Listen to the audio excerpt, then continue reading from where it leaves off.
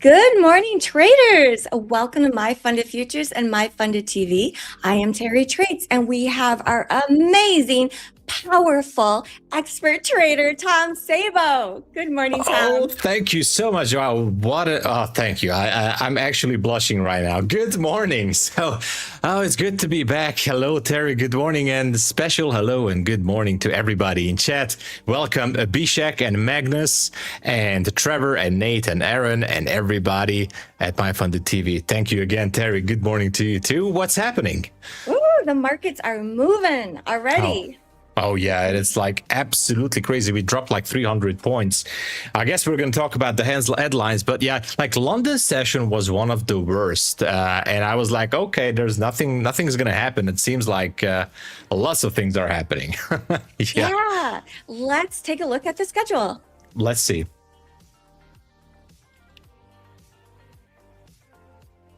So today is Wednesday. Happy FOMC day, by the way, everyone. We're so excited. Oh, yeah. We love FOMC days. We do. So currently you are watching Terry and Tom on the morning push. At 10 to 10:30, you have Pine Tree Trader. At 10:30 to 11:30, you have a feast.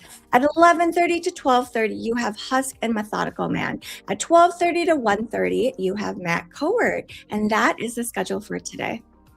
Thank you, Terry.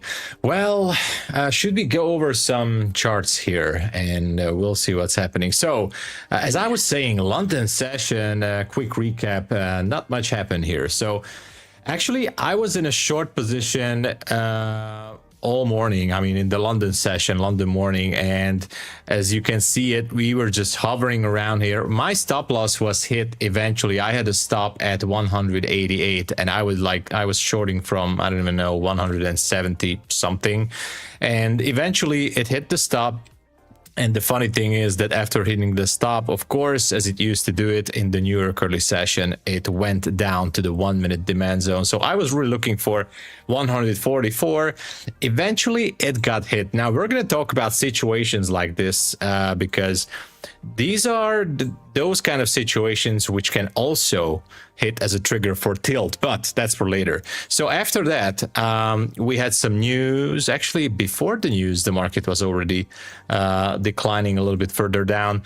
We were reading some headlines here, and Terry is also going to talk about it, that Iran was attacking some energy facilities there, energy infrastructure, sorry, and I think that was hitting the market a little bit harder than we thought. And yeah, there's more to it, but anyway, we're just getting lower here below the 25k, and there was a 3-minute demand zone at 908, and there's a 5-minute demand zone still at 848. Now, are we going to hit 848? I don't know. I mean, at this point, you know, market open can still continue with the drop here.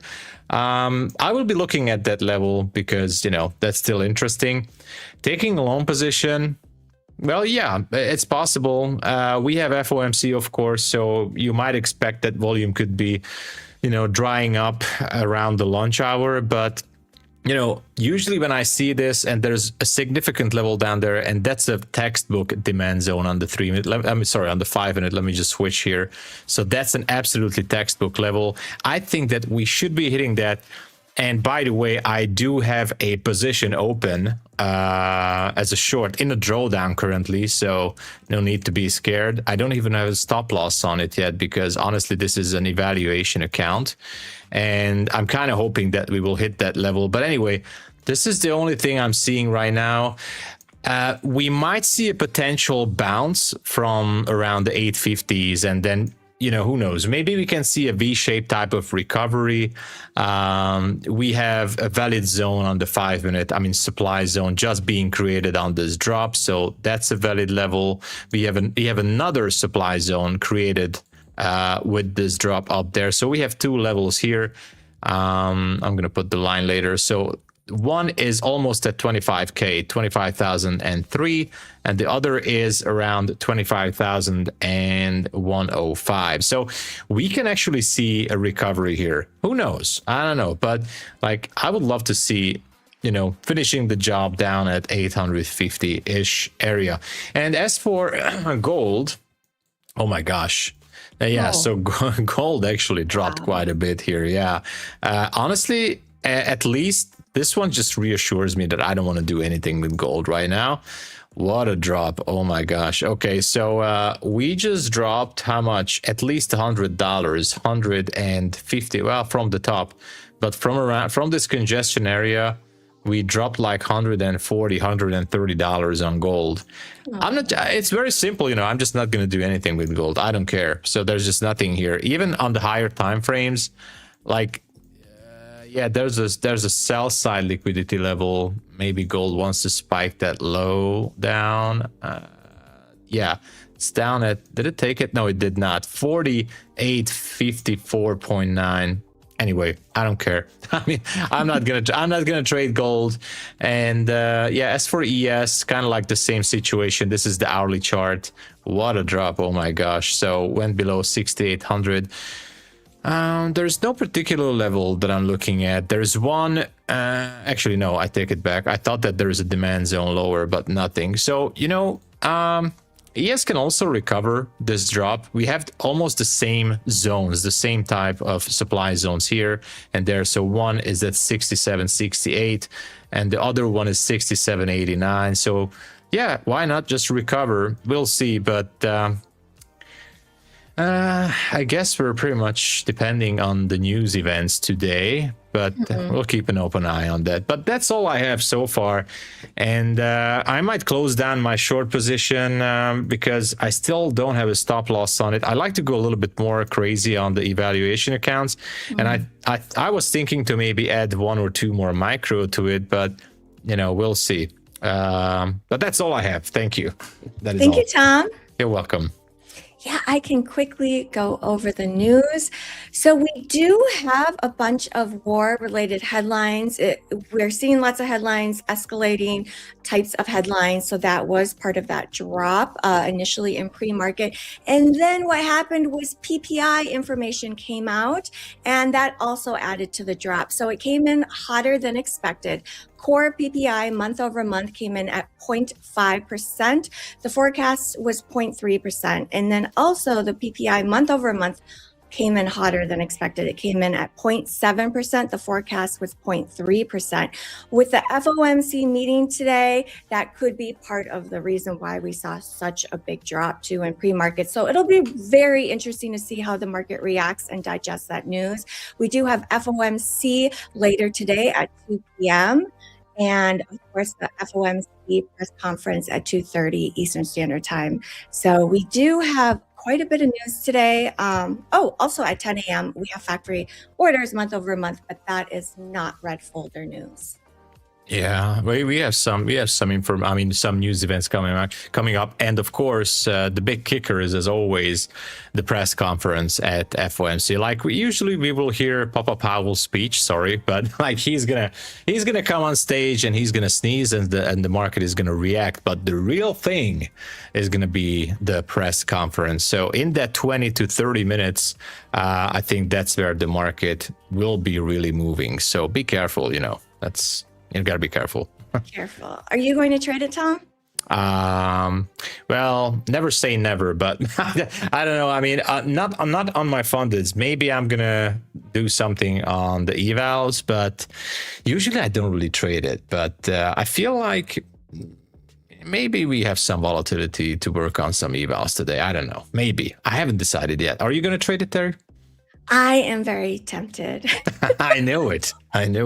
It can be really great for scalping. It is so quick. You put in that order and make sure you have your brackets in because you will blink and it will hit either your take profit or your stop loss. So it can be really great for scalping. And also, I'd say you must go into it with a plan because if you start to take a few losses and you don't have a plan, oh boy.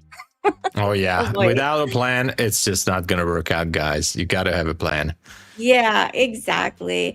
I am super excited though to see how the market will open up today. What you're thinking, like, let's just wait and see how the market opens. I know earlier you were in a short.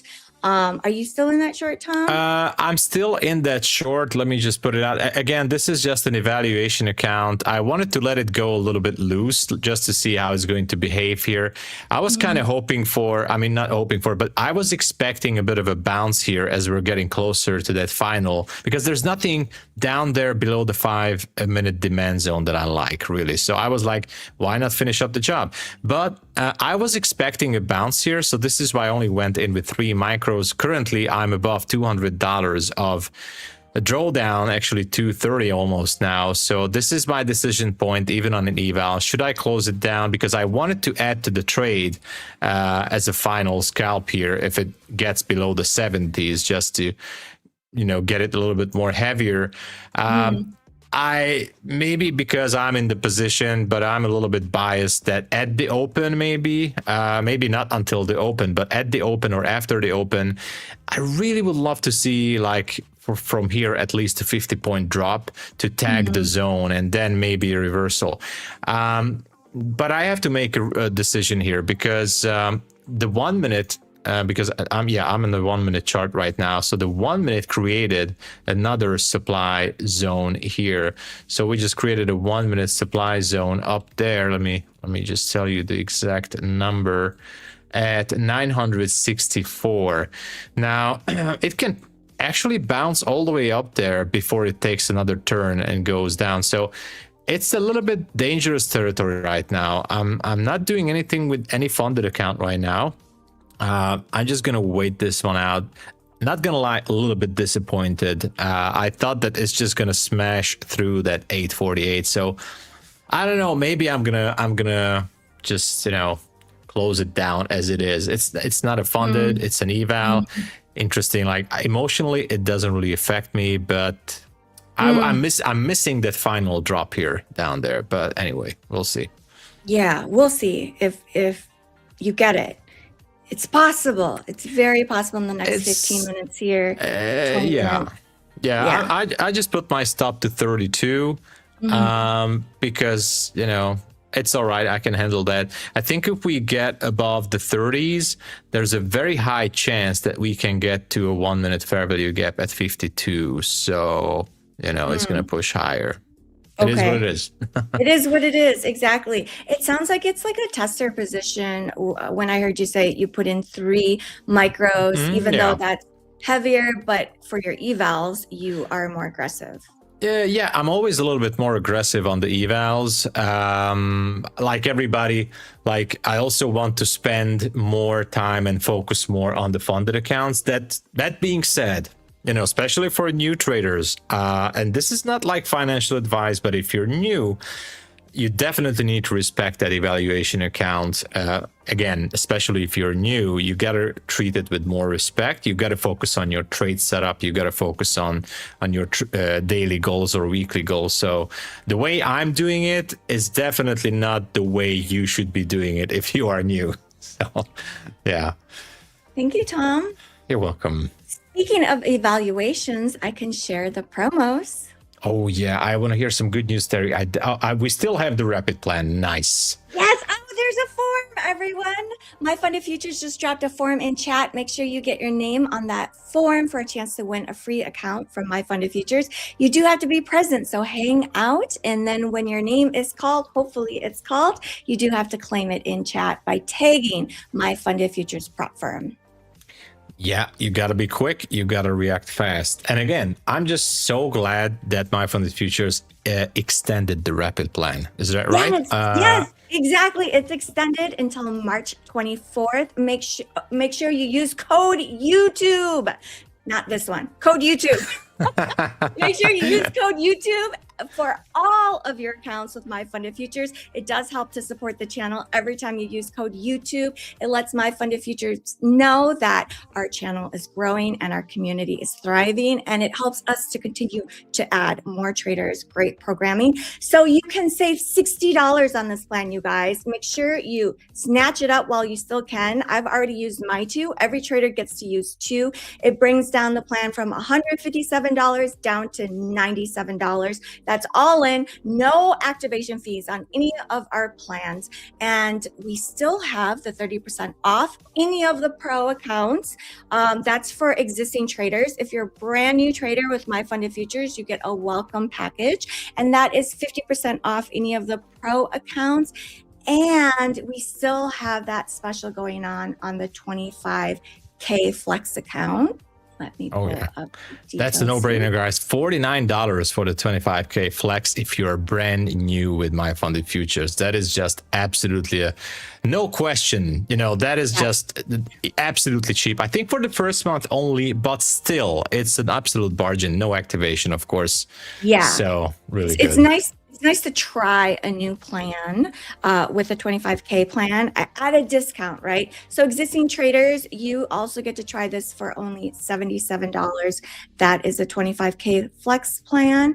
And those are our current promos. Oh yeah, and thank you so much. I just wanted to add that last week I think I had to reset one of my rapid evaluation accounts, and guess what? You know, code YouTube gives you a 30% reset discount as well on the rapid. It's still cheaper than if you used up already your addition. I mean your main discount, which you can use for 2 times, but you still don't have to pay 157. I think the base price for the account. The reset it still gives you 30% discount. So code YouTube definitely gets you. Yeah.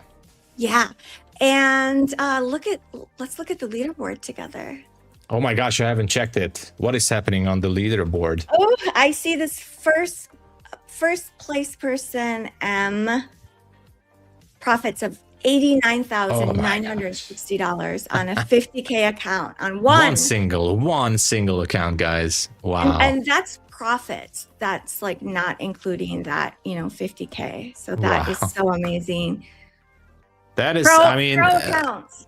Pro accounts, it's most likely a pro account, like $90,000, and as you already know it, or maybe you don't know it, but you can get up to $100,000 on your simulated account here at MyFundedFutures. So that is absolutely amazing. You need the pro account for that. I mean, you can do it with the rapid as well, but like it's quicker to run it up with the pro maybe, but it's just amazing, from simulated account. That's great. Yeah, a digital nuke says insane. I agree. It is very motivating. I see here in 10th place, we have Inc., who is in a live account. I love this, how it has this designation, so we know. So $26,952.72 in profits. This is in a live account. This person is trading live capital of MyFundedFutures, and so that's really impressive. It's also fun to look at the win rates. I always look at the win rates, you guys, because my win rate is typically like 50-60%. So it's fun for me to see like people on the leaderboard without like an 80% win rate, right? Like this person here is in 8th place with over 32,000 in profits in one account. So that's cool. Oh, look at Rye here. Still doing really well in 5 accounts, 25K in each one, I see. Oh yeah, that's by the way an excellent account management there. Like all the 5 accounts lined up perfectly. Most likely they are being copy traded, but look at that, $33,000 on each of them. Like that is absolutely amazing. I think like 33, I mean, yeah, that's a hell of a lot of money. So each of them. Yeah. So much money. Oh my God.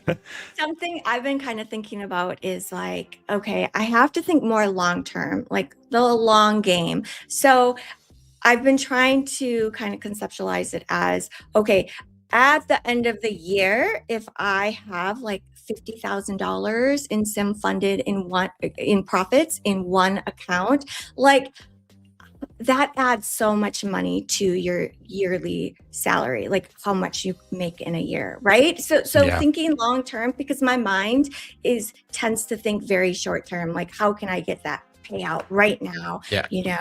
immediately. And then that tends to make me put on more risk, like too much risk. So that is kind of something I've been thinking about. What do you think about that, Tom? Well, I think, it kind of happens the same way with every one of us. Like we tend to, increase that risk a little bit more than sometimes we should. But, again, I have to say the boring answer, which we always say, like, it's so much subjective for everybody. And it's like pretty much different. Everybody has a different risk tolerance. Everybody has a different type of approach, how much you want to add to the position, how much you're okay to go with and hold your account in a drawdown maybe. So, but I feel like, whatever you do, even if you're a bigger risk taker, it's just wiser to keep yourself on the lower end of that risk. So even if you like to take like $1,000 of risk per trade, like depending on the account, of course. But I always felt like a couple of $100 per trade as a risk is more than enough, because you can make a hell of a lot of money even with the low risk to reward system. So I don't know. It's just so different for everybody. But try to trade. You gotta stay with low risk. That's for sure. Okay, I need to work on that. Everybody, including myself, too.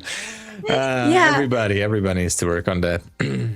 So we have 7 minutes until the market is going to open. Good luck, everyone. Good luck, everybody. And as for my trade, I don't really have high hopes for this. I think it's just going to slowly grind higher. Let me check for some levels here. Yeah, I don't really like it. I think it's going to go to the 30s now. And, I'm just going to take the full stop on this. Again, this is an eval, but I really thought that it's just going to take the elevator down and go through. In this case, as I'm switching to the 3 minute, there's more liquidity up there at 34. Yeah, I'm just going to close this trade down manually, I think. But I kind of feel like if at this second would be the market open, it would be just spiking up there, because like, usually at the market open, like 7 or 8 out of 10 times, we do see those, fake out moves, which the purpose is like to grab or sweep some liquidity from certain places. In this case, the 3/4 or 5 minute fair value gap is quite close. But, I don't know. And just as I'm saying this, it's getting lower a little bit. Gonna be interesting for sure. But if it spikes higher to the 930s, I would still consider that as a possible fake out scenario. And I would like to see that drop maybe, a little bit later after the open, like down to the 850s. That would be interesting. Yeah, I'd love to see that. We're not that far away. Yeah, we're not that far away, actually. Far away. Yeah, I do see ES is trading at negative 0.47%, 31 points in the red. YM is down 257 points. So everything's trading towards its lows right now. Yeah, it does seem like it. And it's bouncing. It's bouncing. And I kind of feel like this is going to spike higher to those fair value gaps now. But it's good. It's fine. No problem. But I'm just kind of looking for what is the level here. We have a level at 34. Yeah, I think it could go higher. I'm going to leave it as it is. And if it turns bearish again, I might just going to jump back into this one. So who knows? I don't want to really get married to the idea that it should or it has to drop, because we were talking about a possible V-shaped recovery and sharp reversal. It's possible, but we have all those zones up there. We'll see. I will decide later. Yeah. I'm seeing comments that people are sitting on their hands, and I'm like, yeah, I'm so glad you're here. So you can join us and you can vicariously live through us as Tom and I sacrifice ourselves and take trades. No problem with that. Oh yeah. So it is, this is trading for you. And very close to that fair value gap. Actually, I'm going to close down this trade. Yeah, I'm closing it down because it's just going to spike higher to that 34. Yeah, most likely. I think it already did. I'm not sure. Almost did. Yeah.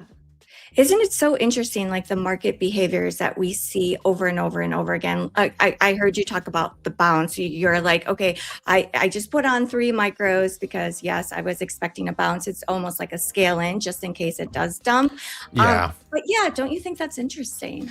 It is interesting because, usually when I see this, and now we're getting into that fair value gap. So we just hit that gap. I always like to see it as like the market should be finishing the whole move. And I don't want to switch the charts all over the place here, but I checked everything to the left here as possible. We have a previous day low at 729, but I'm pretty much into these zones. And I was like, why is it not finishing the drop? And but what we're seeing right now, and this is why it could be a recovery situation, that we're kind of going after that 1 minute supply zone, which is actually a 3 minute supply zone as well. So I think it could be going up to the 50s from here. Who knows?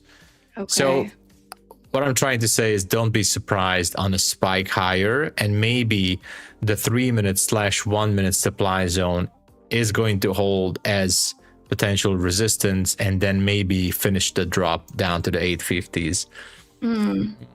It's hard to make a decision on this. I mean, this whole drop was, I think, based on the war-related news about Iran, but the FOMC and everything. I don't think that this has to do anything with pricing into the FOMC event.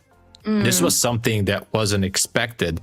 So in this case, it could be just trying to slowly grind all the way back up there above the 25k level. Maybe now 25k could be interesting until FOMC, so we could be anchoring around that 25k. Who knows? Okay, that's interesting. I do see a volume node at about 25k, Tom, on my chart. So okay, very interesting. I do see Pine Tree Trader is in the house. Hey, Pine Tree, what's up? He'll be joining the stream in about 1 hour. Oh, good luck, everyone. Market's going to open in less than 1 minute. Oh my gosh. Make sure you smash that like button for good luck. Yeah, I'm going to check on the numbers real quick. And because we have 40 seconds still. Thank you so much. We have 110 likes, 384 viewers. Thank you so much. Please smash the likes. If you're watching us on X, please just hop over to YouTube. Make sure to help us out with a few likes. We need actually a lot more. Not too much, but we need 200 until 10 a.m. All right, so let's do it. It's team effort, everybody. Let's do it. MyFundedFutures says everyone. Everyone. All right, everyone. Helmets on. All right, so here we go. I'm switching to the 1 minute, and let's see the action a little bit closer. And here we go. Oh, wow. Okay, what is going on here? What is going on? Wow. Okay, so higher. oh my gosh, so as expected, spiking up to that supply zone. So it's taking liquidity, which is okay, but what's gonna happen now? I wonder. What's it gonna be? Is it going to try to reverse? If we have up close candles above the middle of this, of this zone. I just have to adjust this properly. Hold on. So the middle of the zone, including the 3 minute zone, is going to be 976. But now it's got immediately rejected. So if we close above 977, that's highly likely that we're going to be smashing through 25k. But what I've seeing so far is okay. Maybe it will finish the job on the 850s down there. So okay, it's making my stomach feel a little queasy. Yeah, this is trading for you, everybody. Yeah. It can have some side effects. It can. So I'm wondering if we'll get a gap fill. We're down by about 90-ish points in NQ, MNQ. Oh, okay, it's pushing down. Where it's so far, it's building this rejection candle in this first minute and a half. I'm a little bit tempted to short, but I'm scared because of that bearish pin bar again. It's kind of messing up my mindset, and now we're gonna have two pin bars, maybe. I don't know. Not really. Okay. Let's see how this one is gonna close on the 1 minute. Oh, this is the worst case scenario. So we have two pin bars on the 1 minute chart, a bullish and the bearish. Oh, wow. And on the 2 minute chart, we have a perfect doji, absolute indecision. Okay, the 3 minute is still forming, seem like it could be a same doji candle here. Okay, that's actually, it could be indicating pushing. some bullish moves here could be happening. Yeah. Okay. I'm gonna go for it. Okay. I meant to go in one. It went in 3. Okay, it's in micros. I'm going long. Going long. I'm going long too. I'm going long too, by the way. I want to go and take the 974. 974. And if it's not gonna take it, that's fine too.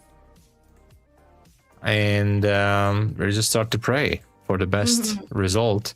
But you know, if okay, it's not good. It's a pretty tight stop that I have here, only at 916, but I don't want to risk more on this trade.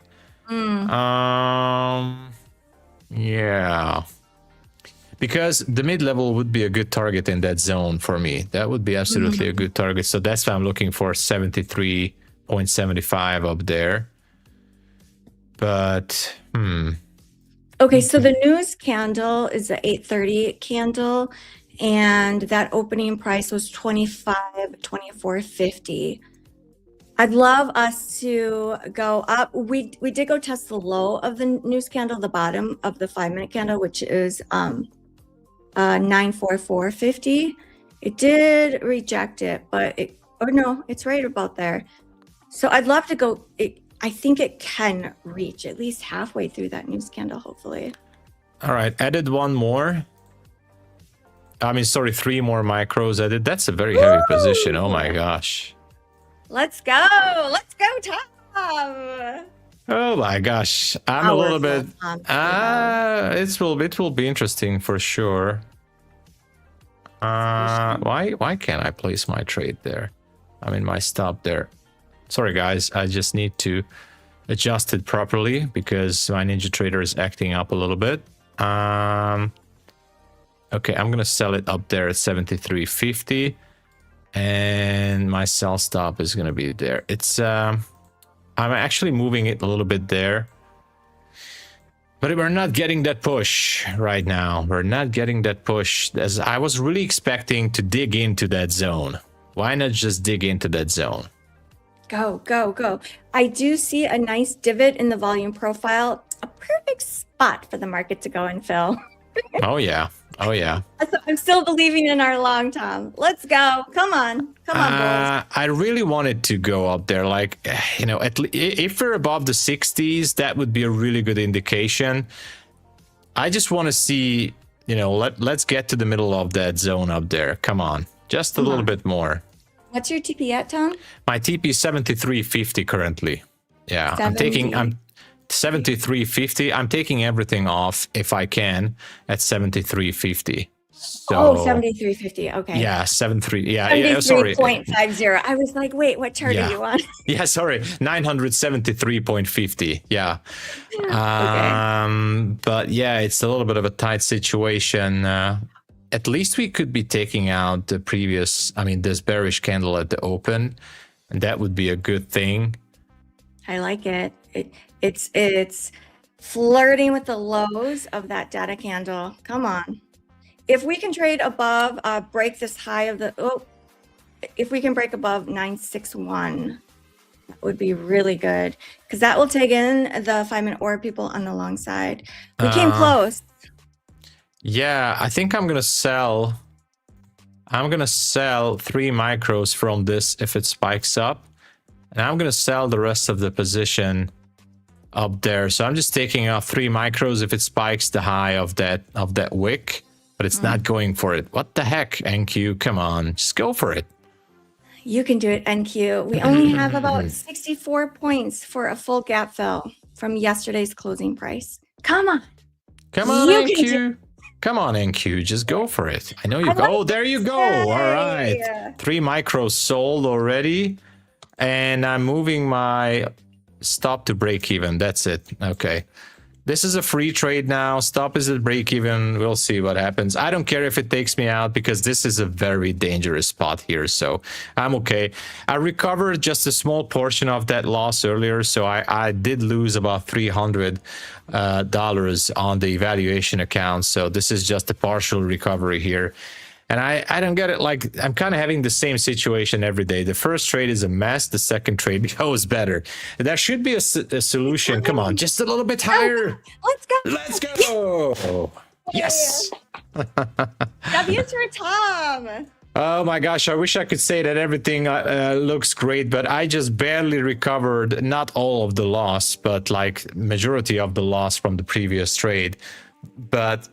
And the same situation happens every single day, Terry. And the first trade goes to the toilet, and the second trade actually, I'm just fighting myself. I'm trying to dig myself out of the hole, but anyway. It's a tester. It's a tester. Thunderbird says first trade is a trial. Yes, that's a trial. But like in this case, it's actually a little bit dangerous to trade in this area. I'm still kind of eyeballing with that 850s down there, but yeah, I don't know. I booked profits, Tom. Nice. I got about 30 points. So it's good job. 30 points for Terry, everybody. W's in the chat for Terry. Lucky Asus asked why y'all trading the prior contract. You're in the current contract, right, Tom? Yes, I am in the June contract. Yes. I think. Am I? Yes, I am in the June contract. Yeah. Yes. Yeah. Yeah, I think maybe Lucky Aces was confused like I was when I was like 700. Wait, what? Which yeah, I think maybe you could be still on the old contract. Maybe your platform didn't switch. Yeah. But, you know. We're all on the new contract on MNQ M6. Mm-hmm. Exactly. So far the bulls are in charge. They are pushing back off of the lows. Will the bulls reach VWAP? VWAP is at 25.37 about. Yes. 25.37, and there's a 5-minute supply zone higher. So far, I mean, so far we're having this recovery situation, but you know, the way the candles are printing, it kind of feels like that the bulls are just not as strong as they want to be. So, but you know, 25k again, it's a nice magical round number. So the market, as we talked about, it really likes to anchor around 25k. Like, for example, let me just go to the mini here because I don't have markups here, and let me just switch to the daily chart, and let me add the 25k line here. 25. So it's not accurate, but hold on. 25k line. Where is it? Oh, here it is. 25k.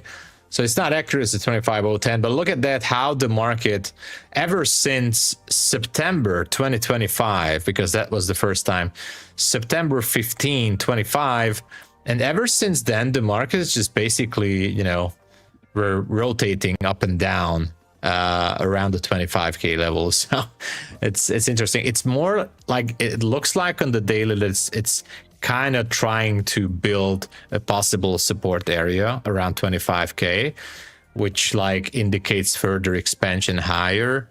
So the daily chart definitely is not looking bearish. If I switch to the weekly chart, the weekly on NQ is definitely feel like it's ready for the next push higher. So if this would be like a 1-minute chart or a 5-minute chart, I would be getting ready to long this one because, you know.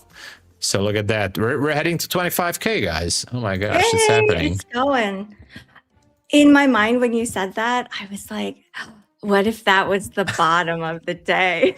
It could have been. It could have been. You ever think that? All the time. I mean, whenever I see this kind of a situation, it feels like, okay, what if, you question, you start to ask like, what if it wants to push it higher? And what if this was it? Because if this was it, then 25K to go. Yeah, I've experienced that during Glovax, and then I wake up, and then the next morning I look, and it was the low, and I'm just like, dang it, 300 points higher. I'm just like, oh, off of 1 micro, that would be $600 off of 1 micro. Terry, I feel like I want to take a long position. I don't know why. It's not even the type of trade that I like to take, but I feel like I want to jump into a nice long position. I don't know. Should I do it? I see what you're seeing, because if you zoom out on the 5-minute chart, every single candle goes green since. I so want to take a scalp here. I want to take a scalp here, Terry. What should I do? I think you could do it. Okay. I took this trade because Terry said so. So it's because of Terry. If it doesn't work, I'll take the blame, Tom. It's okay. No, it's fine. Actually, I'm going to add to the position a little bit more. If it drops, I'm willing to add 2 more macros. This is going to be a heavy scalp because we have some volume. So the market is moving quite a bit. So in situations like this, even 5 micro can be a little bit crazy. So let me see if it wants to take a little bit of a bigger dip here down to the 70s or maybe lower, and it's pushing the bulls. They're all right. Added 2 more micro. Added 2 more micro. TP is 98.50 because I'm just curious if we can oh my gosh, thank you. This is what you get. Again, let me state that this is an evaluation account. I'm always a little bit more aggressive, but I wasn't expecting like NQ to betray me like this again. But so quickly. It was like right so quick. when you got in. It was so quick. What is going? Okay, I think I have to kill this trade, everybody. Oh my God, it's getting worse and worse. Okay. All right. I'm killing this trade. That's it. I'm sorry. Oh my gosh. Let's see how we're doing. I'm down almost $300 in negative P&L here on this eval. It's fine, guys. It's perfectly okay. $300 on an eval is absolutely recoverable. All right. It is. It definitely is. Oh, okay. It is. So now market is coming back down to the opening price, which is $9.29. Yeah. Let's see, 929. Oh, let me see. I'm on MNQ. Opening was $9.29. Yeah. Okay, so 903. No. 903 maybe. Are we going down to the opening range low to 900 maybe? I wonder. What do you think? It's possible. I kind of want to wait and see. I'm trying to figure out like maybe if there's a but this was the opening range low. We have relative equal lows down there. I know it sounds so crazy, but what if these are like towards the lows of the day? I know that sounds so crazy. I'm just like that thought keeps coming into my mind. Like when we zoomed out and we looked at the bigger picture with you, it's like, wow, like what if it's, I don't know. No, anything's possible. Anything's possible, and it's absolutely not crazy. It's actually quite possible. Now, there was no shift here on the 1 minute, but so even the 1 minute technically is just a pullback. So the 25K could be still, in as a possible target. It's hard to say. Yeah, markets are so sensitive to headline risks right now, so really anything can happen. Let me pull up my news feed to see if there's anything juicy for us to know about. Oh yeah, you got to be prepared. If somebody is tweeting or saying something that could be affecting the market for sure. But yeah. Okay. Stocks and bonds lost ground after U.S. producer prices unexpectedly rose and attacks in the Middle East reignite concerns about inflation ahead of the Federal Reserve's meeting. So that we already knew. I'm seeing one headline that's colored red. BOC rate decision actual 2.25%, forecast was 2.25%. So that's expected. Wow. Okay. Yeah. Okay. The bulls are hanging in there. Yeah, they are. And kind of feels like that it might want to try that 25K again, I think. You know? Yeah, we're so close to it now. We are. And it feels like it could be just a spike there. I think it already went there, didn't it? Almost by 1 point. It went to 999 on the MNP contract. That is wow. Oh. What do we do now, Tom? Well, what do we do now? We should drink some margaritas or maybe mojito or something like that. Yes, I love mojitos. With the mint. Delicious. Yeah, exactly. So we just sit back, relax, and just kind of wait of what's gonna happen here. But yeah, it didn't actually tag that level. The zone got taken out, by the way. The previous 3-minute zone got taken out. So that's interesting. It is interesting. So we are in about middle of that data candle, the 830 candle. Let's see if it can go test the opening, which is 25,024.50. Yeah, it would be interesting to see if it wants to tag the 25K. And again, the zone starts at 25,003. Yeah, so let's just wait this out. Yeah, let's wait. ES is also in about the same area. It looks the same as NQ, and YM, it looks about the same too. So okay, so yeah, not much happening right now. No, not much happening. We wait. We wait, and yeah, so far it does seem like that. Yeah, the bulls are having a bit of a tough time here. But yeah, I mean, it can go higher, but I think it might want to drop first. So if we trade below those lows down at, where was it? Hold on, let me just check that level. So down at 925, maybe I will be looking into a possible short. I'm not sure. I'm not sure. At what price, Tom? I'm sorry. Yeah, the price down at 925. So, 925. yeah, because that could be indicating a possible continuation on that huge drop because of the headlines. But, we were so close. Actually, what was the high here? The high was 999. So it actually didn't go for 25K, which is kind of weird. I don't know if the mini went for it. Let me see. The mini went to 998.25, so it didn't go for it either.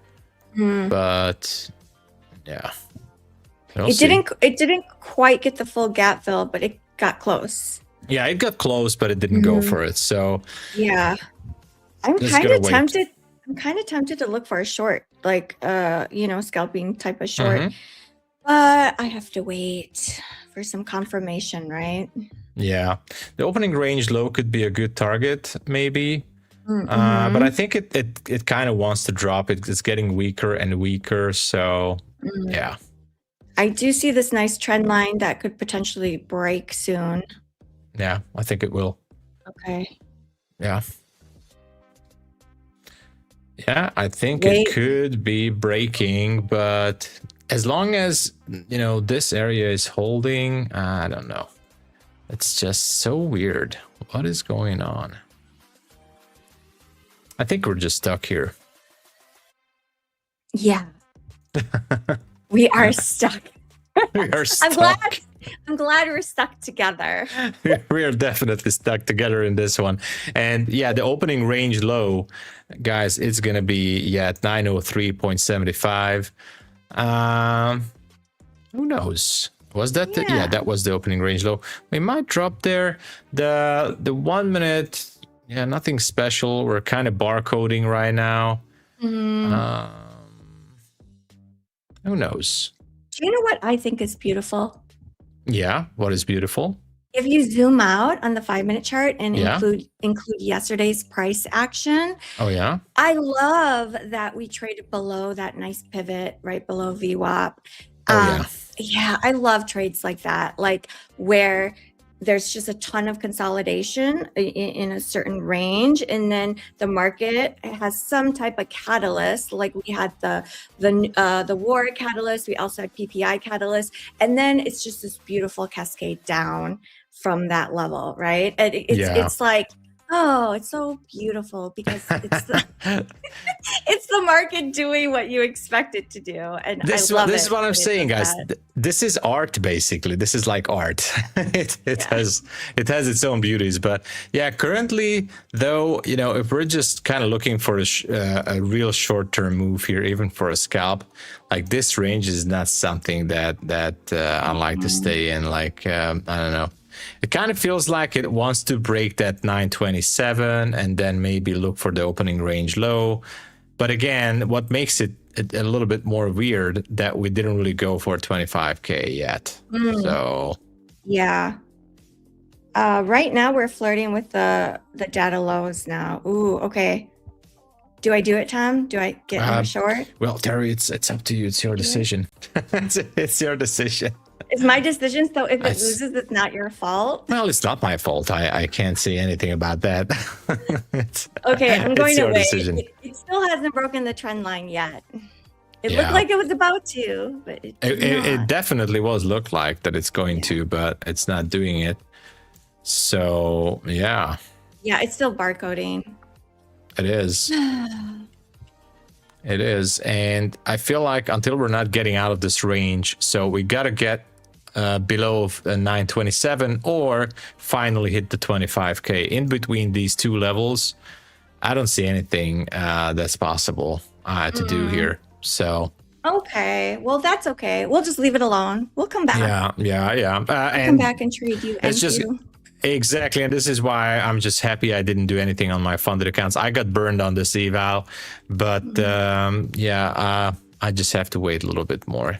So, but that's how you manage risk, though. Is I heard you say it wasn't your funded account. This was your eval. It was eval because honestly, guys, especially because it's FOMC days, they and the way the situation, like we have the headlines, the market is just kind of going sideways and too much noise on the lower time frames anyway. I just don't feel like the conditions are optimal to trade, to take a high probability trade on the fundeds. But like, yeah, so maybe later I will try to work on some evals. Who knows? Yeah. Press conference could be ideal. My eye is like this, like side-eyeing the chart as I'm looking at chat because I'm waiting for it to break that trend line or at least to trade a little bit lower.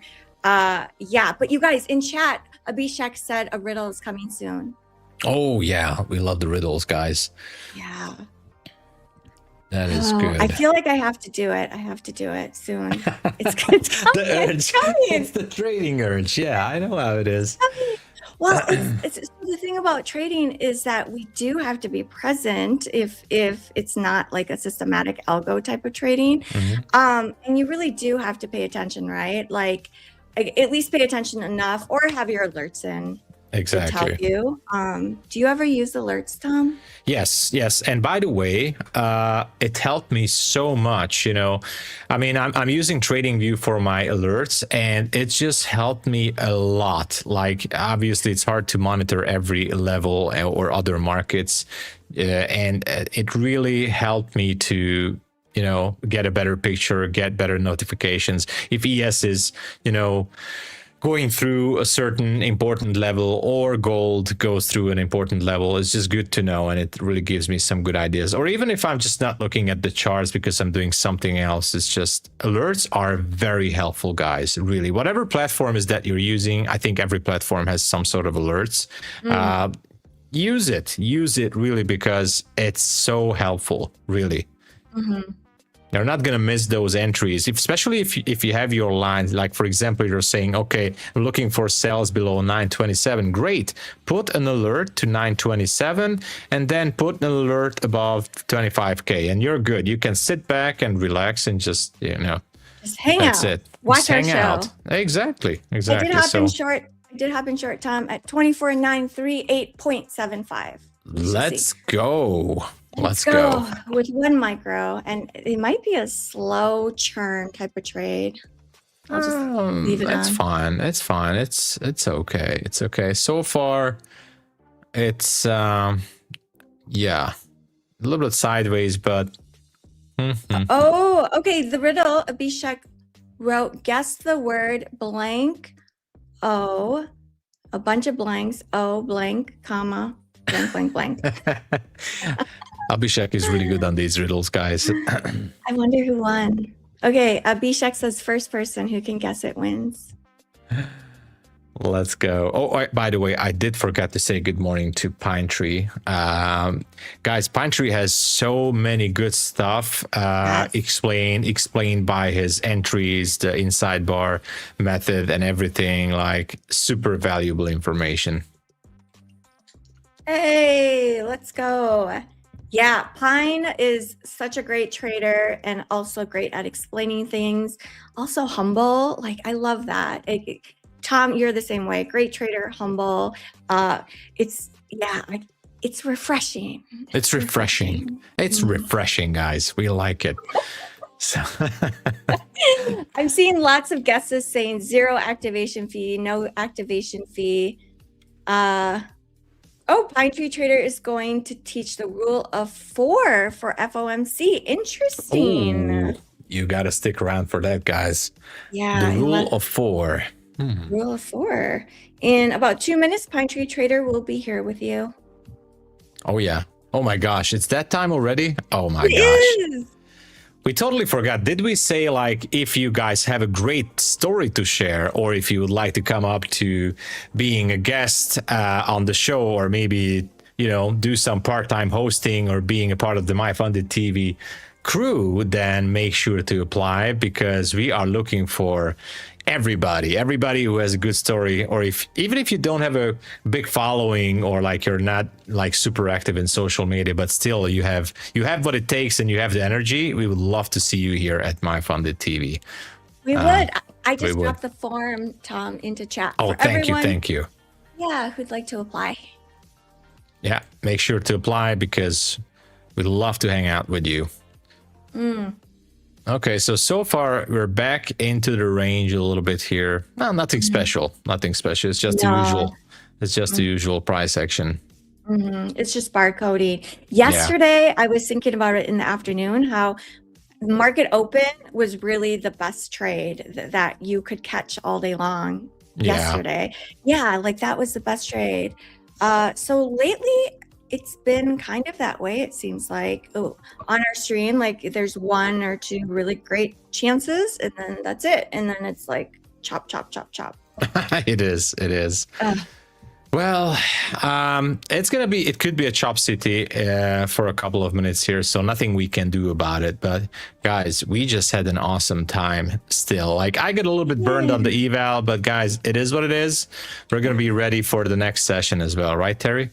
Yes, exactly. Any last minute thoughts before we head out, Tom? I just want to say I'm always grateful to be here. So thank you everybody for supporting us and being here. So thank you. Yes, thank you. This was fun. Tom and I will be back here tomorrow morning. Please give a warm welcome to Pine Tree Trader. Bye, guys. Bye, everybody.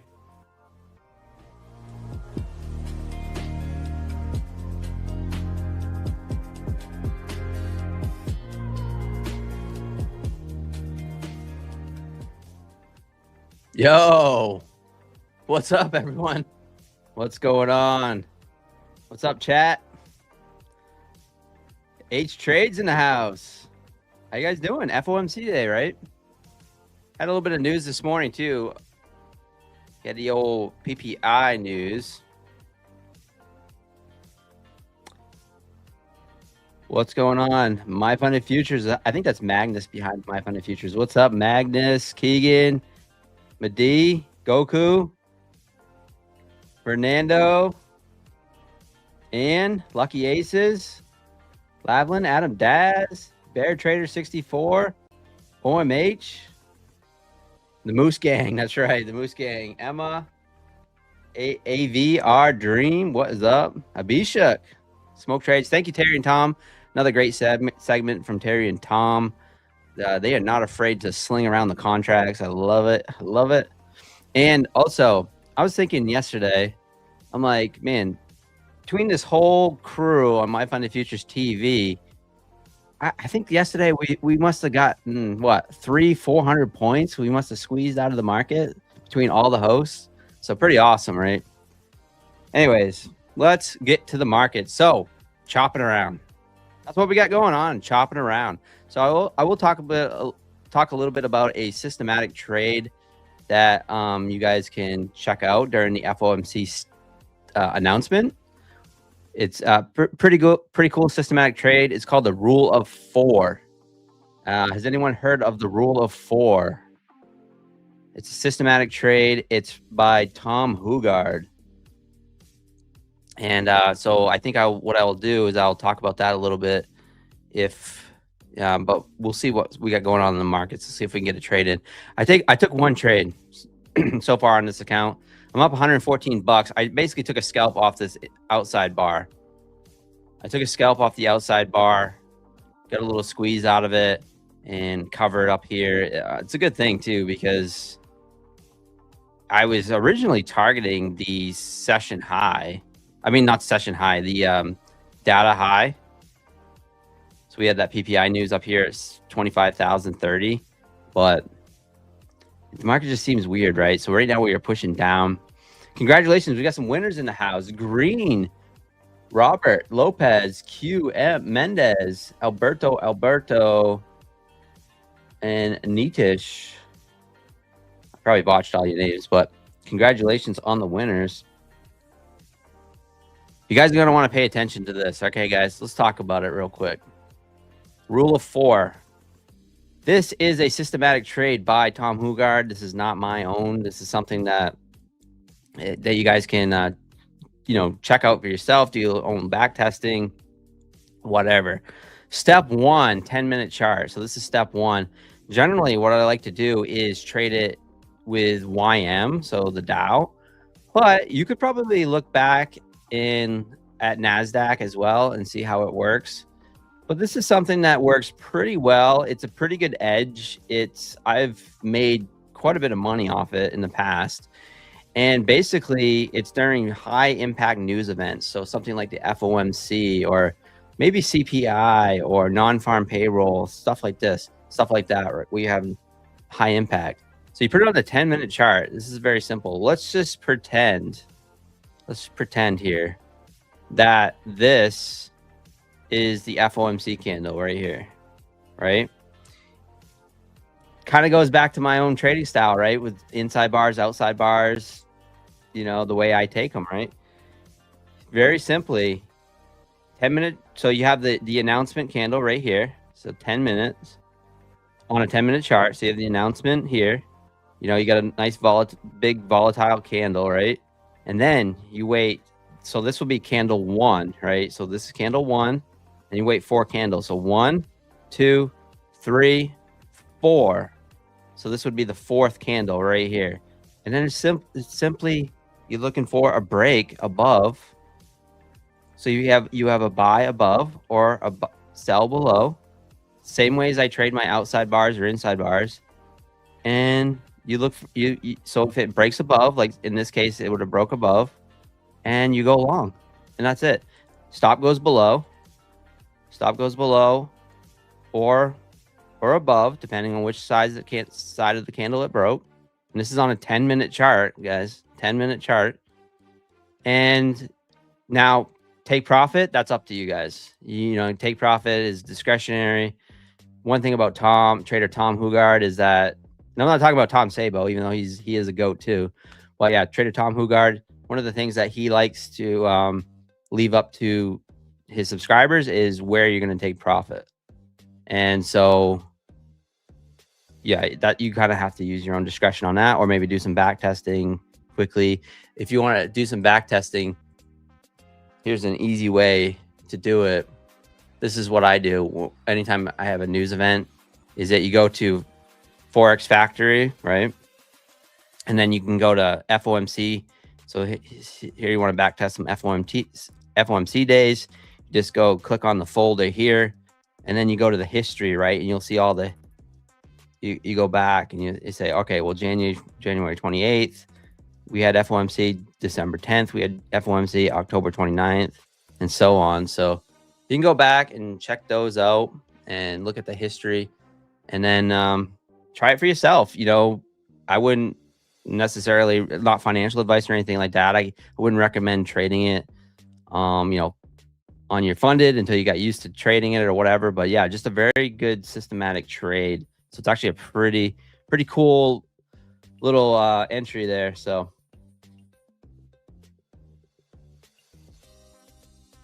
there's that. So any questions about that? So a little lesson there. It's a pretty cool system. And right now the market is just chopping around. I kind of expected this data to get run. This PPI data, which would have been at 8:30 Eastern time, 7:30 Central. I kind of expect this to get run up here at 7:30, but when, you know, if I end up popping in long here, thinking like, well, we could pop up through here. Right now we are just going sideways, and we're right back to that 25,000 zone. We rejected right off that level once again. And if you go back, I sound like a broken record, I know, and I'm sorry.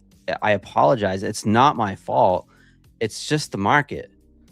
So if we extend this out here on the hourly charts, we're right back in the chop zone, guys. Now we bounced off this 24,000 by the tick last week, and we've come right back into the zone. And if you look at the daily chart, if you go to the continuous contracts, this is something that if you're a new trader, you can on Tradeovate, and you're not sure how to go back in history, you just go at, so you go at NQ, and then you can go back and look at the history, right? So this is without the new contracts. This is kind of what they call a continuous contract. But look at this daily chart. I mean, we are just stuck in this massive like range. It's like 1,000-point range, right? And we're just kind of stuck there. And yeah, I don't know. All I know is that my investment portfolio is just flat at the moment. It's been flat for basically since October. If you look back in October, I mean, that's when it started, and it's just, we just keep coming right back to the middle of this. I would say, you know, not to be like, I don't know if to be too technical, but it's like the point of control on the daily chart is right at this 25,000 level. And that's where we've been stuck. So it's kind of crazy, guys. How you guys trading this morning? How you guys been trading the last week or so? Now with rollover and everything else going on, it's I've been finding it a little bit tricky. I actually, after I got off, excuse me, after I got off stream yesterday on MyFundedFutures TV, I don't think I made another trade. I had to go, well, I actually went and donated some blood, and then I came back and I was hoping to make a few more trades yesterday afternoon, and there was nothing. I came back and looked at the chart, and I think this is a growth on my part, because I looked at this. This is when I came back yesterday afternoon for lunch, and I looked at this right here, and I go, holy chop fest, I am not trading this. And I just shut the computer down. I didn't even, I opened up the laptop and I closed it, and I was like, that's it, no more. Like, it was just horrible. Anyways, let's see if we can get a trade in if I see something. So anyways, I've only taken one trade. But yeah, any questions on the rule of 4? Something to look at. You know, when if you guys don't know how to trade, a big high impact news event, this will give you something a little systematic. So that way you're not doing so much discretionary trading where you end up getting, I mean, if you take the loss, so be it, right? That's fine. Loss is a part of the game, but it can be a nice little system to make some money.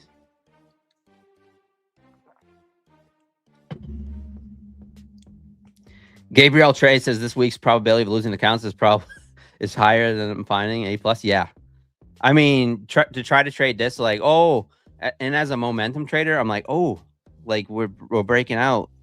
Oh, nope, we're failing. Oh, we're breaking out. Oh, and I call it, you guys are a fan of The Office, the TV show The Office, when Michael Scott, you know, gets snip, snap, snip, snap. That's what I get snip, snap, snip, snapped back and forth. And next thing you know, the account is no longer, right? Corey, the phone trader in the house. What's up, Corey? Good to see you, man. Now, little fun fact. Corey, the phone trader, trades off his phone. If you guys don't know anything about Corey, the phone trader, he trades, he works a full-time job, and he trades only off his phone. So at one point he had like 5 phones, something crazy. Now I see he's got a nice little flip out phone. So it's almost like a tablet, right? You guys saw that Office? Love The Office? ICT? Yeah. Snip, snap, snip, snap. That's what I get. That's what I call it when the market is barcoding like this. So on NQ, we are barcoding sideways. So it's perfectly okay not to take a trade. I think that some of the hardest parts about trading in general is just, walking away red. That's difficult. And to just not take a trade. If you don't see something, don't take it. And we might not see a nice trade until FOMC announcement, right? So it's perfectly fine. Let's take a look at gold. Maybe gold and silver is offering anything. Nothing. I'm not really seeing too much right now. We are kind of putting in a V shape, just like NASDAQ did. I mean, honestly, it's looking like a big bear flag. But we are chopping. No more trades for you, Shahid. Helpful in the house. What's up, Helpful? Perfect day for box trading, Lavlin. So all idiot box stuff. Yeah. So if you do trade boxes or can trade in a range, it could be like like what you're just saying, like we were kind of breaking out of this consolidation box, right? So yeah, you're right about that. Different styles, right? Different styles of trading. I am a price action trader, so I trade bar to bar. So whatever I see, sometimes I'll just hop in on a trade on momentum if I see something. Often like Forex Ike that was just on the show the last Monday. Forex Ike, shout out Forex Ike, who is being interviewed by Ash, and he'll talk about just seeing money, taking money. Excuse me. And oftentimes, wow, I'm losing my voice.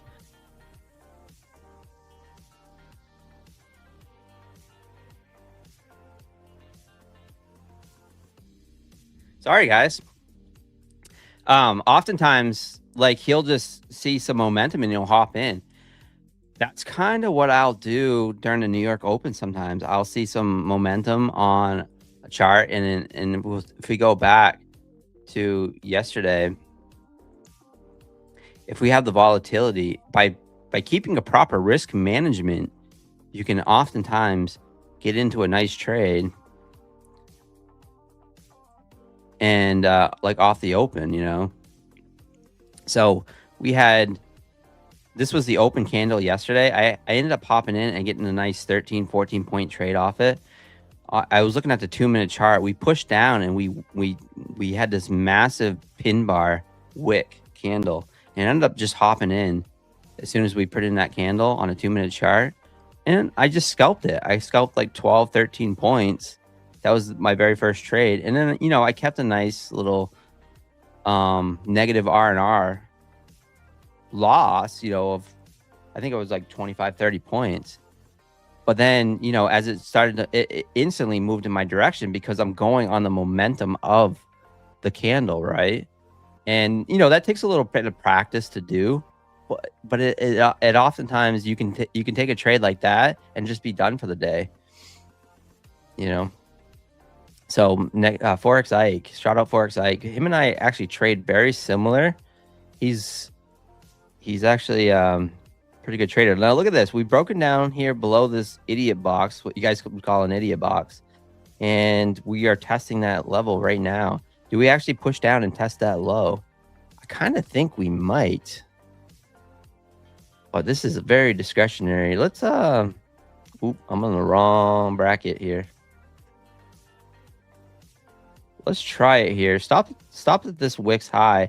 Let's just see if we can actually make a new low after we broke that idiot box. Just 2 micros, guys. I'm only going to risk, well, I'm actually going to risk quite a bit. 227 bucks. I'm already up 123, so I'm short.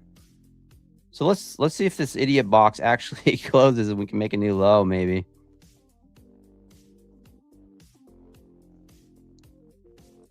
So short NASDAQ. Stop at 973. I'm risking 200 something bucks with 2 micros. So pretty large candle. There's 16 points right off the rip. 16 points. Let's see if we can get a little more. Let's see if we can get a little SK cabooshin down here. 24,000. Let's go. 16 points. Come on. I'm going to start trailing my stop too.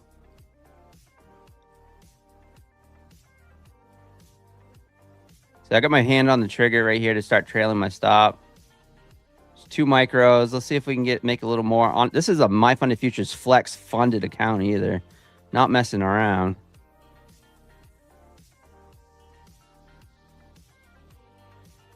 Come on. Keep going. Perhaps getting a little greedy with the 16 points.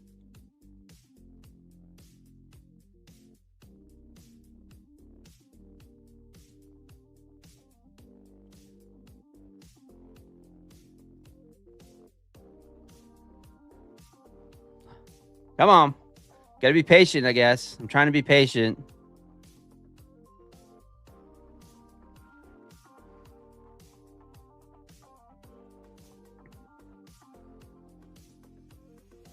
Come on, get down there.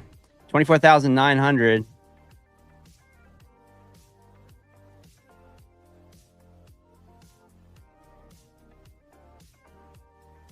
And we're waiting to see if it wants to just chop back right into this little chop zone. But, bro, you know, this is a nice little consolidation area where it chopped for about 20 minutes. And then now it looks like it wants to try to test that low, perhaps. So let's see if we can get down there.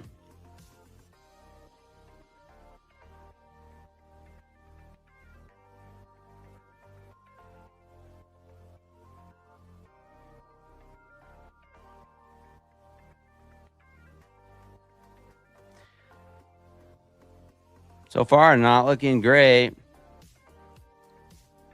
30 seconds left on this candle. This could put in a harami candle.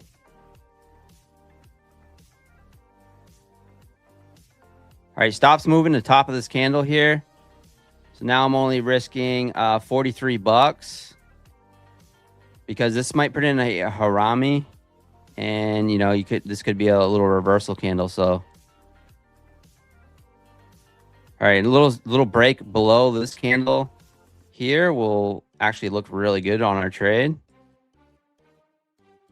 So we're only risking right around 11 points now, because knowing that, like, if it breaks this high of this candle, then I don't want to be in that short anymore.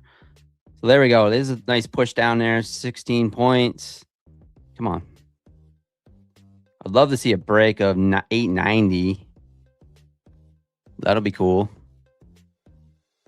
Get 890, and we might get a little bit of a push back down to the 880s.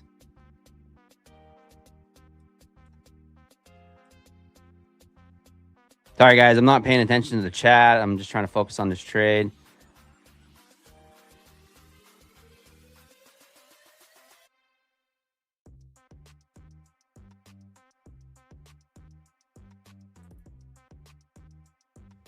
There we go. That's the move we want. Ooh, getting bought right back up.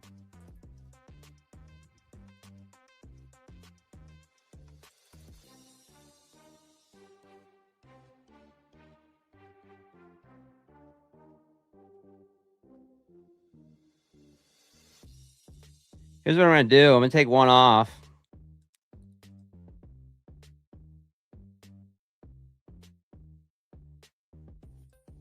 Taking one off there.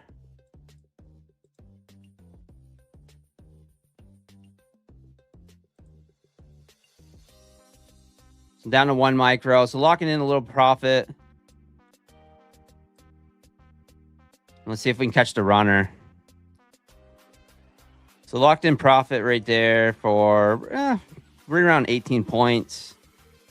It's struggling. It's struggling. I think if we break here, you could actually add into this trade, perhaps if you go 890s and add into it.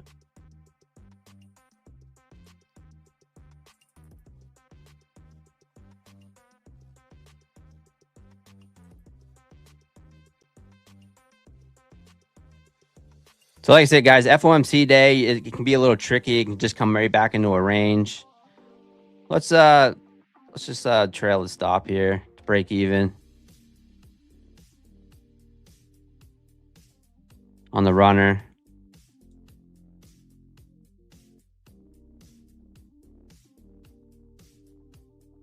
It's trying. It's trying. It doesn't want to pop back up.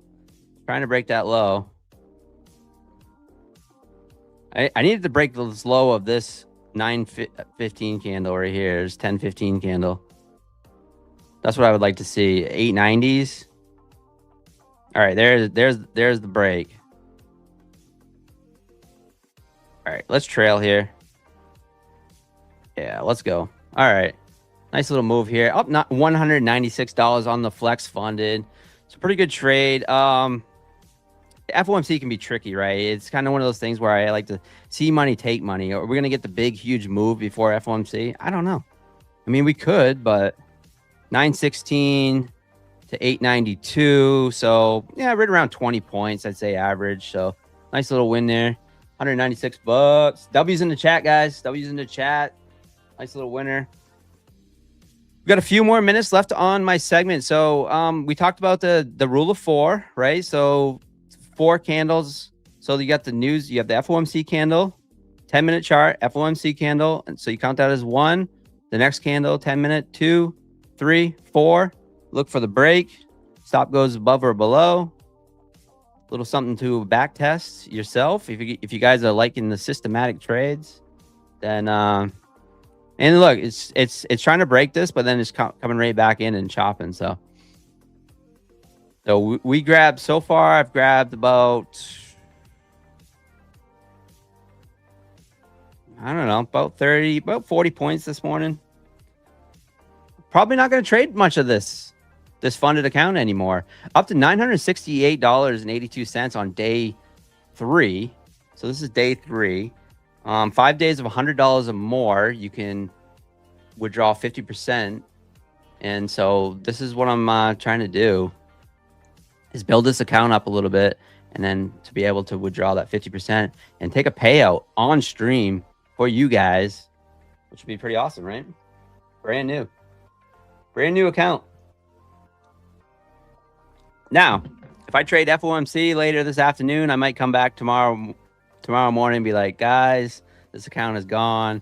I killed it, but that's not the plan. I'm trying to, so what I've been finding my most success lately, and I've gotten, you know, this is a humble brag, but $85,000 in payouts this year, and keeping my expenses down pretty low. You know, so right around 50, right around 50,000 in net profits so far this year. So this year's been going very well. And here's the secret: what I've been doing personally is just taking the base hit trades on my account. So looking between $100 to $400 a day, and then moving on. So let's just say I have a pro account as well as this flex account or something.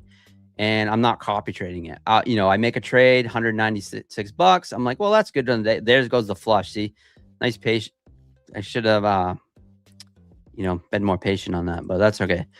And anyway, so what I was saying is that if you, let's just say I made $196, I'll just move on to the next account. So I'll move on to the pro account. Maybe I'll make a trade on that and then look for another base hit trade and then just be done on the day on those accounts. So yeah, I mean, it's just one of those things. Wow. Now it's going to really flush. So we traded the idiot box like you guys said in the chat, right? So we traded the idiot box. It put in this box with consolidation, and then we ended up just, it came up and retested it. Once it did, we went short, and once it took out this harami, it's really going now. So could have got a monster win out of that, but hey, that's okay. Now I have the FOMO. Any questions for me, guys? I got a few more minutes left, guys. I want to say good luck when you guys are trading FOMC. Be careful, you know, not financial advice or anything like that. I can't do that, but just be careful with you can get, just remember, we have the FOMC statement and then you have the press conference after. So the market can just be whipping around. It can kind of do some weird things. So try not to get caught up so much into that. And but just know that if you take some shots, just have a proper risk setting. Use your daily loss limits, things like that. You can make some good money, but you also can lose a lot too. So, you know, you just want to be careful with that. The big news conferences. A lot of times we get caught up in the volatility, and I do it myself. Sometimes I'll go to, like, after this, I'm probably gonna look for another trade maybe, and then, you know, I'm gonna go to the gym, and then I'm gonna come back probably for FOMC, and hopefully can make a little bit of money. But you don't want to get too excited where you're just pushing the button and you can just get yourself chopped up real bad. So thank you, ICT. Any questions, guys? I got about a minute and 30 seconds. See some people in the chat. I see Terry Trades in the house. Let's go, Terry Trades. Wow, what a nice little break there. Kind of having that Dynamite. What's up? Kind of having that FOMO, right? Maybe you guys held it. I just kept thinking, like, maybe this low would get held because of the news coming out in a few hours, right? Thank you, Sharka. Yeah, guys. So anyways, I will be back tomorrow, right? And we will do it again 10 a.m. And so, yeah, my closing words is, guys, is just to use a daily loss limit. I say this all the time. Use a daily loss limit. It's okay if you hit it, but if you have a $500, $600 daily loss limit on a 550K account, you could come back the next day, make another $200-300, and then the next day you make another $200-300, and you're right back to where you started, and you're on your way to another payout. So it's very difficult to stop, but, you know, don't use your whole account as the stop loss. You know, that's one of the things, especially these funded accounts. You know, we don't like trading eval, so we want to keep our funded accounts as long as possible.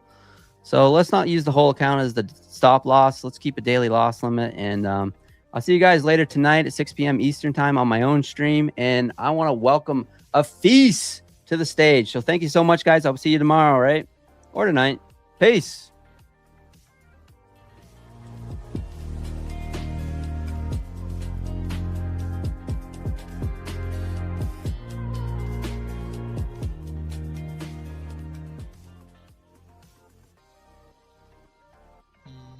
Yo, I have to share my screen quickly. My apologies.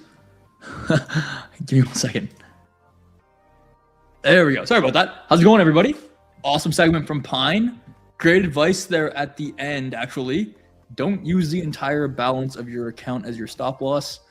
If you do that, you are sure to lose, and you're not going to be able to trade your funded account. So that's like incredibly good advice. Okay, let's talk about this chart. what we're seeing, what I'm looking for, I haven't taken any trades yet today. We see YM open at 10 a.m. and immediately expand into the previous day low. We see ES and NASDAQ are close to that draw. I'm looking to see if we can get continuation, right? I have higher time frame areas I'm looking for YM to trade into. The previous week low, this sell side liquidity down here, okay? So I have some draws beneath previous day low. So I'm looking at this hourly candle, right? There was no sequence for me to get involved short up here. I didn't see anything that I could short from. So all I need to do now is wait to get realigned. And we have a new 90-minute candle opening here. All right, you can see we're failing to reverse off of this low. In fact, we closed through the low, and we have these draws down here. So what I'm looking for is the continuation, right? We have FOMC in the afternoon as well, but still looking to see that continuation right now. And yeah, how am I going to approach that? Well, I'm looking at this new 90-minute open, right? We're aligned for expansion in this 4-hour candle. What does that mean? We have a small wick. Okay, small wick of 10. We have a high that we've expanded away from. We're creating gaps. Okay, look at these gaps that we create in here. Gap. I have a gap in here. I'm looking to see if I can have some sort of continuation sequence, right, from this gap to get short. And I'm looking to see if these other assets, which have yet to trade into their previous day lows, want to do that. Yeah.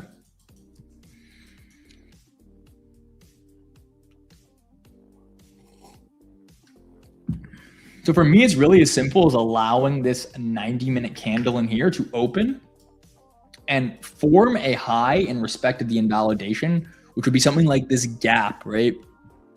I gotta see, like, if we open a high and we form some sort of divergence or sequence is what I call it in the gap. If we form a sequence, I can get short and trade towards these lows. Afiz, the first time I heard about you, what is your trading style and assets you trade? You should really check out my YouTube channel, bro. I have my entire trading approach and strategy on my YouTube channel. You can learn pretty much everything. Or just follow me on Twitter, on socials. Just like look up Afiz. You'll be able to find a lot. My platform's all about like teaching my approach, dude. So yeah. Don't let me answer that question now. It won't be as in-depth as if you just look through it. Yeah. You'll be able to see. Like, I teach my entire approach. It's based on swing point formations and then, you know, cracks and correlation.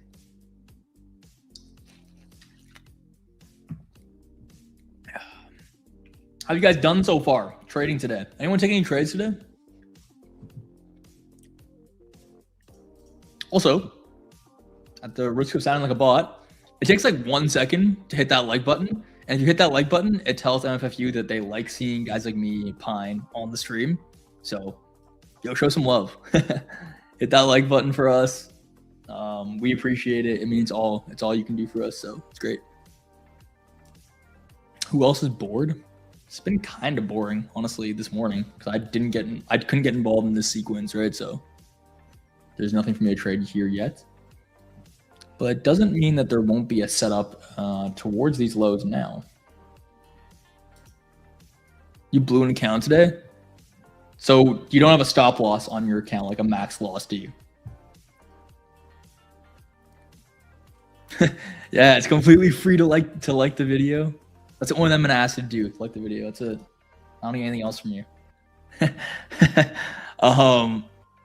Had a red open. So as long as you controlled your risk to some extent, right? Like the losing trade shouldn't matter. If you blew your account, it's probably just over leveraging, dude. Honestly, like that's probably just the only issue that you have to work on. Have a max loss. Pine talked about it actually. That was a really kind of a nugget at the end of his stream. It's like, don't let your daily loss limit be your account, dude. If your daily loss limit is your account, you're just keeping yourself out of the game, bro. The next winning trade you won't be able to take, right? Fees, what's with the orange glasses? It just blocked blue light, my friend. So I stare at my laptop a lot. I'm on like my laptop a lot. So it just like helps regulate the amount of blue light I get, which is a lot. Less strain on your eyes, essentially. You know what I mean? Yeah. My buddy T Trades got me into them. I went on a trip with him, and he had like 5 different sets of blue light glasses, and I bought into the hype.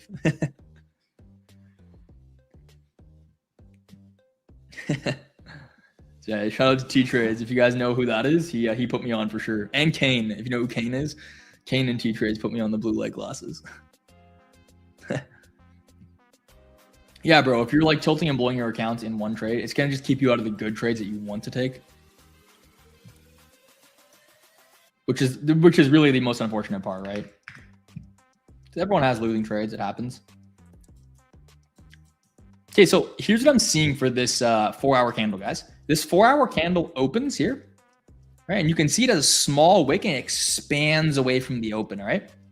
So when we're expanding away from the open, I have a new invalidation, which is gonna print, but it's gonna be any like gaps that are printed away from the opening price of the candle. I wanna continue trading this 4-hour candle as an expansion candle, right? That small wick and large body. So I'm going to be using gaps for continuation, and those are going to become my invalidations. So as you can see here, what I've marked out on the chart is like a 15-minute gap, right? I have to see some sort of sequence in the gap for me to get involved. If not, I just have to wait, right?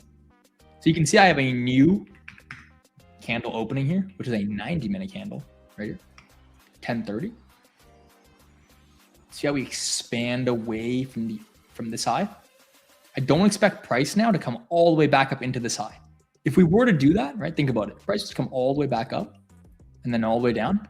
It's a pretty deep retracement, right? I'd want to see some sort of shallow retracement in the upper half of this wick. The lower half, my apologies. The lower half of this candle. And you can see once I just go and refine that, it's just this gap, right? So I have this gap and I just wait. And if price doesn't trade into the gap, right, then I just don't take a trade. And it's not just the gap, guys. It's also a sequence inside the gap. I need to see some sort of divergence. I see a fluffy tail. My dog Mango, come here, bud. He's a golden retriever. He's very, very cute. He's my trading buddy. Golden retrievers are very they're attentive, if you guys know. It's like if I'm stressed out, he'll know. He makes sure he makes sure I'm doing good when I'm trading. Yes, buddy.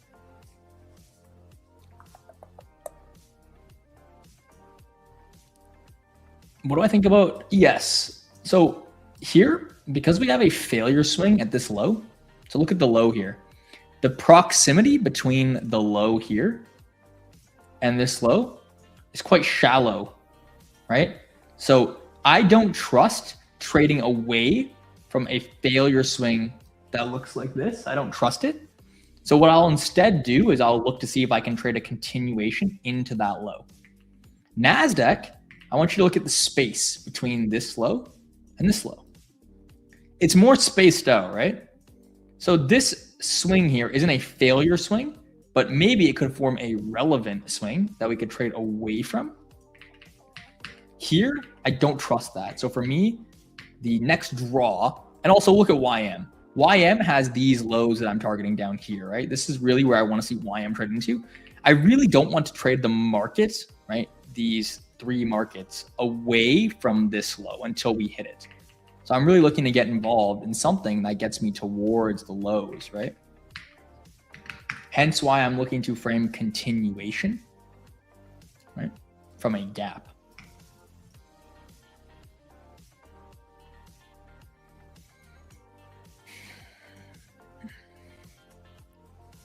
But I can't be shorting, right, the market at this low.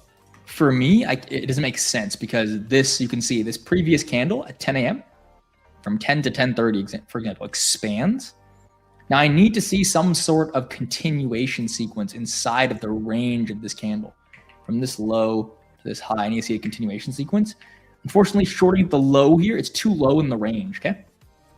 So I would need to see this candle retrace and then expand. Essentially, the wick needs to form up like here, guys, into something relevant. Then the body needs to be created. But you can see the wick here, there's not anything relevant. So there's nothing really I can trade in here, okay? And when I say something relevant, I mean like a gap, right? Like the fair value gap I had marked out.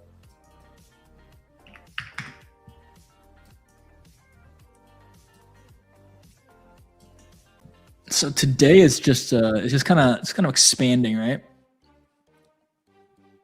And sometimes these days happen where I don't get involved in the move. Like I don't miss. There's just no sequence for me to trade this high up in here.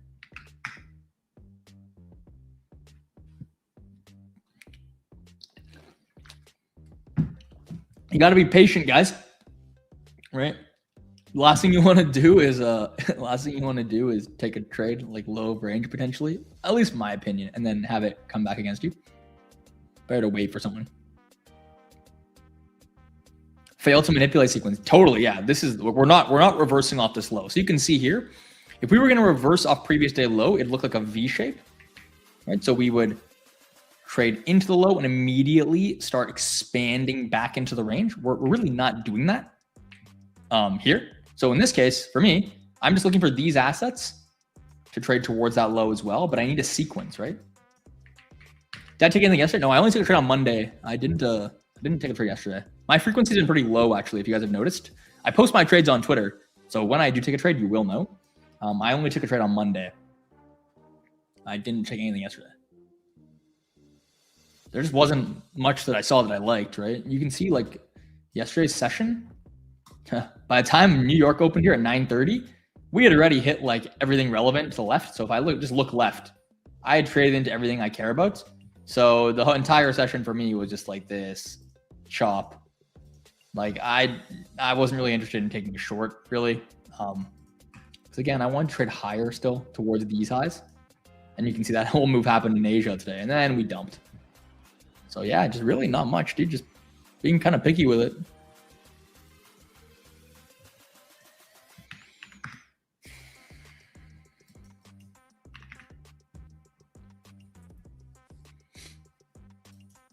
So we can see here that ES is very likely to hit this low next. Again, there's no sequence for me to short ES, but it's very likely to hit this low. That's the previous day low as well. The same low that YM already traded into here. Okay, it's these lows here. I have the best strategy. I just need to keep up with emotions. Yeah, dude, once you have your strategy, you can't deviate too much from it, bro. That's where all the issues come from. You have a good strategy. You just need to follow it. It's the hardest part, right? I can relate to that. I think every trader can relate to that, dude. So you know what works and then you do what doesn't work. I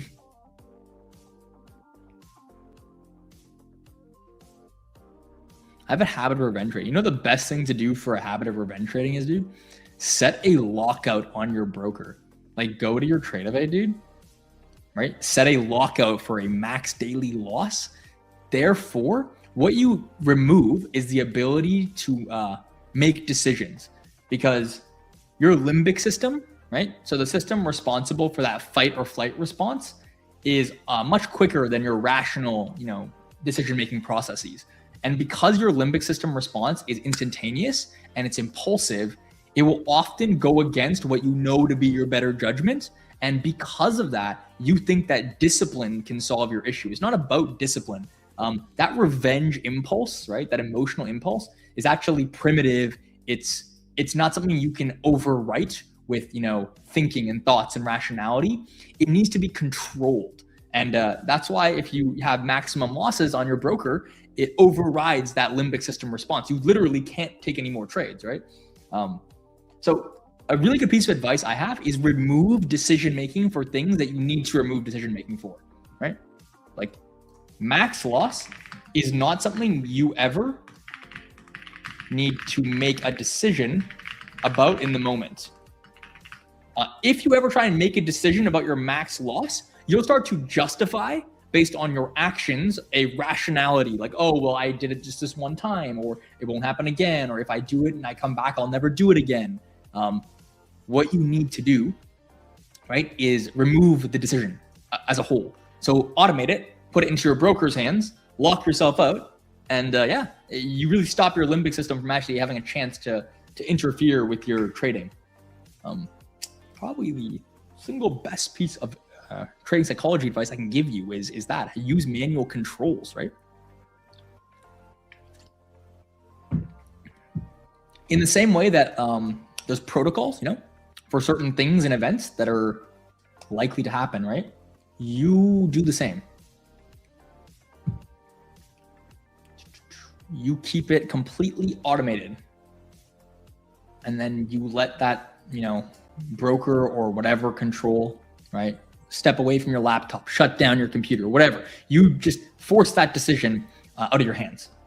And that's why max losses are really the most effective way to stay in control of what you're doing. So we can see here that this 90-minute candle at 10:30, when I have marked out here, okay, it opens. We sweep out the previous candle's low, okay? And now we are retracing back into the range. Look at ES and these equal lows here, okay? So what I'm looking to do is see some sort of retracement into the range, into a gap, and then be shorting, right, this asset towards the lows.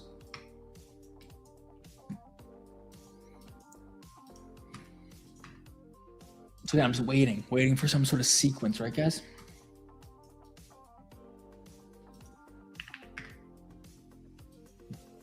Great, do you see this little divergence we have in here? This can be a retracement now.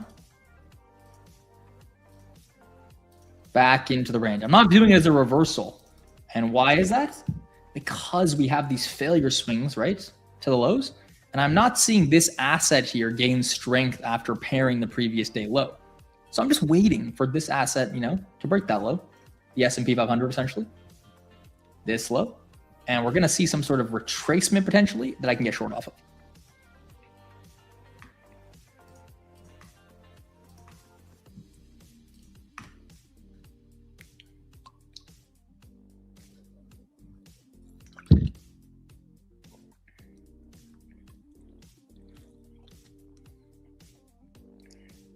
You don't look at the 3-minute till you find something. Oh yeah. I need a key level.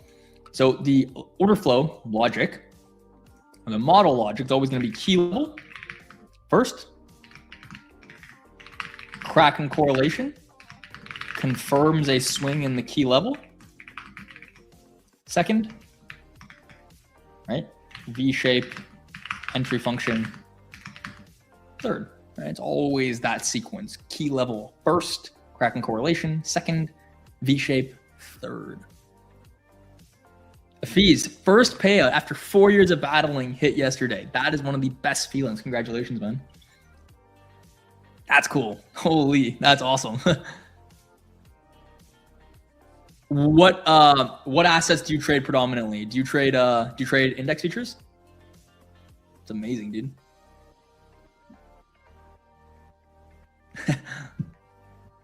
All right, yo, let's get a giveaway going. Who's ready? Sounds like you guys are ready. Yeah, it seems like you guys are ready. I think before we do the giveaway, though, everyone needs to hit the like button. How many people are on the stream? I see 370 people on the stream, and I see 189 likes. We got to get that to at least like 250, right? If we're gonna do the giveaway. Yeah, Abhishek, I think we need to see a few more likes, dude. Honestly, there's a lot of people in chat. It's like 370. Yo, run up that like number a bit. We got a giveaway going. Come on. Abhishek is too nice to you guys, right? I'm gonna ask you guys to smash the like button first. If you smash the likes, Abhishek's gonna give away those accounts.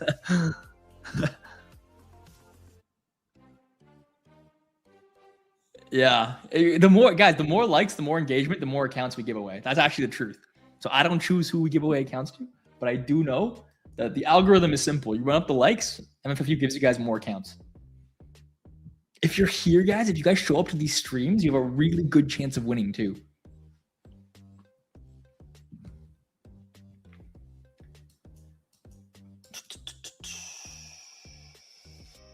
Okay, so now you see ES run these equal lows as well.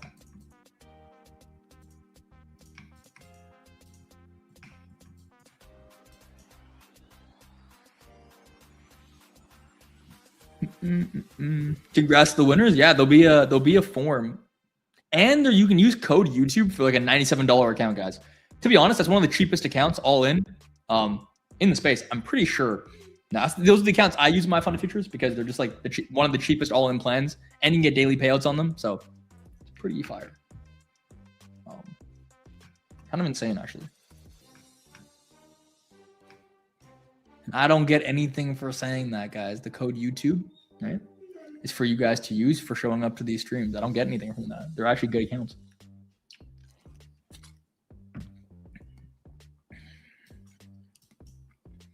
So I'm looking at this gap in here, and I'm going to see if we can get some sort of continuation sequence.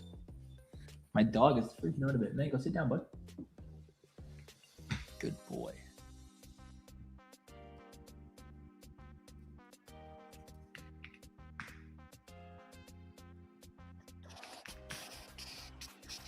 This chop is real, right? Just gotta wait, dude. Be patient.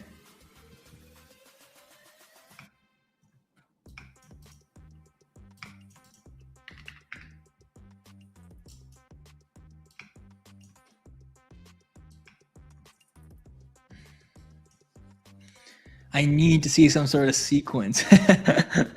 I can't short yet. I would love to get short to previous day low here on the ES, but I'm going to need to see price come into some of these gaps. Now, realistically, if we look at this, right, like we're running out the low, we're failing to expand through this low. It's 30-minute candles closing, 5 minutes, 7 minutes. It's very likely to create a gap. That will be the new invalidation, okay?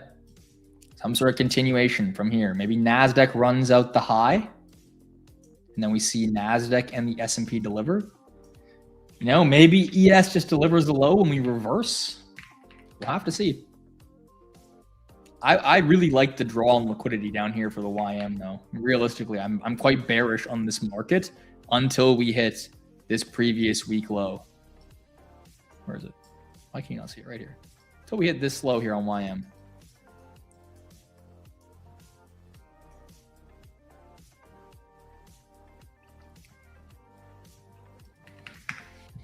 Hmm.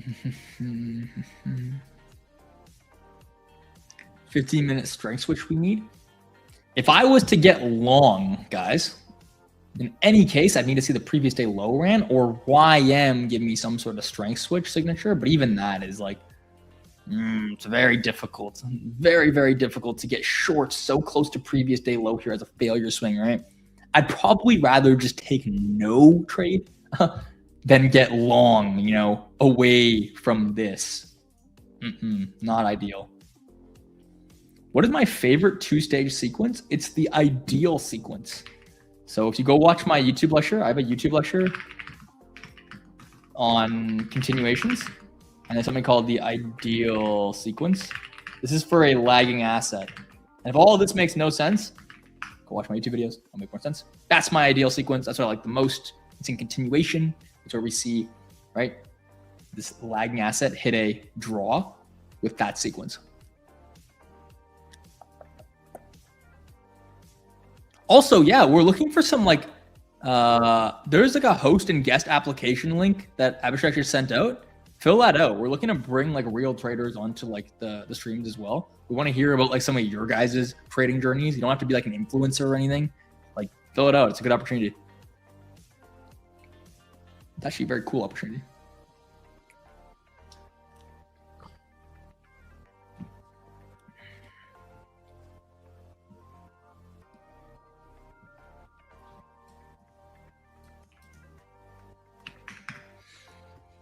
Okay, so yeah, we're gonna have this 30-minute candle closing shortly. It's going to be a precision swing point, meaning YM is going to close as a bearish candle potentially, while NASDAQ closes as a bullish candle with the S&P. What I'm going to look for is for assets to one of the assets to trade into the previous 30-minute high, and then continue to distribute lower. I'm really looking to see if the S&P 500 can get into this low, this previous day low, right? The 4-hour supports that idea, right? With that failure swing. The daily candle supports that idea. Look how close we are to the low. Then the current 90-minute candle, right? You can see we're opening, we're trading high, and we're retracing into the range. So this is an aligned time frame for some sort of sequence to get short. I just need to wait.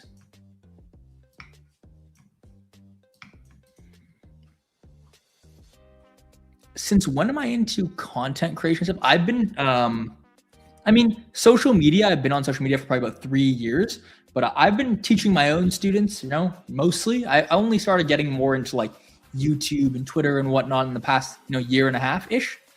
But I had my own students for, you know, several years, two plus years. So yeah, definitely getting more into social media these days. And I'm trying to like teach more of my approach to everybody, right? Like my YouTube channel is growing pretty quickly. I'm almost like 15K subscribers, which is awesome. A lot of you guys are subscribed to that, which I appreciate a lot, more than you guys know. And yeah, just trying to teach you guys as much as I can, dude.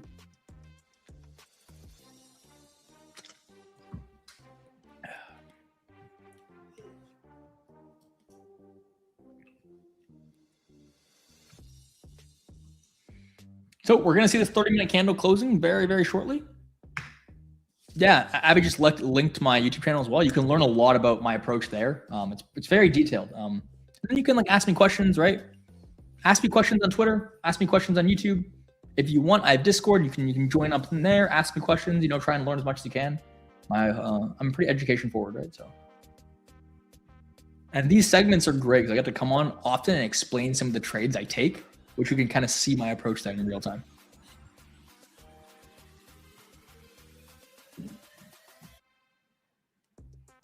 Yeah, retracement is definitely possible. I would like to see ES pair the low, the previous day low, before I consider any sort of retracement. Again, look at the distance between this low and this low. This is a failure swing.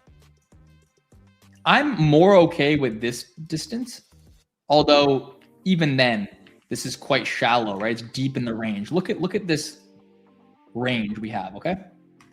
You're seeing that these divergences that were forming at the previous day low are very deep in this range. I would prefer not to trade away from that. I'd prefer to trade towards that previous day low. I just need to see some sort of sequence, like a gap being filled. And again, it's quite mechanical. Look at this previous 90-minute candle, okay? We're expanding away from the open on the 4-hour candle. We're expanding away from this open.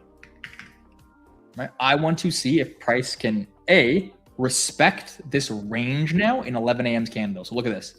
This range in here has one gap. There is only one gap in here that's relevant. So my entire invalidation is going to be this 30-minute gap that prints right here. Do you see it? This 30-minute gap in here. If we do not get some sort of respect of that, then it's very likely we'll trade into, right, this previous, right, 90-minute high and flip the 4-hour candle.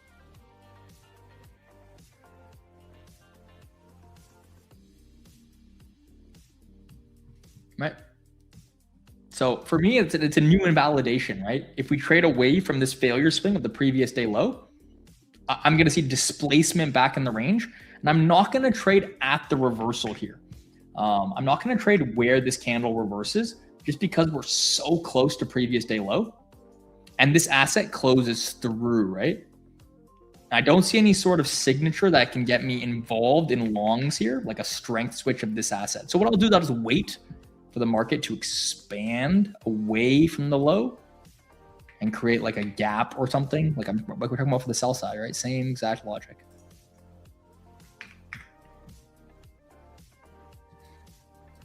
Okay, so we have this gap in here.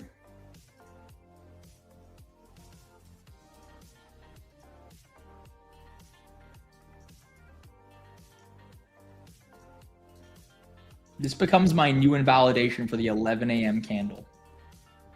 So you can see all assets trade into this gap. So I will need to see some sort of divergence with maybe a swing point or a closure. Or if we expand here, right, then we're going to be targeting these highs. And I'm just not going to trade away from that low. Trading away from this low is not going to be something I will do. Just wait for some sort of sequence. right, we can see NASDAQ closes back in the range of the previous candle. And we have this very, very spaced out divergence with the low. So potentially we do trade higher. The only reason why I don't look for longs, right? The simple mechanical filter is the distance between this low and this low. This distance is not sufficient enough for me to look for a reversal. I would need to see price reverse, retrace, and then I would trade a continuation away from the low. In other words, at this point, I'm just viewing this as a retracement to trade lower. Okay.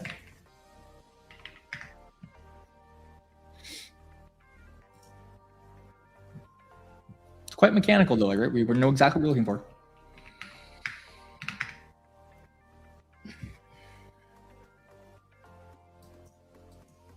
So we can see in here, we have this gap up in here, refined key level.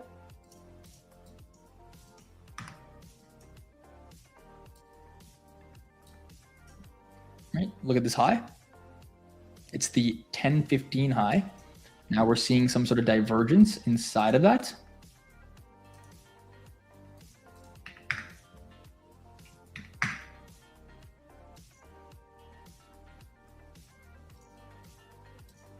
Now, if ES is to trade aggressively through this imbalance, like we see in here, this is a really nice signature. I would be willing to look for a short all the way down to the previous day low on the retest here. Because there is no real change in the state of delivery here that I can see. It's all one move, right? So let me pull up my broker.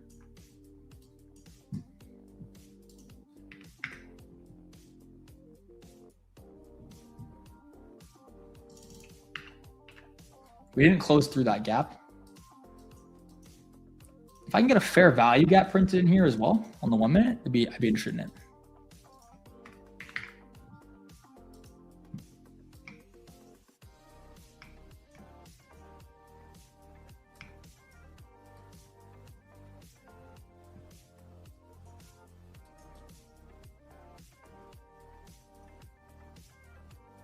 Right, so you can see price diverges at this high with the YM. The NASDAQ like this.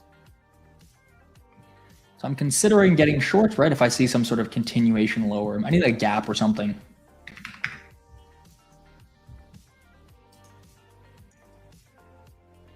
$11 a.m.'s opening high, right? Forming a divergence in that gap.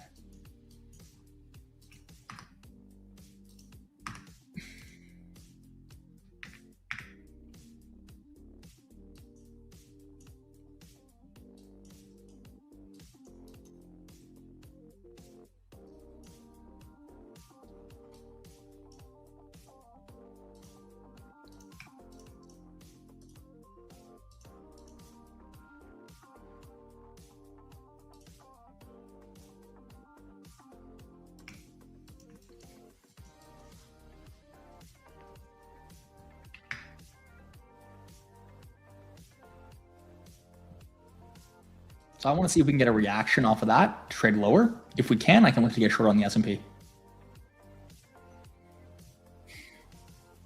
Right, I want to be fading this move higher essentially. If I have to see a reaction in the lower time frame, like a 1 minute chart off that gap, and I can look to get short.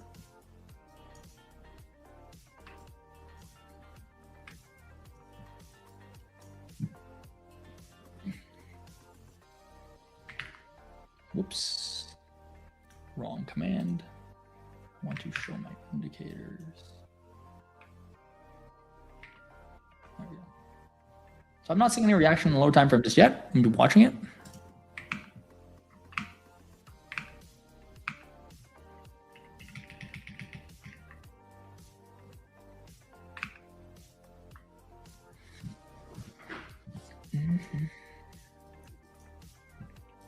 Right, so what I'm looking forward to see is the price can close back through these candles, right? That'd be a continuation. If not, then we don't have a signature, right? So I need to see like price form a swing, trade away from it, and then close like this. If I can see that, I can get short.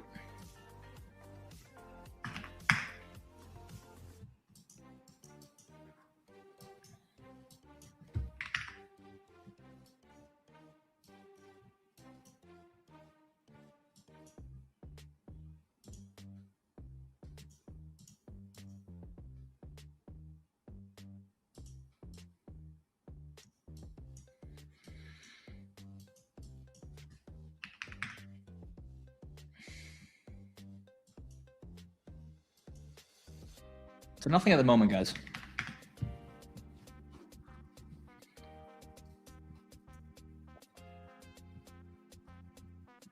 See how we're not reversing immediately off of this divergence? So we come into this high, right? We want to see like a V shape on the lower time frame away from that. What's the lower time frame here? It's like the 1 minute chart, right? So I'm not really seeing that V shape away from the high like I want to. We should see this gap respected. It's very likely that these assets are going to also trade into this gap now, right? Look at this. This same gap is likely going to get traded into on all assets. So we just disqualify getting short, right? Based on that lower time frame signature. We're not seeing that V shape away. If we are, we'd see this gap get respected, and then we'd see closures through to get short, right? So now you can see all assets trade into this higher time frame gap. I don't have a divergence in here anymore. So I just wait. Now I'm going to have to see some more information, right? I'm going to demand more information, or else I just can't get short.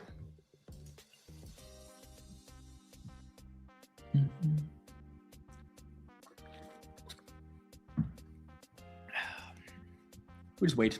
Right now, we're gonna have to look and see if we form any sort of Kraken correlation with a candle closure, right? We still have our key level. Again, look at the higher time frame here. If this candle is gonna trade back up into the high, it's not gonna respect this key level, right? And we can see we're expanding back into the range. So it's very likely that this key level fails. And we actually see this high being taken, right? Again, if I was bullish in the higher time frame, I might take a long here, but I'm not because we have this failure swing at the lows. So I just wait. Right? The failure swing at the lows here is what keeps me out of it.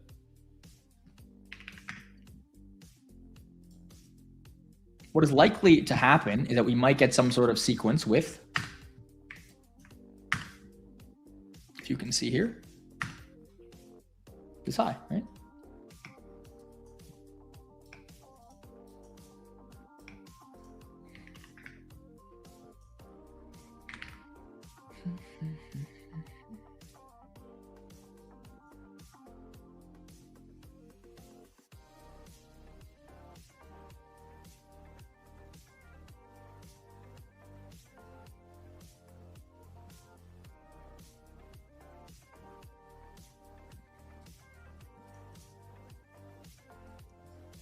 So what we're essentially looking at now, guys, is I'm looking at this 90-minute candle. And I'm saying, okay, again, we're opening. We have a small posing run. We're trading higher.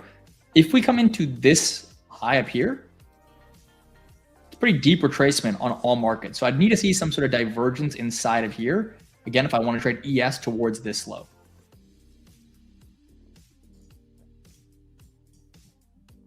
I don't trade away from the failure swings, guys.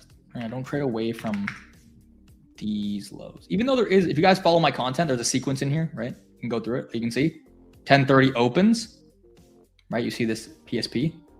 We take out the previous low here. So we get this divergence that looks like this, which is a 2-stage PSP, you could say. I don't care about that. That's just a pattern to me, right? This is not interesting to me to trade higher. It's just a pattern because we have the failure swings down here, right?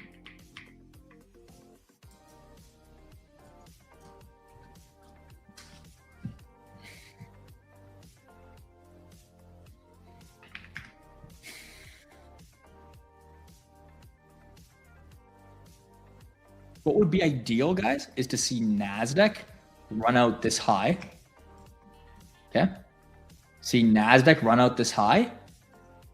The Dow and the S&P diverge while holding this gap. If we can hold this gap, it's a very nice confluence for me, right? To expect the low to be taken.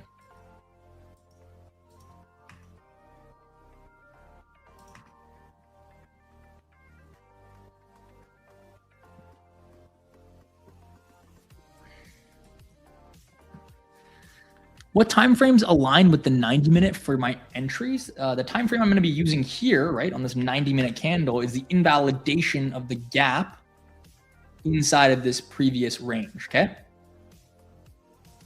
And realistically, I'm looking at NASDAQ to trade into the high potentially to form some sort of divergence up here, right? Or even the S&P. I'm still bearish on this market, right? So again, I'm viewing any moves, any SMTs, right, that look like this against the draw on liquidity, I'm viewing as a retracement to go lower. I'm not viewing anything as like a reversal. There's no, I don't want to trade retracement. I'd rather trade expansion in the direction of where I want to see price close. Look at the daily candle, guys, right? I'm not trading a reversal of this daily candle here off previous day low, and we still have failure swing here and these draws. For me, it doesn't make sense to do that. It makes sense to just wait and see if we're actually reversing, right? I'm going to see expansion higher. Trading here is very risky. Although it might deliver, maybe we do something like this, right? Whoosh, we go all the way up to the highs. I'm not trading that. What I will trade is this. Look. What if we print a gap? Right? Then I have a new invalidation. Then I can trade away from that gap, okay? Filtering, guys. It's very important, right?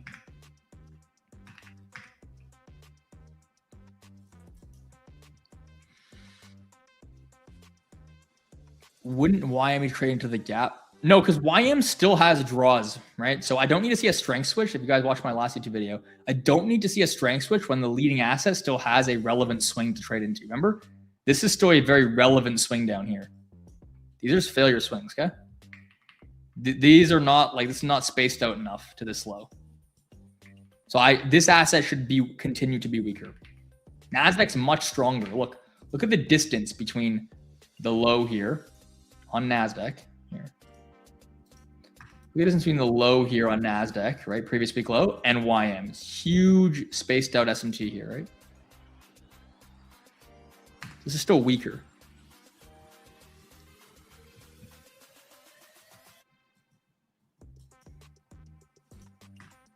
So like I said, I'm looking for this. Like this is what I'm ideally looking for, right? And this is going to happen at what time, guys?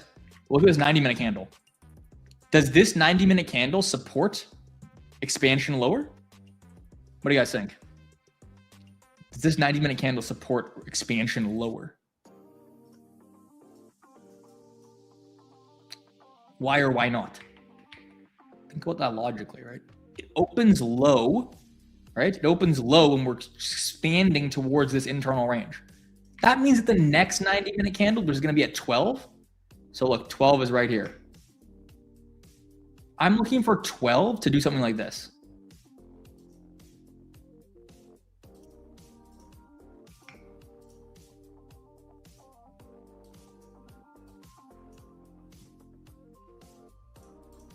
Okay, because this candle here would support expansion. If we have SMT, we trade lower, and then this asset can do the same thing and expand at 12 towards the low. Expand towards the low. That would be the logic, right? So I essentially just wait now, right, to see what's going to happen in here.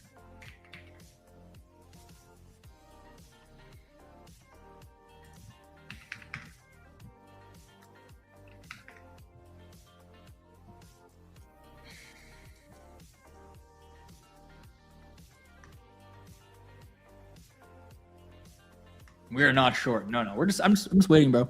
Right. I want to see something form inside of this 30-minute gap. Potentially at 12 p.m. I want to see Nasdaq run the high of the previous 90-minute candle here, and then for us to trade lower. I'm not going to look to long until we take out the previous week low. I'm okay with missing any sort of long here, guys. I'm okay with not trading. I'm okay with missing it. I'm only looking to trade towards these draws, one-sided direction. Okay.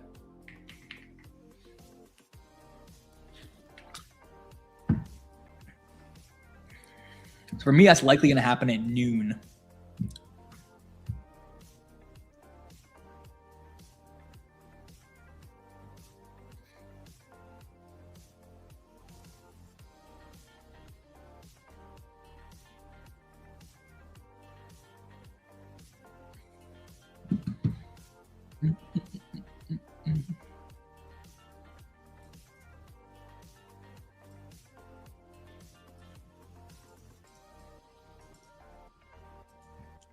Yeah, so other than that, I think this is the main setup for today. We have FOMC at 2 p.m.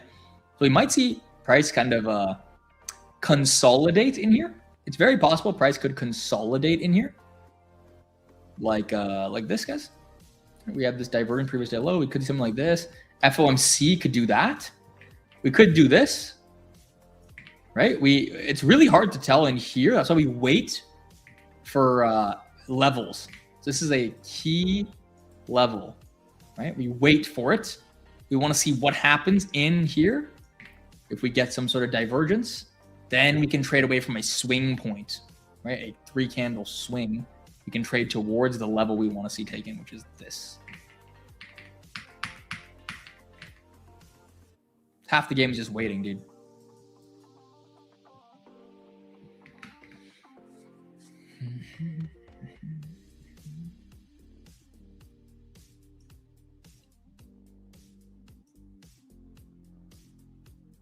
Do I sell courses? I have a Discord. I teach students. I teach everything for free online too. You can go and watch my entire trading approach and strategy on my YouTube. You can go to my Twitter where I post educational content and recaps daily. You don't have to buy anything. I'm not selling you anything, dude. The only thing I'm gonna sell you is time if you want like access to my time. Yeah. But you don't need that. It's all, I have everything out there for free. Yeah. A lot of my students succeed because they get more interaction with me, but a lot of people learn from the stuff I have for free. Yeah. Bro, I've been doing this for a long time. So they want, like, you charge a premium for your time, right? That's it. Like, you will too one day. If you want to teach people how to trade, if that's something that you're inclined to do, which is not for everybody, you might not feel like you want to do that. You're going to want to, value your time. That's it.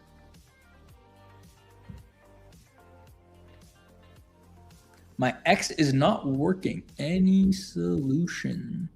Twitter? Yeah, Twitter sometimes just does that, dude. Twitter's not the most reliable. Let's be real. But if you guys are like, if you guys can just literally look up my name, like here, I can, there you go. I'm XYJ Trades. I just commented in the chat. I'm logged in on my own YouTube channel. You can just literally go to my YouTube channel. So now you see my name. I said, yo. Yeah, it's my YouTube channel. And then you can find my Twitter. You can find everything from there, dude.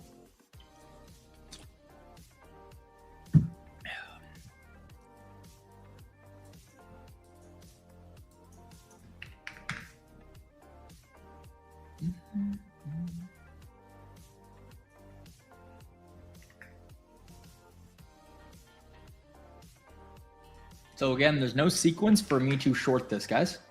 I cannot take a short in here. I will not short here. I need to see some sort of divergence, right? So we're inside this 30-minute gap, yes, but I do not have a divergence, right? Look, there is no crack in correlation for me to get short. So I don't care about the lower time frame signatures. Like, this change in the state of delivery for me is not relevant. I will never take a short that looks like this. Okay. I won't do it. I won't take this trade. It's because I need to see something relevant to trade away from. This isn't a good swing for me. Now it might deliver, and that's fine. It can deliver without me, right? I don't need to be a part of it. It needs to form a specific sequence for me.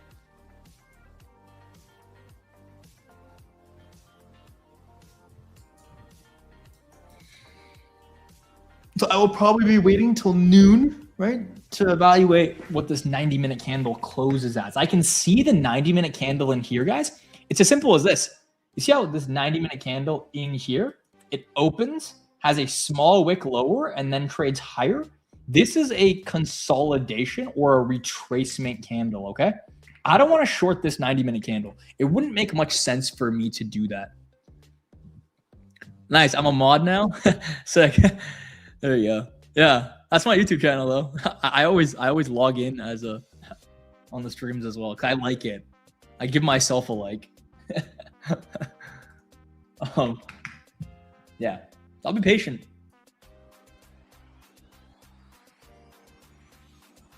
What the hardest thing to do, guys, is at least when you're starting, is to filter out the trades that look really good, but they don't fit your model.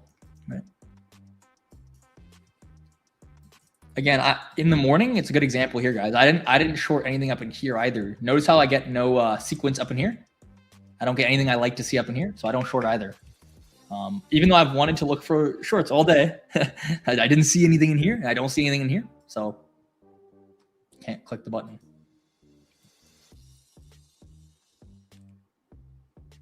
The 15-minute looks good. I mean, this reaction is exactly what you wanted to see, right? Like look at the 30-minute candle. Right, we're holding that gap very well, right?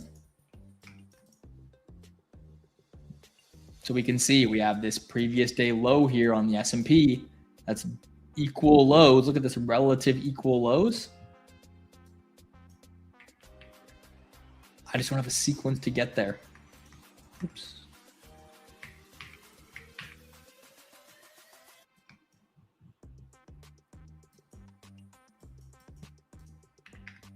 Right? There's no sequence up in here for me to get there. So I just wait. Do I think that the 45-minute SMT fill at 10 a.m. is relevant? I don't use the 45-minute charts. I don't even see. I still don't even see the. You mean is there a 15-minute? You mean?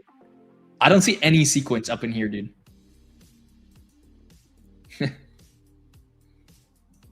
Right? All assets come in and take out this high. Maybe you're seeing something I don't, but I don't see anything, right? Realistically, if I don't get a divergence with the key level, look at the key level. Let me mark it out. It's this refined key level, okay, up in here. I don't see a divergence with the key level. Let me get rid of the boxes. Screw it. We'll just use a line. There's no divergence in here, right? So I need a divergence, via a swing point, and I might get that here in 6 minutes. So in this close, I might get that divergence with a swing point on the 30-minute candle inside of this gap, right? So if we look at this gap again, right, we're evaluating this gap. We're saying, okay, we might form a reversal out of here. Okay, well, I don't have a divergence, right, in the gap, or like this. I don't have a divergence at the gap, so I need a divergence in the gap, right? And that'll be by a swing point closure. So this 30-minute, maybe this closes as a bullish candle, okay? Maybe we close this one as a bullish candle, and we close this one as a bearish candle, okay? Well, then in that case, right, I have a Kraken correlation via a swing point in the gap. So what I can do is trade the next candle as it opens here, as an open, high, low, close, right? Away from the swing point. So that's what I'm considering now as well, right? At the moment, you can see we're just consolidating. This is consolidation to me, right? So I will wait and I will just observe.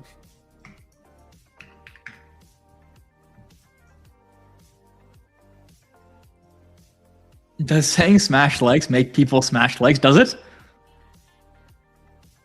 Yeah, I don't mind trading before the FOMC if there is a proper sequence. Yep, but I will be very patient and demand it, right?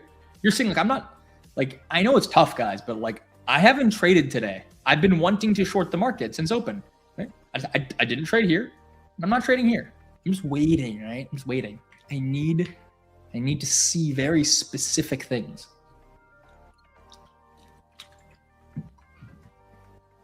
I don't have a fear of missing out anymore. At this point in my trading career, I don't have a fear of it because I know what I'm looking for. It's the same things every time, right? It's like a business, dude, right? Like you know exactly what the inputs are, right? And then you know exactly what your outputs are expected to be in the long run. Every trade is random, but if you treat it with strong inputs and outputs, you're gonna have good results. And one of the inputs is waiting for everything, right? Garbage in, garbage out, good stuff in, good stuff out, right? Simple as that. I'm streaming till 11:30 today. So I do hourly segments every single Wednesday. You're going to find me on here. So if you guys want to learn, the best thing you can do is like watch some of my YouTube stuff, come with some questions about some of the content, right? Yeah. You're going to learn a lot that way because I'm going to be trading the same way I teach you guys to trade on my channel, right?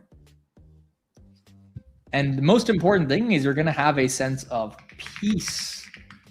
And when you have edge, I'm not going to type it, I'll just say it to you. When you have edge in the market, you've back tested it, you understand what your model is, you have an overwhelming sense of peace when the market is, printing candles, because you know what you're looking for, you know what is your edge, you know what's not your edge, and most importantly, the things that happen in between, right? When your system tells you to enter and when your system tells you to exit don't matter, right? They don't matter. You're waiting for the certain things. Am I going back to my Discord live? I'm not going to be doing another stream. I've been streaming, since like 9 a.m. this morning, but yeah, I'll like, what I'm looking for, right? For the most part. And I'll be active in Discord and whatnot. So you'll be able to see that. Yeah, it's that sense of peace that you're really looking for in the market. Because let's be real, guys. At the end of the day, and I know that you won't be able to do this full time with your careers, with your lives. You won't feel the confidence to do this unless you can show up every day and have some peace with the process, right? When you go into work, like if you go into your job right now, what you don't do is you go every day and feel extremely stressed out, right? You need to get used to kind of a system, and then you're just executing on the system and you feel that sense of peace, right? And you can see all the streamers on this channel, whether it's Pine Tree Trader, whether it's Methodical Man and Bull Barbie, whether it's Terry or Leo, everyone you see on this channel trading, you see that they have a peace with their process, right? And that's why, it's important to observe that. They know exactly what they're looking for. And most importantly, they know exactly what they're not looking for. And when it doesn't appear to them, they just don't trade. Okay. All right. I am going to hand over the mic to Methodical. I believe I just saw him in the chat. So, spam that like button if you appreciate the segment, guys. Leave a comment. Ask any questions. I'll try and answer some of them. And yeah, you have my socials. I'll be back next Wednesday. And please be safe. Don't blow your accounts, right? Listen to the advice of Pine Tree from the last segment, which is some of the best advice I've heard. Don't let your max daily loss, guys, be your account size. Stupid, right? You guys can do this. You just have to follow your rules.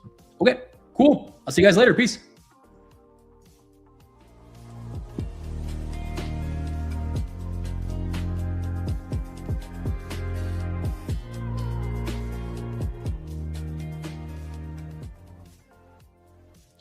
Good morning, everyone. Good morning. What up, Husk?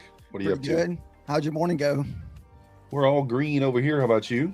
We're 2 for 3. My first one, that first funded, was a loss this morning for 140. Then the next two, I hit the really big move down to the downside for like 90 points. I took it all the way to the 810s, which was right above that midnight candle that we talk about all the time. Right. And nice. Let's go. And the long, I'm kind of still looking for a long if we can get back above the 60s, but I'm not sure if we get through that hour consolidation there at the 60s. Yeah, it could be. It's been a little bit of a tricky market this morning, but you had to certainly be patient in order to pick up the wins, right? You had to be patient. I was watching the higher time frames and thought we might inverse to the downside on the hourly and the 4 hour, but we ended up not doing it. So did you win that one trade? Because I was in the short, you were in the long. It ended up being a break-even trade for me. That one that you were in where you were saying the ES back above the 23 or 27. Yeah, so I ended up closing it for a loss, and then I ended up re-entering and getting the win. So okay. The exchange on that was probably a net negative, but negative. I am long here from 8.99, just looking for a little 10-point squeeze. See if we can't get it. I kind of like. I was kind of wanting the short if we can lose that previous 4 hour candle, but I don't know. Yeah, I'm gonna probably put in a hard stop here. I don't want to give this very much room, to be honest. Because see, that's also my previous day open level 2 at the 876. I'll risk like $50 on it ish, somewhere around 50. Which most people, if you've been trading for a while, you know that trading on FOMC day is super tough, and rollover week combined together. I mean, that's just can be just a crazy disaster for that week. I learned that lesson early on in my trading journey, trying to trade the rollover week. Man, I gotten wrecked so many times on rollover week. Yeah, for sure. I have too. I think this trade probably loses, if I'm honest. And it just I'm not targeting the high. I don't think the high is a very good target. But it does feel like we're bearish today. So You see the chat. but I figure we just take a shot at it. Why not? I think if we get back above the 900s, we squeeze into the 910 pretty quickly. So we'll see what happens. We're doing good, everyone. Thank you guys for asking. Hopefully everyone had a fairly safe trading journey today. Yeah. So the opening range, I played a little different today. It did end up winning for the full 2R. However, I went down to just one funded account and sized up and only looked for 10 points as opposed to looking for the full 49-point winner. And we actually took a $1,300 winner on it on one funded account. So that worked out nicely. But yeah, we just took it on one account, not anything else. So there's back above the 900 here, trying to squeeze. I'm going to throw the stop into break even here. I don't want to see it come back at all. I think it's going to go up because if you pull fib on that leg from the bottom to the top up there and look at the pullback, we pull back to the 60%. Yeah, the hardest part is going to be getting through the 60s where we had like 10 5-minute candles of a consolidation. Oh, darn it. I accidentally took my target off. Yeah, it may not matter here. Looks like we might get stop break even anyway. 925. It really depends on how heavy you're in it. If you can have that 75-80 hold, I think that should be your bear bull line because that's below the previous day open, at least on my levels, and also your 4-hour candle. All right, took the win there. Let's go. Again, this is the thing. I don't know that this is a great target, to be honest. I don't know that it's a great target, but what are you I'm just talking about this swing high up here at 931. Okay. And the only reason I say that is because it's I do like the fact that we pulled back. This is kind of a confirmation setup, right? I'll show you guys kind of what I was looking at. We took the long earlier, and we only took it for 10 points. But let me show you guys on the 3-minute here. So we had a sweep of liquidity. We failed to inverse the 4-hour to the downside. We failed to inverse the hourly to the downside. And we had reasonable momentum back up here, not V-shaped. But reasonable. So we are delivering from a higher time frame fair value gap. We did sweep liquidity. This is a manipulation leg lower. The only thing is the momentum back up here is a little questionable. But you did get a nice, 20, 30-point winner on this initial push up. So then you had a pullback, retest the midpoint of the gap. This is kind of a confirmation setup here on the 1-minute. So that's what I was looking at there, and that's where I entered. A little bit of a confirmation setup, but I don't know that this is the greatest target in the world, to be honest. So I think we get up to the 50s. Have a pivot sitting up there at the 50s. We're about to have a new 5-minute candle. I feel like if we can pull back in like 90s hold, I feel like we get another push here.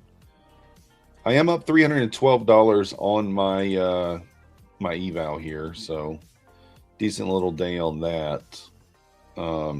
So I'll show you guys the pre-orb here. You can see that we opened up. The purple lines are your high and low of the pre-orb. We opened up outside of the pre-orb on this big red wick here, this big red wick candle. So then it wicks right back into it. I got long and took it for like 15, 20 points. The target obviously for 2R was 49. So you can see it's pretty slow move up there. It did end up going 87 points. So it is 2 for 3 this week if you took it. You've gotten 1 loss and 2 wins. Let's go. So, guys, we are sitting on 280 likes. We got 308 viewers. Let's push these likes up to 300. Let's do it. So, all right, I'm gonna try long since we retested those 90s. Let's get Husk up. over here. Those Let's are see my EMAs on my Rico charts that I like to watch. We pretty much pull back, retest the 50, the 21, and those areas kind of held. And as long as those areas hold, I'll stay in the trade. But if I feel like we're going to lose those 90s, we'll close, because I don't want to hold all the way down to that 4-hour candle. Because I know if we lose that 4-hour candle, it's probably going to dump. What's your target here, Husk? Probably the pivot up here at around the 50. But Nice. But we also have those 10 candles to get through, though. That's why we're constantly just kind of banging our heads. What up, Bear Trader? MMNQES, you demand. Appreciate you. Yeah, Max is still, he's pretty much the same as he has been the last couple of days. He's still a little yelping when he moves around, but just trying to keep him as still as possible.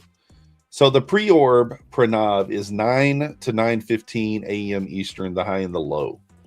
That first 15-minute candle between 9 and 9:15, and then you don't enter the trade until 9:30. The idea is if it's a 50-point gap, your stop is 25 points, your target is 50. If it opens up outside the gap, we need to push back into it, and then we simply take the breakout of the top or the bottom. If it opens up inside the gap, you're just taking the breakout of the top or the bottom. It's very, very simple trade. About a 55% win rate on the forward test, and back test was around 60%. But even at 55%, you're printing money. So, guys, the 50K rapid plan is just $97, 38% off with a profit split of 90/10 using code YouTube for new and existing users. Let's go. So, So, guys, whenever I'm trading super choppy price action, I like to trade off the Rico candles. This way it does away with a lot of the choppy price action for me. So even though you're watching the 5-minute charts, I trade on Rico candles off to the side and they just mirror my charts. And this way it kind of makes me like not to look at the mess. This is why I was like, if we pull back to the 90s and we start pushing back up a bunch of 9, we're probably going to at least get our 10 points.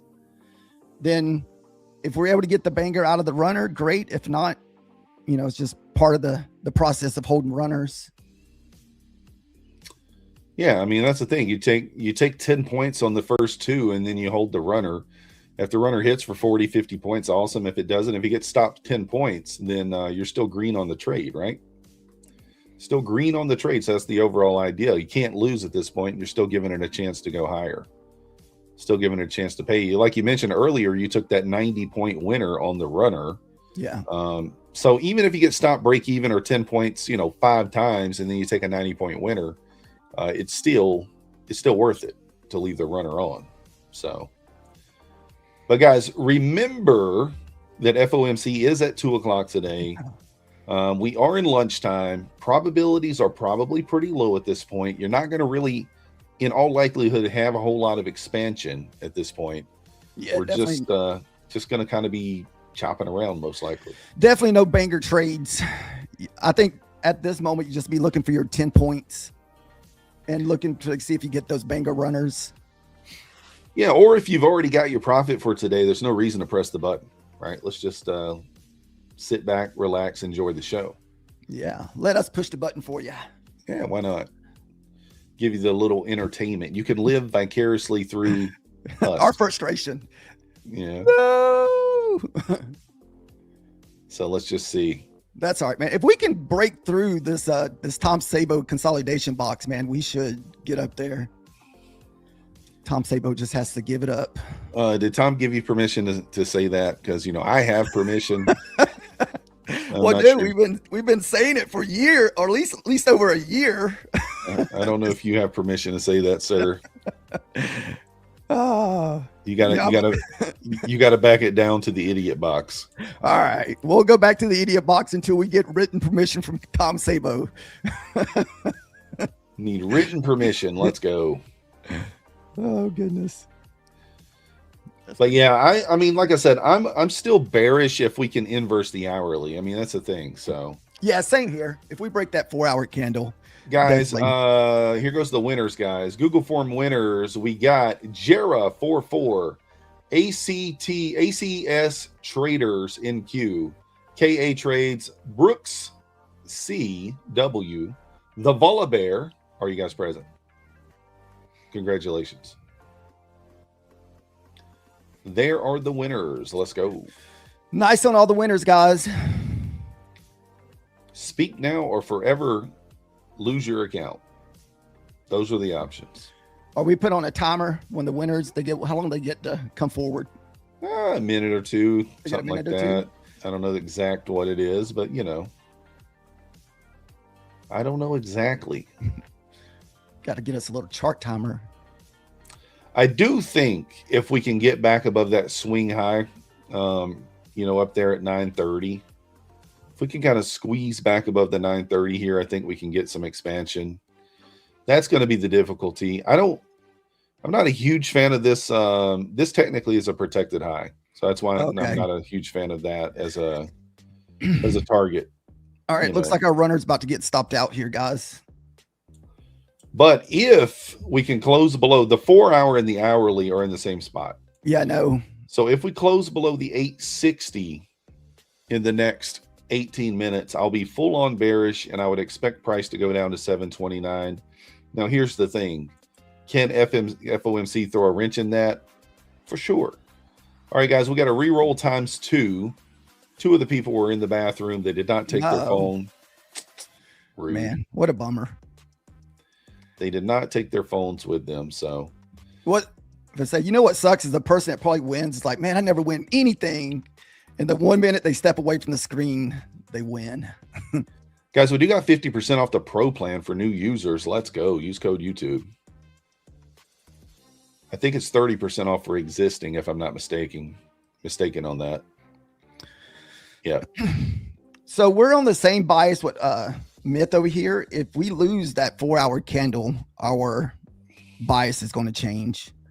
OMHV and Augie official. Are you here? Congratulations. You've won an account if you're here. Congrats on the second winners. Augie is here. All right. Where is OMHV? Step forward. I try to call it out for you guys. That way you don't miss it. Pine Tree's here. He's trying to claim OMHV's account. If What's up, Pine Tree? if he's not here, if he doesn't speak up. Oh, that's pretty good. All right, guys. What is the Dudley Boys? I don't know what that is. I've heard that name before. I'm just not sure what that is. That's over my head. I'm lost. Chat, you'll have to let me know. I'll do a quick Google search, but you know, I don't like Google searching stuff because you know, it can kind of get me in trouble. Is this okay, so it's a wrestling tag team. Oh yeah. I think I've that's where I've heard that name. I think I know if I heard it. And we got plenty of friends or families that watch wrestling. Pine Tree, which one am I? Which one am I? Congratulations, winners. Nice. Yeah, I want to know which one I am. I don't know the names, but yeah. So guys, I was going to share this little tip. It's something that I use to kind of help me identify chop. And even though it's on the Rico candles, anytime that your EMAs are within 10 points of each other, sometimes it's just not best to be in that price action because you want to have like at least 10 to 20 points of separation between your EMAs when you're looking for range. But whenever they're within that close, you're going to get this type of price action. Yeah, that kind of makes sense, right? I mean, if they're just jumbled up together, then yeah, price is not really moving, and that's kind of what we expect. So, and we're actually building a wedge right here, right? Kind of draw your little wedge for anybody that likes to draw trend lines and wedges. Yeah, for sure. We look like brothers. We're not brothers. Brothers from another mother. There you go. But not all that far removed. But yeah. As long as you guys are here hanging out, smashing the like button, hitting the subscribe button, we're all good. Hey, OMHV, is he here? Did he show up? Everybody's here. All right, good. Nice. I didn't all notice. The winners. Don't be sore losers. Did Pod get upset? No. Oh, okay. We are also kind of at a 5-minute trend line here.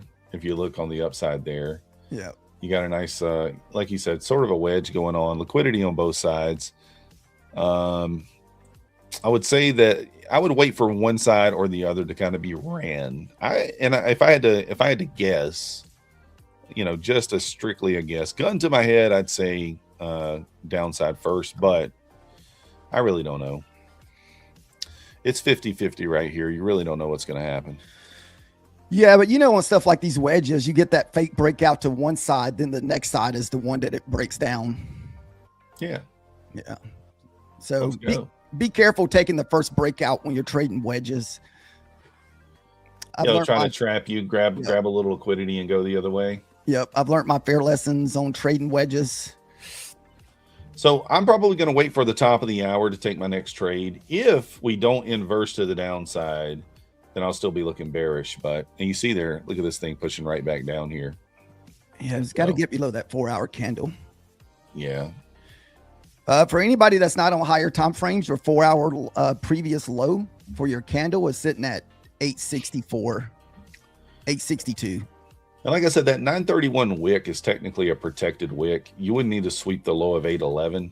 So you want to sweep the leg that created that swing high in order for it to be unprotected. Now, does that mean we can't go to 931 first? Nope, that's not what that means.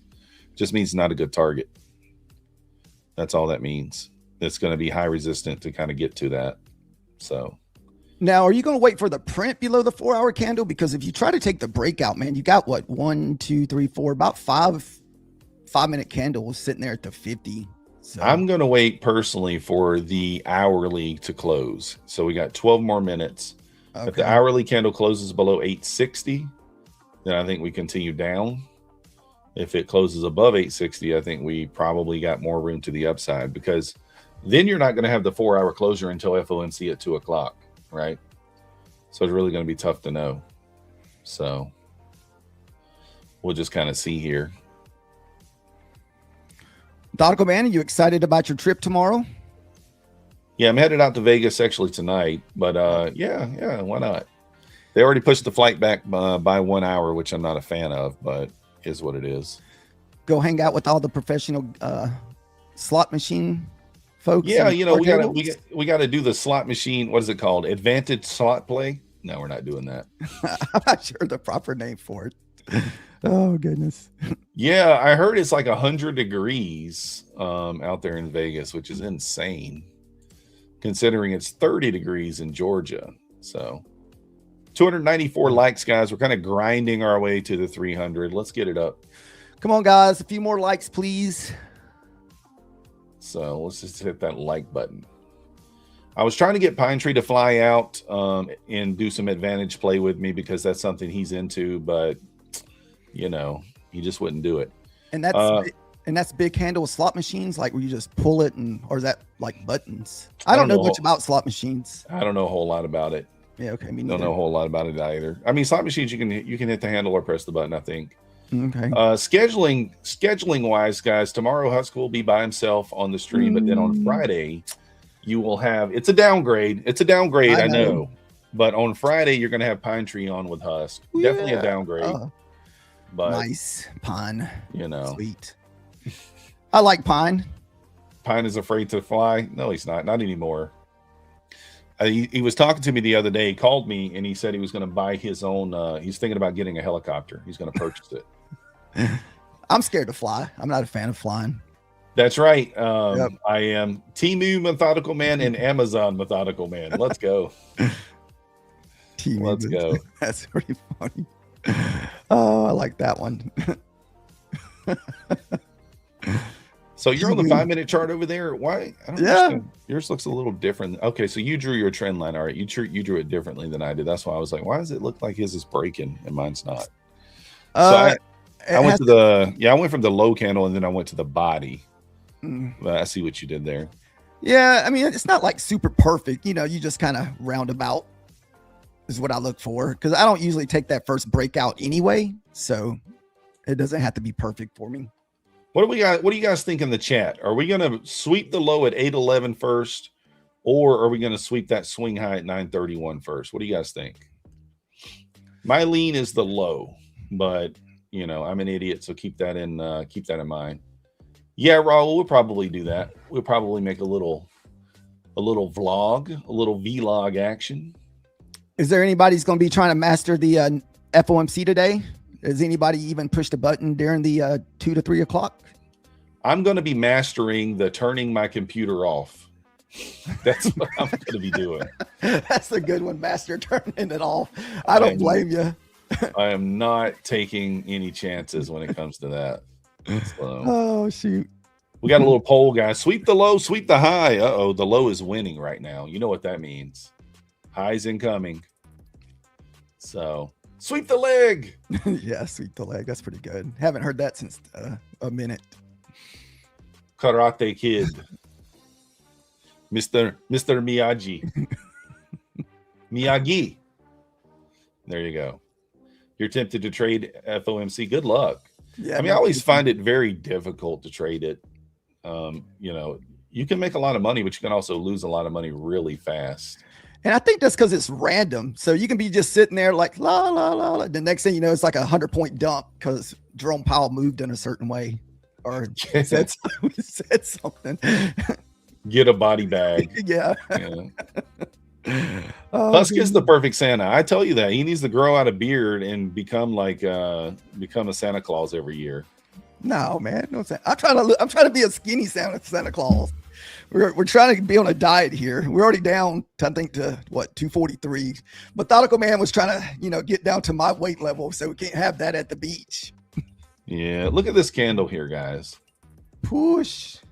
Look at that candle squeezing right back up. This is a little bit manipulated. Is there a FOMC method? No, there's really not. That's hope and prayer. That's a gamble. Yeah, gamble. Put your gambling hat on. Yeah, I'll have to switch hats here. Ozempic clause. Let's go. Let's go. What's up, NQ Trader? How's it going? You shaved your gray beard off and took 10 years younger? Yeah. I can't do the no beard look. I get in trouble. So yeah. The girl's got them locked down on. Yeah, I get in trouble. So that's can't do it. If you're a skinny Santa, does that make you a cross dresser? What? Maybe. That's a new one. I don't guess I've ever heard that. Someone say that. That's pretty good. So in order to inverse the hourly, guys, we got to close below 860. It's not really showing a willingness to do that right now. ES is going to have to lose that 27 level and maybe test the 16 in order to make that happen. We'll see. Man, I'm really hoping tomorrow or Friday gets back to normal price action. I'm so ready for price action to get back to feeling normal.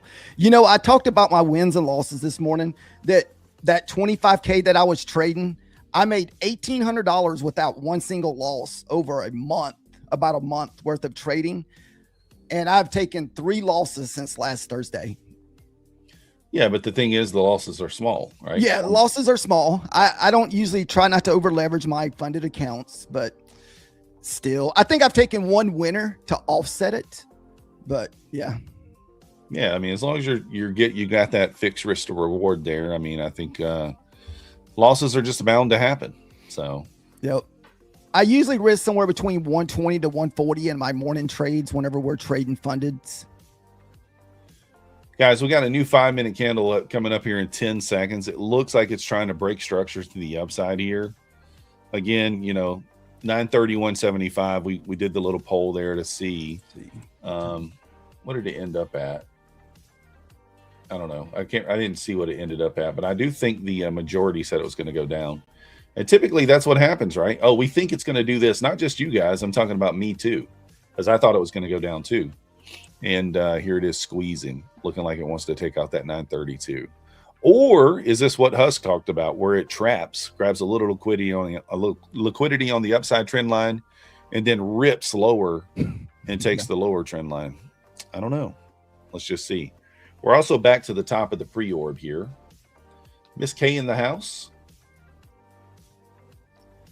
So we'll just kind of see what happens.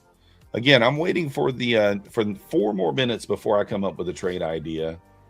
It's not looking like it's going to inverse the hourly, which does lead me to believe we're probably going to make a little bit more of a move to the upside. So My take on is if you want to stay safe, you want to see us break back above the 60s, or we need to break back below the 4 hour. Trapped in between here, you're pretty much just kind of scalping. That's what I would do if you're trading in between the 4 hour candle and this pivot up here. But So go ahead. I was just going to say, here's the thing. Like we talked about the idiot box here. Can you trade the idiot box? Yeah. You can short the top of the range. You can long the bottom. I would probably only do one or the other. If you're bearish, you short the top, right? Because as long as you're right about the direction, you're probably safe. If you're bullish, you long the bottom. I try to avoid doing that because you kind of get caught, right? At one point or another, you'll just get caught. So you can see how it picky booed above the trend line there. Let's see if it holds or not. Need to hold like that 97, 98 area. If it loses the 90, that's going to kind of be your sign this thing's probably just going to rip lower. But let's just see what happens. Let's see what happens. The ES is still holding the 27. It's up at the 35 level right now. So huge key area on the ES at the 27. Oh, Internet Explorer. That's hilarious. We can't say stuff like that. As right now, we only pulled back about 50% of that 5 minute candle. So most of the time in a nice trend area, I would be looking for longs as long as the previous 5 minutes 50% holds. But anything below that, I don't. Yeah, and also, like I said, I mean, you're kind of trying to time when this thing's going to break out or break down, right? That's a very difficult, it's very dangerous thing to try to do. To figure out when it's going to break down, when it's going to break out. You just don't know. So trade the top of the range, bottom of the range, it'll be fine. Yeah, you definitely don't want to be over trading in this type of price action. I mean, look, since we came on the stream, I mean, I think since like 11:30 here, we're in what is that, about a 36 point range, 40 point range? I mean, that's pretty tough. It's pretty tough to extract very many winners in a 40 point range. Yeah, I feel fortunate enough just to get my 10 points a while ago. See how this thing is just back and forth, back and forth, back and forth. It's definitely not going to inverse to the downside here unless we get a dump candle here. We're 40 points off. So now that kind of changes my perspective. I think now we probably sweep the 931 and continue on. Maybe we fill the gap. Guys, you still got a daily gap up there at 25.026 and the previous day closed at 25.027. So the idea for me now would probably be wait for price to push up into this area. And then I could try just a little bitty retrace bounce short. 10 point short up there. This is the type price action if you trade the Asia market. It's almost like Asia market where you can't go to break even too fast. You have to have your stop loss where your stop loss needs to be because you're not getting the follow through for anybody that trades Asia every night. And me and Methodical, man, we trade Asia market almost every single night. And it's like if you go to break even, you're going to get stopped out. So it's pretty much where you have your stop loss needs to be there. So like if I was playing this, your stop loss would have to be down at 876. If you're looking for the longs, it would have to be at this swing. Yeah, 100%. And I mean, also just take what you can. If the ATR is super low, if it's 8-point ATR on the 2 minute chart, well, 5 points is probably a good target. If it's a 13 or 14, you can go for the 10 point, and just kind of use the ATR as your, as kind of your guideline for what target you're going for. So here's the top of the hour, no inverse there. So now I probably feel a little more comfortable with taking the longs. Like I said, you could probably buy the bottom of the gap. Would it be hilarious here if it didn't inverse and then we just rip lower after the top of the hour came? Look at that. Look at it trapping here on the 5 minute. It's back to kind of the line in the sand. Like I said, if it loses 90, you might see a quick run lower, at least down into here to the 860. Actually, my previous day open sitting at 7 or 876, that 875 area. Has me tempted to take a short. I'm not going to do it, but it is tempting. I would be interested in a short if we can push down to the 4 hour candle and kind of make that first bounce off the 50 back up to the 75, then that second push through the 50 would be my entry. I mean, see what it did on the 5-minute chart there. Here, I'll switch over to the 5-minute. How it kind of it broke structure to the upside. I mean, just like what Husk was talking about, right? We broke out.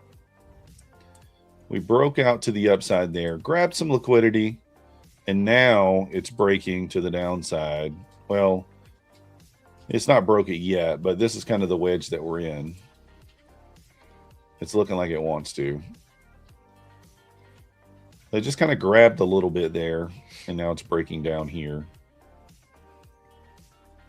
So can you take that? Maybe if it closes down in the 70s, wouldn't be a horrible take there, but man, just kind of tricky, a little tricky. So I'm probably going to be on the sidelines with it and just watch it, but you could. And you can see here on the 2-minute, it really is kind of already breaking on the 2-minute there, but not on the 5. So I'm just going to stand on the sidelines and let it give me some sort of information, more information, and then maybe we'll take the trade. We'll see. For me, it would have to print below the 60 level. That's kind of what we're waiting for to the downside. Most of the time, if you look at my charts, I always have the higher time frame marked out. Those are those big boxes that you'll see on my screen. So this way it allows me to watch one screen without flipping around to the 4 hour, the 1 hour. And so I always have marked out the 4 hours and the 1 hour charts. Yeah. Yep. So you can see, like I said, that 931 wick up there is protected. Theoretically, we should sweep 811 first, but it doesn't have to happen. But you see at the beginning of the stream how I said 931 is not a great long target. And that's the reason why I said that. You see how high resistance it is to try to get back to that level? So can you explain to what you considers a protected high? So maybe the people don't know what a protected high is. A protected high or low is simply a high or low that's inside a fair value gap. So it's just one that sweeps another high or low inside a swing high or low inside a fair value gap. So we had a wick at 925.50 sitting inside a gap, and it swept it and created a new swing. So that swing then becomes protected until we make a new low. It's better on the higher time frame. So the higher time frame that you have, the higher probability it holds. So being on the 2-minute or the 3 minutes, a lower probability than the 5 or the 15 or the hourly, that sort of thing. I don't blame you. Oh, that's pretty smart. I probably would do the same thing. Don't open the charts. Keep them closed. Stay safe. Yeah, Shahid, let's just hang out. MyFundedFutures has a question. We have an answer. We got an ambulance or something ripping down the road here. I don't know if you guys can hear it. Maybe you can, maybe you can't. Yeah, I heard it. If you had two options, the social media giveaways and an option to win by getting in chat, watching and chatting, which one would you prefer? And obviously, the more you chat, the higher the percentage. Is that right? I think that's the idea. Thanks for all the response, guys. Awesome. Gorani is trying to create his own option. He said option 3. Option 3. I kind of like the idea of the chat giveaways too. I think that's cool because if you're participating, I want the people who are participating to win, right? That's what I want. People who are here every day participating in the chat, I think they should have the better opportunity to win, in my opinion, but I don't know. Oh yeah, no doubt. You always want the people participating. You want the people who's showing up every day, hanging out with you, pushing the like button, hitting the subscribe, sharing information. Those are the people I like to win at my lobbies too. Now, keep in mind, guys, keep this in mind when it comes to my trading and also my opinions. I am an idiot. So come up with your own stuff. You know, I like to make that known, you know. If you call yourself an idiot, then it doesn't hurt when someone else calls you one. You know what I mean? Oh, goodness. If you're not smart to yourself, then it's okay to not be smart with everyone else. So it looks like overwhelmingly people would like to be rewarded in the chat. Let's go. Nice. Participation rewards, man. Get a reward for participation. Yeah, that's all Husk ever got as a kid, the participation trophy. He was never on the podium. Hey, man, it's okay. I got a whole wall of participation trophies. It's all good. Yeah. My feelings don't get hurt too easy. It's like that. What was that movie? Meet the Fockers, where the dad, they come to his house and they have his jock strap on the wall. And then it says like 7th place. He has like a 7th place ribbon. Yeah. I don't guess I remember that. I don't know if I've watched. I don't think I ever got past the first or second one. I think that was in the first one. I'm not Oh, sure. it was? I Okay. think. I don't. Maybe it was the second one. Oh, what's Yeah, up, yeah. Poker? Just one of those ones. I was like, man, it's like, so you put a 9th place ribbon, 7th place ribbon on the wall. It's like, we're very proud of our son. Oh, We're very proud of his accomplishments. oh, wait, I do remember that now. I do. Okay. Max is over there whimpering today. You're talking about the guy who played Greg, his parents. The one. Yeah. Okay. Yeah, it might be the other one. Yeah. Or no, yeah, it was Meet the Fockers. It was the second one because it was Meet the Parents was the first one. Yeah. Yep. There we go. Well, guys, we just didn't have the volume to get us back through that 4-hour low. So we really need to break that 4-hour low if we're going to look for shorts. We're still just kind of chopping sideways. And for anybody that's new to FOMC, this is pretty normal price action, about an hour leading up to Papa Powell coming around. We usually get this type of choppy price action. So What do you got? What's that purple line on your chart? Is that the midnight open? it's the previous day open. Oh, so this previous day. Okay. Yeah, but I know you've said sometimes my levels don't match yours because I use an indicator, and sometimes it depends on what it uses as the opening, or it's kind of like my close and your close. I think mine uses the 5 o'clock close, where yours uses the market close at 4 o'clock. So I know we get those different levels sometimes. Yeah, I like to mark mine out manually. So Yeah. you mark it out manually, it's right. I don't know. I mean, it looks like you get reactions off of it either way.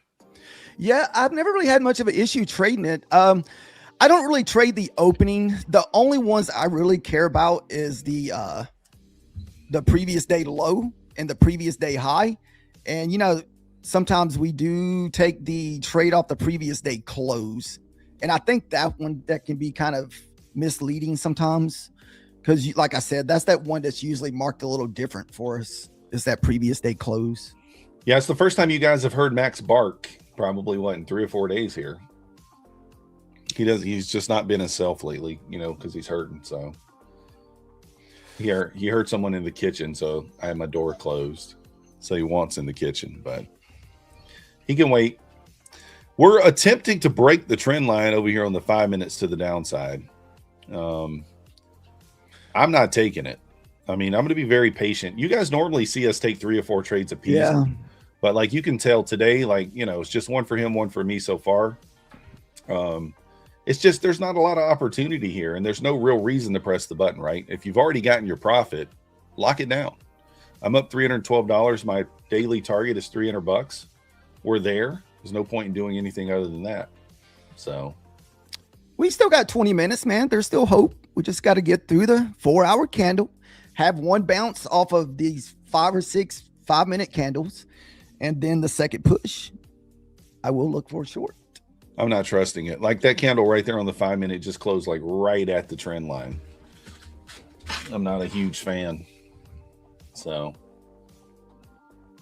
let's see here. You gotta wait for this next candle to kind of print to maybe jump in.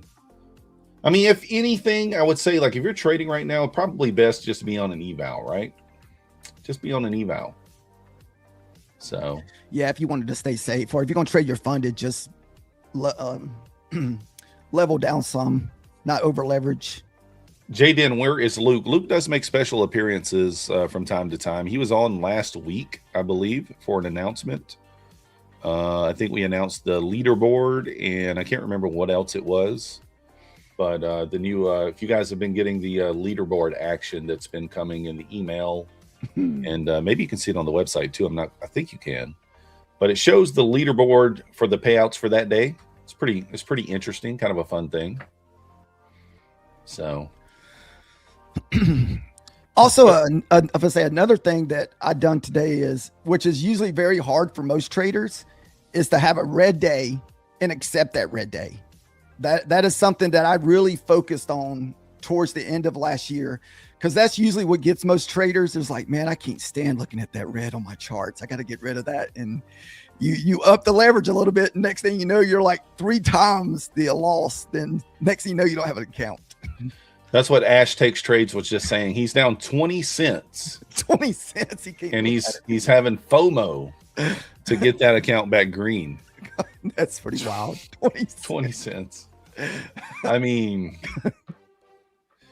the thing about being down 20 cents is, even if you took 1 micro, you'd still need what, 2 points to get that back green? I don't even know. The thing is, you might take 1 micro, and then the next thing you know, you're down $4. So, except for 20 cents. Do like methodical, just drop the boys on the table and douche. Sometimes we put the boys on the table. Not too much anymore. No, We've learned our lesson Oh, on putting the boys on the table. So learned our lesson. It's just not, long term, not the greatest idea. So sometimes, we'll try to do a little something, maybe bigger stuff. Here's the thing, like, if I'm going to try to pass an eval in one day or something, I'm going to take it on the pre-orb, because like that's a trade that makes sense to me. That's a trade that I know can go 40, 50, 60, 70 points in one trade, and I can go lower size. I can go one mini, 2 minis, whatever it is, and still get a really, really nice winner, off the pre-orb. And it's going to have a 55% win rate, which, let's be honest, most people don't have a 55% pass rate on their evals, right? So if you got a 55% win rate on that pre-orb, and you say you pass 55 out of 100, it's pretty good. It's not bad. Dude, this thing is chopping on both sides. It didn't went out both sides of the range and came right back in. That's why I tell you, I don't trust this at all. Now, if you look at the ES, which I know you're not watching it, but we retested the 27 right there, almost to the pixel. Now, are we 25?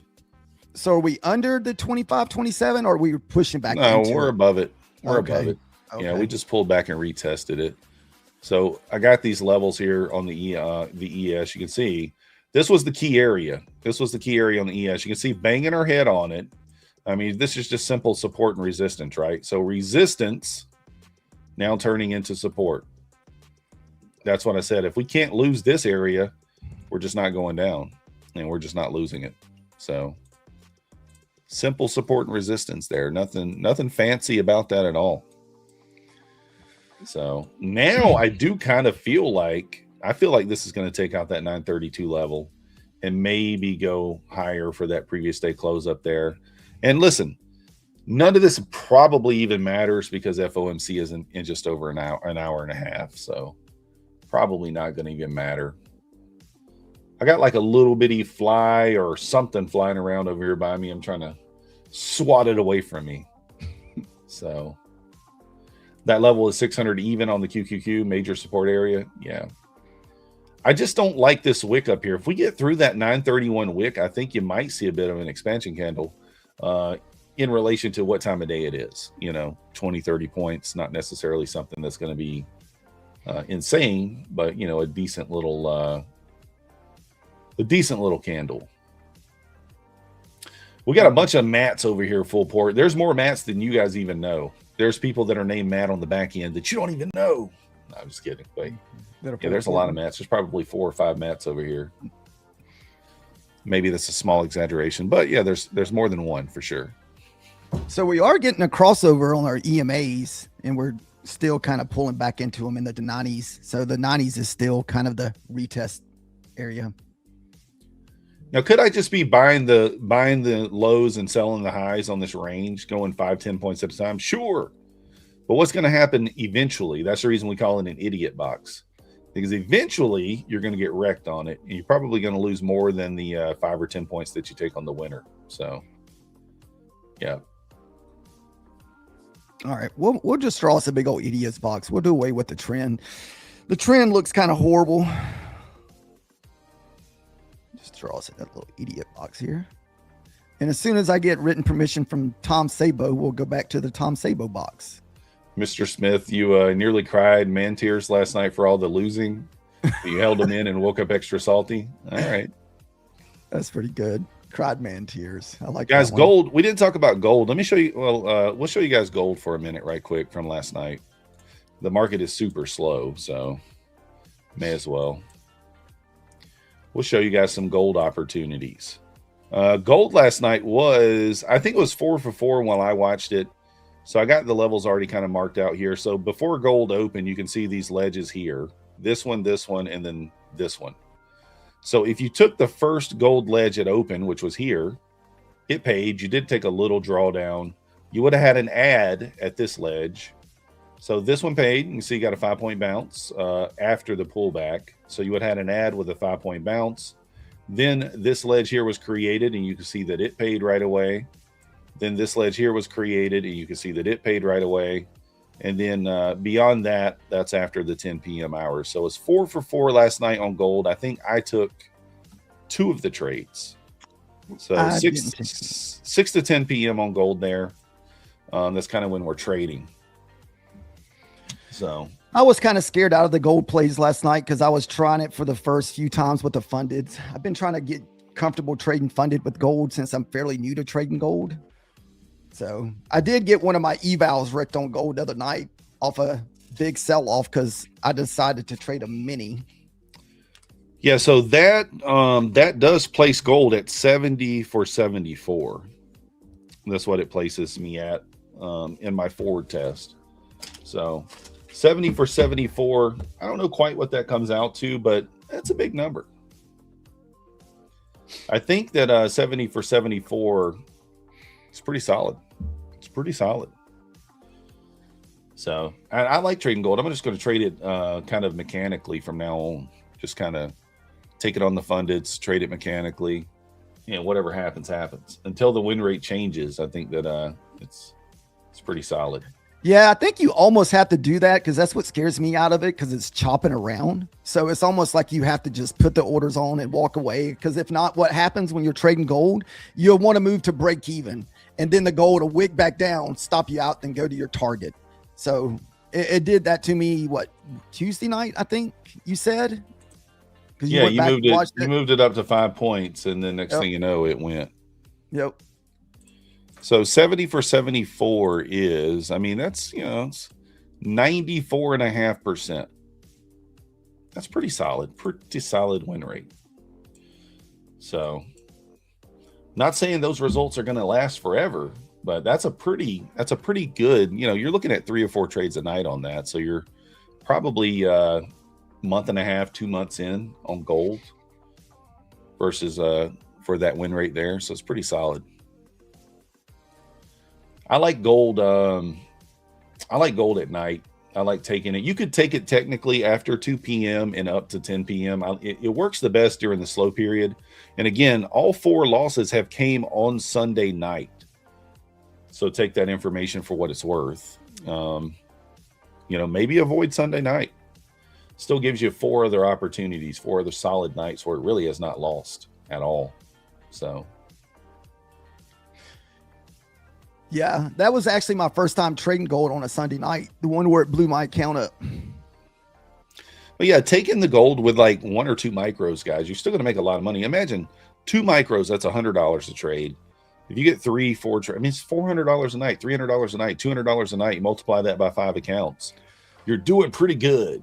Guys, we got the 4 dropped in the chat here. Let's go. The forms just dropped. Nice. Get your fingers going. Get your fingers going. You got a few seconds to fill out the form. You'll be fine.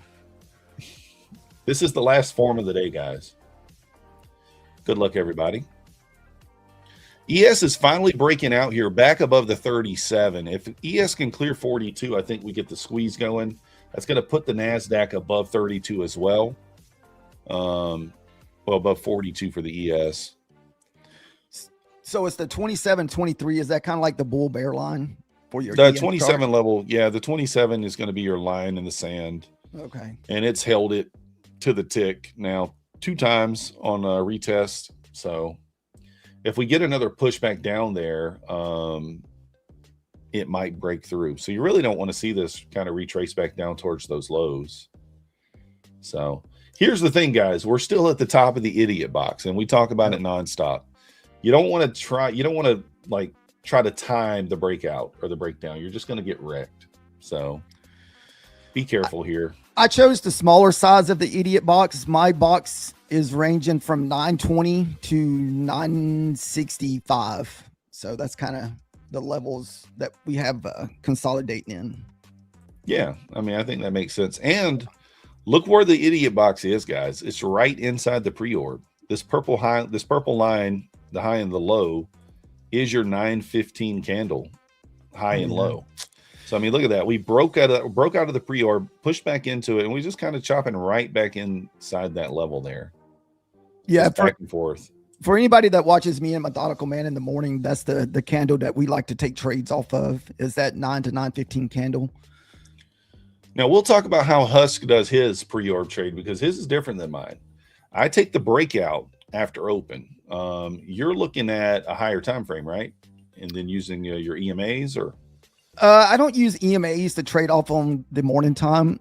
Basically, I like to see almost like a little retest of the 15 minutes in the morning, or a nice clean 5-minute print candle where you get like a nice print and you have a very little pullback, like that 20 to 30% pullback of the candle with a nice little wick.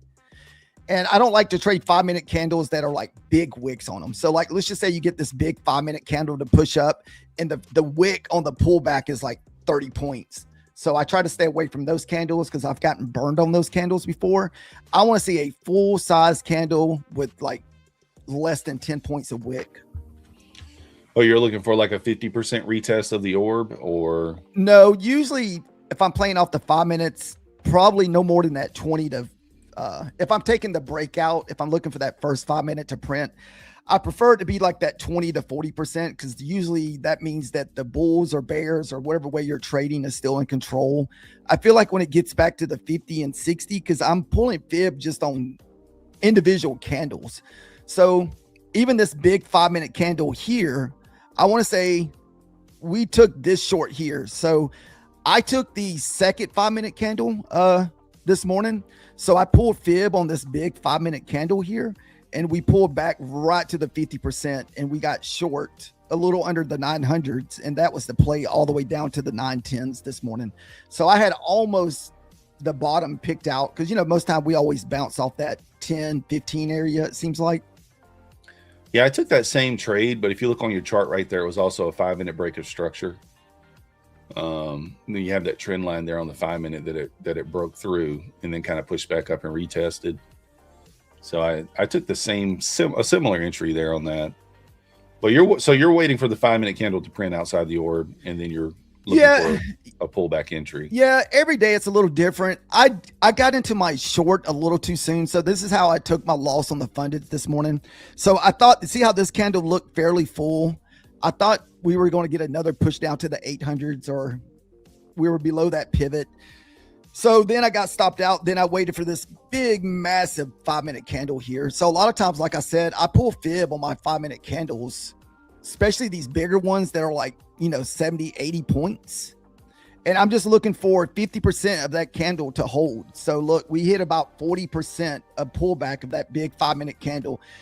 And what it is, I'll have a resting order. So that's what I did. I had a resting order sitting at 98, waiting for this candle to come back through.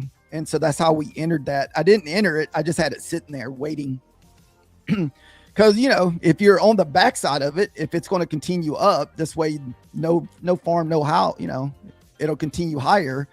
But I didn't think it was going to get back through all these, 5-minute candles, about 10 of them. So you had 1, 2, 3, 4, 5, 6, 7, 8. Had about 10 candles print. So I didn't expect us to get back through the 25s.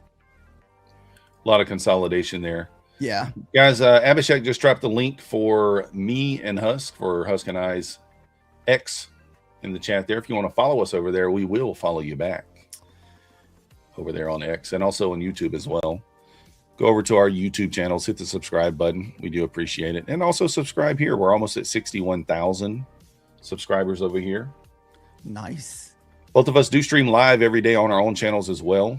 If you guys want to check that out as well. So, but right now it doesn't look like we're going to get another trade opportunity. We got about 4 minutes left in our segment, and we are still just in the same 40-point range, back and forth. Really nothing to do. Nothing to do. And I don't really expect the market to be kind of back to normal. You know, we can use normal in quotations until Monday or Tuesday. That's when I expect price action to kind of get a little better. So, because what we have options expiring on Friday, we have OPEX Friday, I think, and then we also have the rollover ending. You know, the last day of the old contract, I believe, I think that's Friday as well. Yeah. So a lot of stuff kind of going on this week. I forgot about OPEC Friday, man. That's another one that has wrecked me in my early trading journey. OPEC Friday. You remember for a while, I would never trade my funded accounts on Fridays, man. I used to hate losing on Fridays and have to spend all weekend to think about it till Monday. Yeah, that's a tough one. That's always the worst. But guys, just updating you guys on the schedule. I will not be here tomorrow or Friday. Husk will be here by himself tomorrow, I believe, and then Pine Tree will join him on Friday, and I will be back Monday. I'm going to be traveling to Las Vegas tonight, so we will. We're going to the Luke Combs concert on Saturday. So, going to visit the Grand Canyon Thursday and a few other things. Having a good time over there in Vegas. Taking a couple of the kids with me. It's more of like a family trip, and I know Vegas is not typically like a family trip type area, but it's fine, right? It's fine. So taking a couple of the girls with us. We're taking the 11-year-old and the 14-year-old and heading out to Vegas. So I will be in the casino some, but not a ton. So not a ton. We got the Rocket Scooter crew showing up. As you guys come in, please hit that like button. Subscribe if you're not yet subscribed. Yeah, Ultimate, I tend to agree. There's so much to do. We're going to go to the O show, Circus Soleil O show. We're going to go to the Sphere and watch Wizard of Oz. So we got a lot of stuff kind of lined up there. Should be a fun 3 or 4 days, but I'll be taking a little bit of a break, a little bit of a needed break, and Husk will be filling in. And Pine Tree, we do appreciate Pine Tree agreeing to fill in on Friday. So thank you, Izzy Lizzy. So you guys will have to carry Husk tomorrow. You have to put him on your shoulders and drag him through the stream. I don't know how he'll do on his own. I guess we'll see. We'll take all the tips and hits that we can get. So who needs the casino when you have the futures market? Well, it depends on how you look at things, right? Me, myself, I don't equate trading futures to gambling. I know a lot of people do, but I don't. Yeah, I don't either. I do think that there is a correlation between the feeling, like I'm a poker player, right? I love to play poker. So there's a correlation between the feeling of winning money and making money trading. So like winning money, maybe playing poker versus making money trading. There's a similar feeling. So, but I don't think they're the same thing at all. Thank you. Who is that? Is that Denny or who's back there? Trevor? I don't even know. Magnus, Nate, whoever's back there. Abhishek, appreciate you guys. But that's going to do it for me, guys. Like I said, I'll be back Monday. Husk will be here tomorrow. I do appreciate you guys watching, and we'll see you guys next time. Thank you guys for watching, and I will see you tomorrow at 11:30. Electric veins in the night. Feel the pulse, feel the vibe.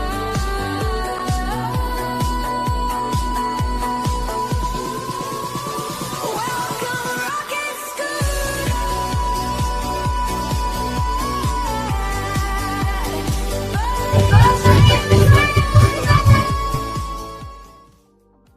What's up, everybody? Welcome to the show. Lunch Money with Matt. We are here. Oh, I see those rocks in the chat. Thank you, guys. Appreciate it. How goes it? Wow, we have approached Fed Day. Finally, after all this talk about it all week, we are here live covering this for you guys. Thank you for all the warm welcomes, the greetings. Love you, love you, love you. Man, what a big audience we have today. All right, let's get to it. I'm up about 30K today. I'm now engaged in one final trade. I am not doing a lot with this. I'll walk you through what's going on, what I think is going to happen. I think that this market's doomed. And I said that yesterday, and I said that all week, and I said that actually all month. But overnight, I made this long trade and got out with some profit. And then this morning, I made that long trade and got out with some profit. And then made that long trade again and got out with some profit. And then now, I did nothing else. And now I'm waiting for here to take a bigger play to the upside. And I feel like it's very possible to happen. I'm not really putting a lot of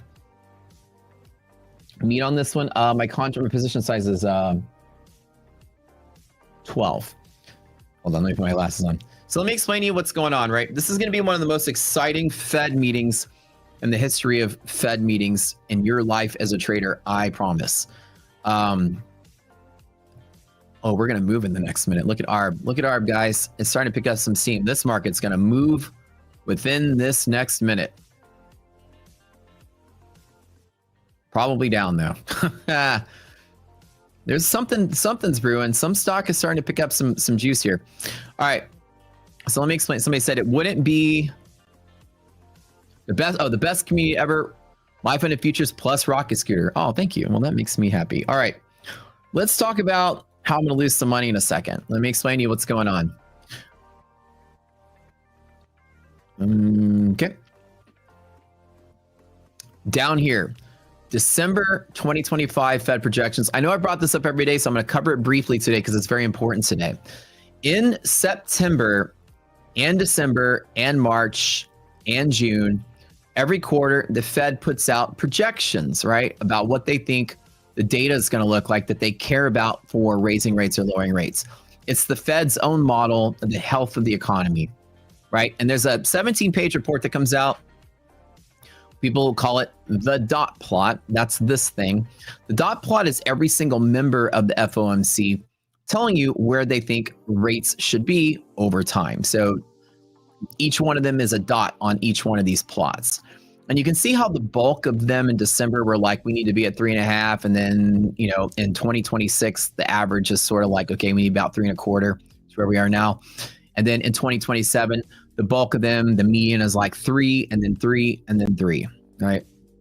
So essentially, there's a big split on what we need to do in 2026. A lot of people are like, no rate cuts. And a lot of people are like, we need big ones. So it's very wide. They're very much polarized between 2 and 4. But it starts to tighten up as the years go by. So a lot of them think we need quick monetary policy changes, something we don't need any. And the reason for that split is the differing of opinions on how the tariffs are affecting the economy. You can see in the range of the data, it's a very broad range. Like GDP, the low and high end of each voter in that committee is like 2 to 2.6. That's pretty wide of a range. Inflation, 2.2 to 2.7. That's kind of wide-ish, but you can see there's a lot of variance of what people believe. The median, you can see that the median is expected, or the median is written here. And in September, when it came out, these projections, you had the bottom row of all this data. Let me make it bigger so you can see it. The bottom row, oh shit, the market's starting to move. Am I going down? Yeah. All right, I'm going to be willing to give up about maybe like 20 of this. It's a bet on the bigger play and volatility. So here, the projections in September were what they were. And then December came out and they came out to be so much better, so much better.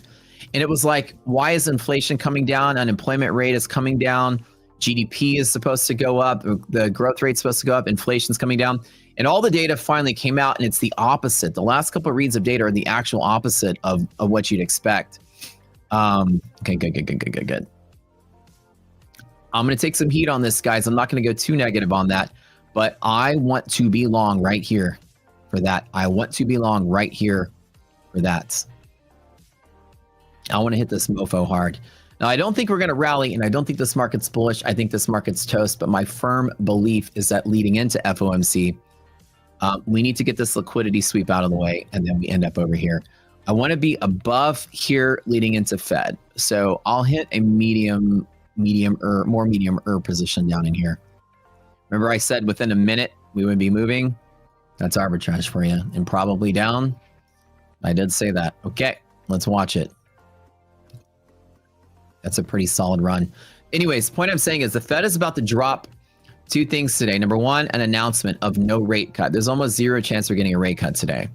It's going to be basically the data somewhere.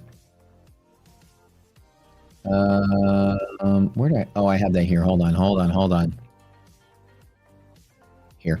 There's practically like 0% chance, like between 0 and 1% chance we get a rate cut. Nobody is betting on a rate cut today.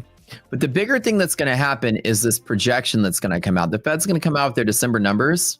I mean, their March numbers that are going to contradict. I'm predicting this, right? Their numbers that are coming out today are going to contradict their, like September was good. Say like in September, they go 2026 is going to be actually pretty good. And then December, like actually 2026 is going to be even better. Now we're at 2026. It's worse. So they're going to release a contradictory report today that's going to go in the face of what they said in December, where it was more like Powell says, we've been experiencing not as much pass-through of the tariff cost to consumers. And it was very optimistic that wasn't happening. And then earnings season came around and all these companies beat earnings estimates, which is weird because the estimates were baking in the fact that, well, we all thought that the companies were absorbing the tariff costs. If you're absorbing the tariff costs and you go out there, you're not going to beat earnings estimates. You're not going to make more than people thought you would. You're going to make less probably, or the estimates are going to be very, very bad. So companies are beating estimates, which led that conclusion is, oh, I guess we're, led me to the conclusion I'm at now is that you're not beating earnings estimates unless you are passing that tariff cost on to someone else. You're not taking 10, 15, 30, whatever percent hit on your end, you're passing it through. And the inflation data is suggesting, with the PCE continuing to go up, that it has passed through. It's just taken this long to be able to see it. So I feel that today's Fed report is going to be extremely contradictory to what they did, that they said on December. Now, it's not going to be the announcement of the rate that's going to move the market, but it's going to be the bomb that they drop with this projection that when the Fed finally recognizes the data is probably really bad. We come in, like I say, in about 2 hours, you're going to hear me, well, on our stream, I'll be detailing it tomorrow especially, but on our stream, I'll be talking about it. In about an hour and a half, wait, actually, no. Yeah, an hour and a half when this happens, it's the projection that's going to cause all the noise. It's the Fed acknowledging, oh yeah, our projections for inflation, we're not going to be at 2% by 2027. This is the long-term game. This is, are we going into a recession and market correction or not? If the Fed thinks we're going to hit 2% by 2027, which is what they think now, and they don't think we're going to hit 2% by 2028, this market is not just selling off today. This market is going to sell off for a month. Okay, this is the day that's going to do it. It's going to be really, really, really weird. It could do it. Not that it will, but it could. If they think the longer term projection is 2, this is the number you need to look at, guys. This is going to be mostly what matters. If by any reason this thing says 2.3, 2.4, 2.5, the market is going to flip out. Fed doesn't cut rates unless they see 2% on the horizon. Anything longer run that equates to greater than 2 equates to no more rate cuts in the eyes of Wall Street between then and now. Okay, that's very bearish to that. Also, if our GDP change quarter over quarter comes in at a 0.9 change, right, from an estimated 2 point something what it was, or high ones what it was before, GDP quarter over quarter growth is changing. It's very close to 0 change over the months. Yet the Fed is expecting solid GDP growth over the next 4 years. It's not happening. It's been in decline for the last 3 reads. So something's not adding up. And whether the Fed just underestimated the impact of how long it was going to take tariffs to price in on retail side, I think that's exactly what happened. I made a tweet yesterday and said the Fed got it wrong. And it kind of blew up. Everyone is responding to it. I think I got a pretty good, like, a lot of people agreed to exactly what I was saying. is that something in the data wasn't adding up in November, December. We sat here watching, good news reports, right? We had, the war wasn't happening. We had like good economic data. Market's not rallying. Another good economic data. Market's not rallying. Great earnings. Stocks popped and sold off. Like, what's going on, right? Wall Street got it right.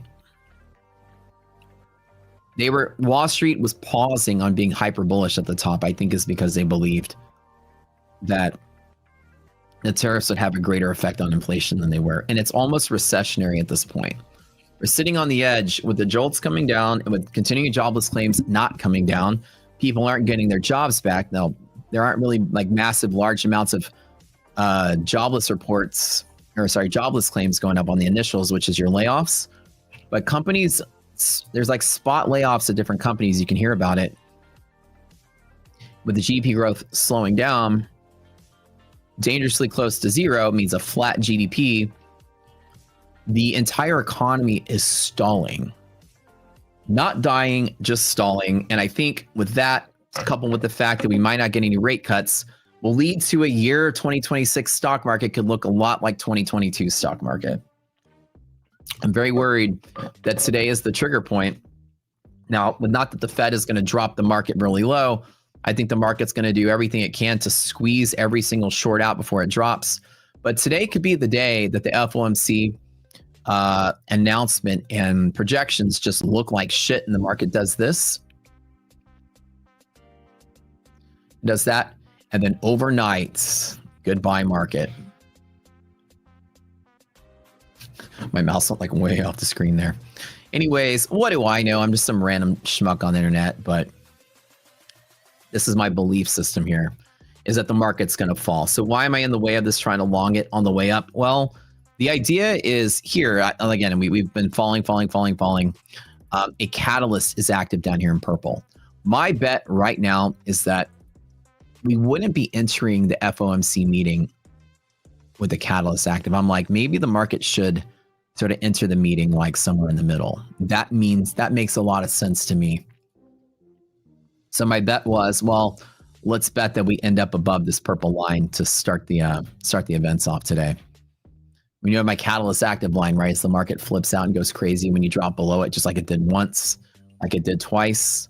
So my belief is, with that being inactive, I wanted to take a medium to small bet here and a bigger bet here so that by 2 o'clock we are there. So if I hit it and I dive in and I go there, I'll make some profit and just be chilling on that. Hold a runner for the blast up. But anyways, that's it. Somebody said needed to go full port. Yeah. I'm just going to be willing to give back just a little bit of what I made today.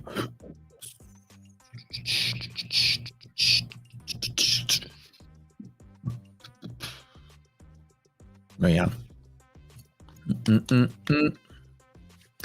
So I don't know. Question in chat, you guys. Since we all can almost unanimously agree that we're not going to get a rate cut today, do you think Powell would raise rates, completely shock everybody, and just switch to a mode of raising rates just as like an FU to the president, or like, like we need to stop inflation in its tracks because they don't care? Somebody posed that theory today. What if they just do a ninja rate hike out of the blue? I don't think that's possible, but man, that would be the shock of the century right there. Yeah, Jay Powell's like last move is to just like, whatever, I'm raising rates. Peace. You know what I'm saying? No rate cut has already been baked in. Yeah. Like the no rate cut is purely baked in. I agree. I think it's the projections that people aren't really thinking is going to be the bombshell today. Well, I think today is going to be such a violent FOMC report because the Fed has been acknowledging the last couple of projections that the economy is getting better. If this projection comes out that the Fed is like the economy is getting worse, that could be the tipping point on Wall Street. And I fully feel that's going to happen. My heart wants to be short this market more than anything. And I'm just like in this boat of, okay, let me long it than short. And that's always such a dangerous play because I should just be sitting out and grabbing that pop. But leading into Fed, I want to be here. Like I'm like, okay, maybe leading into Fed, we just get like a little squeeze out and then the market just dies out tomorrow. And anytime I try to be like thinking too much about it like this, I usually get it wrong. So I thought we'd be crushing some premium leading into Fed. So I was like, maybe volatility. When we peaked out here and stabilized there, that was why I was grabbing the long bet that maybe VIX would be coming down. But I don't know. I am pretty much made most of my money this year shorting. That's for damn sure. And I remember last year, you guys watched me trade. People were calling me permabull. Because all I ever did was long. Even when markets were selling off, I was long and long and long and long and like all the time. Oh, Matt only makes money because he's permabull. Matt was bullish when the market was bullish as number one. So I'm not just a perma bull. I'm certainly like reading the market, but now I'm as short-minded as most people. Anyways, they may flirt with it, probably should raise rates. You know what I'm saying? Like I can only imagine the commentary in the press conference of they're like, yeah, so I swear to God, you can quote me on this, right? Write this down if you want to like test me out. Today in the press conference, I don't know if Steve Leesman always asks the good questions, but one of the first people to ask a question is going to say this. I'm making 2 predictions today. Number 1, or 3. Number 1, no rate cut. Number 2, no rate hike. Okay. No rate cut, no hike, no change. Number 2 is that the projections are going to come out completely contradictory to December. And number 3 is they're going to get grilled by the audience, for the people, the interviewers, on that particular fact more than anything other than that. They're going to be talking, they're going to ask them questions about Iran. They're going to ask them questions about monetary policy. Yes, but they're going to say, what changed? Quote me on this. What changed between then and now that led you, or what happened then that made you think it was optimistic? And why now are you less optimistic about the economy? What has changed between December and now? That question is definitely going to come up today because that's in everybody's mind. So my prediction is those projections come out looking like dog shit. Okay. We see the data. It doesn't agree with what the Fed said last time. So whoever it is in that audience, the smarter people in that audience are going to grill them on why are you what part of the data sent this projection the other way? And he's going to have to answer like, you know, this is what we're seeing. Yeah, the tariffs are probably finally starting to work their way. Inflation's slightly going up. The unemployment rate is not coming down because jobs have stalled out. He's probably going to say something about the jolts as well. We're not seeing job growth. And these words that are going to come out of his mouth, prediction number 4, is going to sound very dooming and recessionary. And I think Wall Street is going to flip out even further on the press conference. So while the initial projection is going to come out very bearish, probably, this is my first guess, once Powell opens his mouth, it's going to become stupidly volatile. He's going to be out answering questions that are basically asking subtext, are we headed for a recession?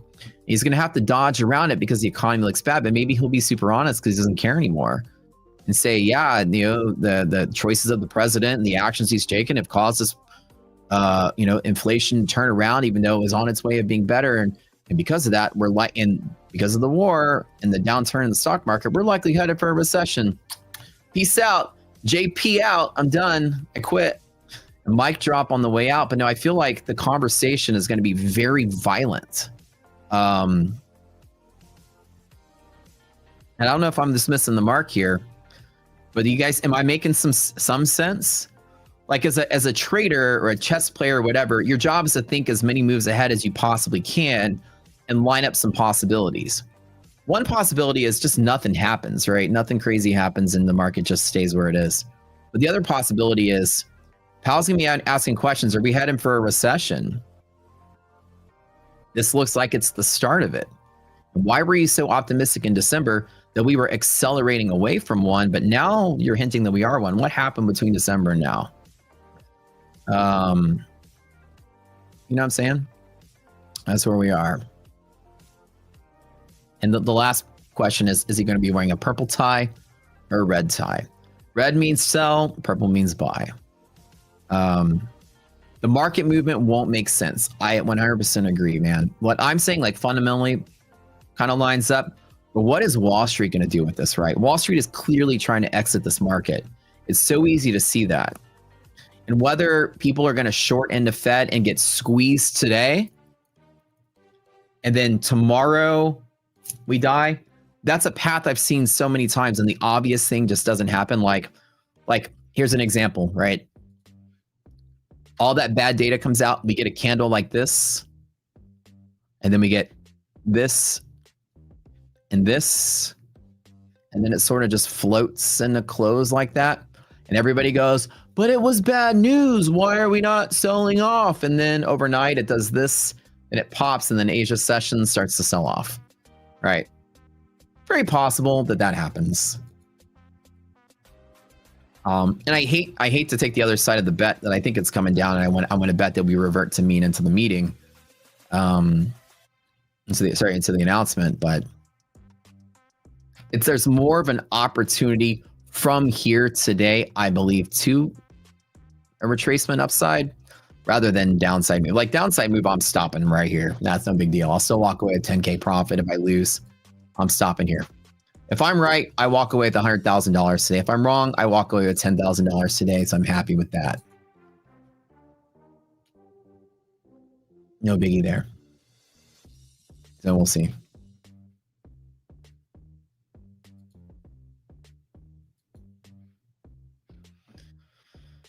So I'm done. All right, we'll see you guys in an hour. Yeah, that's all I've got to say about it. So I said, Matt, we heading maybe, but they wouldn't want to hide and push it. Football World Cup is coming, and big thanks, bring lots of money. Maybe all the world explode after that.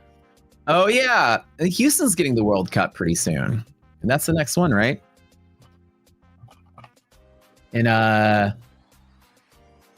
July. Yeah. It is in July.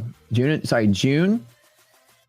Hold on. 7 matches are coming to Houston in June and July.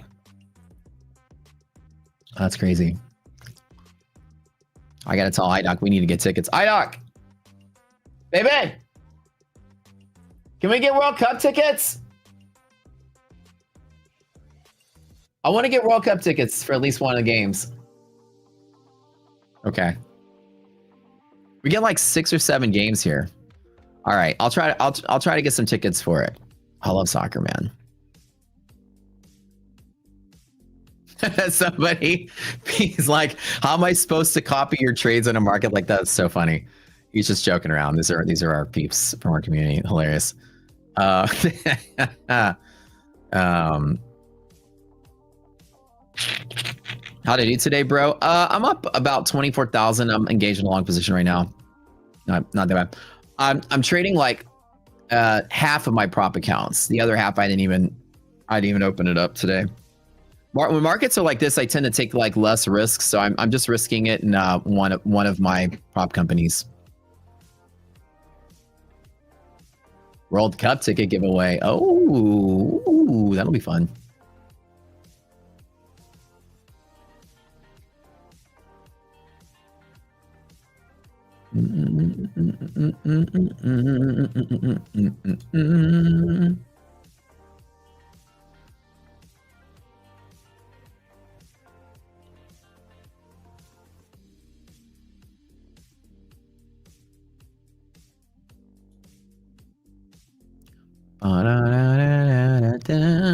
Okay.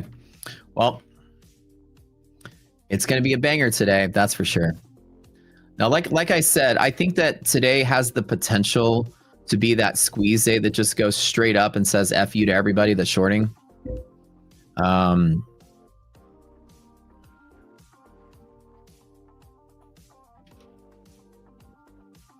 What's up, baby? Well, thank you for that. I needed that. Ditto. Wait, you gonna pee in a cup? Excellent. Hey, Pickle. Where's Woody? Oh wait, he's gonna want. Let me say hi for him. Guess who, guys? Guess who it is? Everybody's favorite doggy. If you guys are new to the stream, this is Pickle, the official, unofficial mascot of MyFundedTV. This is iDoc, Pickle's mom. Bro, you have salmon breath. You've been eating salmon skins? What you been eating, dog? right, boy. Time to go. He just loves sitting straight up. Like when he sits here, he does this like he looks like a freaking prairie dog. Look at him. I'm gonna bite my nose. All right, you gotta go. Why?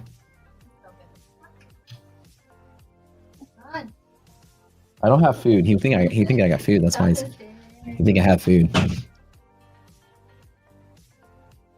It's okay. No, it's okay to spam a pickle when pickle shows up. That's acceptable for a minute. He ate a dead rat. Probably I wouldn't put it past him, dude. He eats everything except for pasta. I had a chicken. She made this awesome chicken parmesan one day. I had a plate with noodles on it, chicken parm. And then like we went upstairs for some reason. We were like sitting on the bed talking. I just like left it there.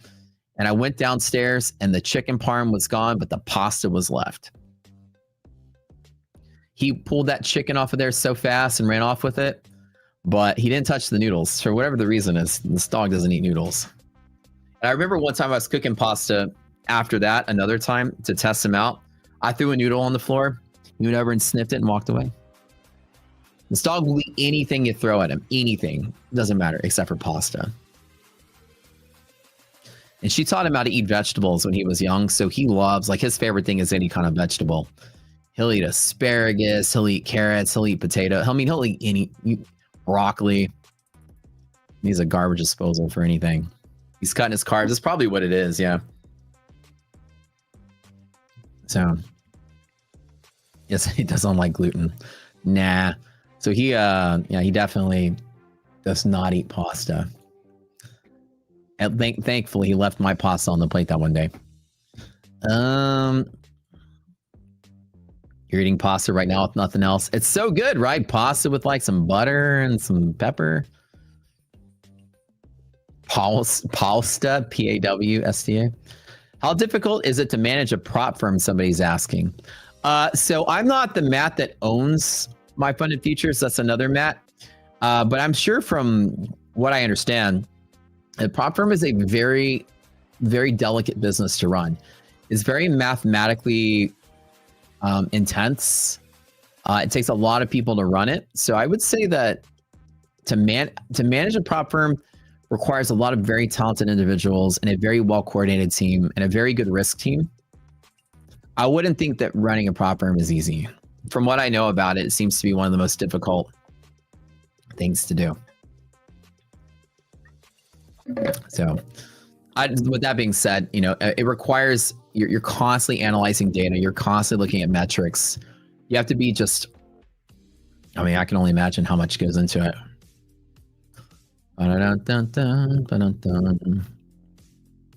If you're eating plain pasta, you had a bad trading day.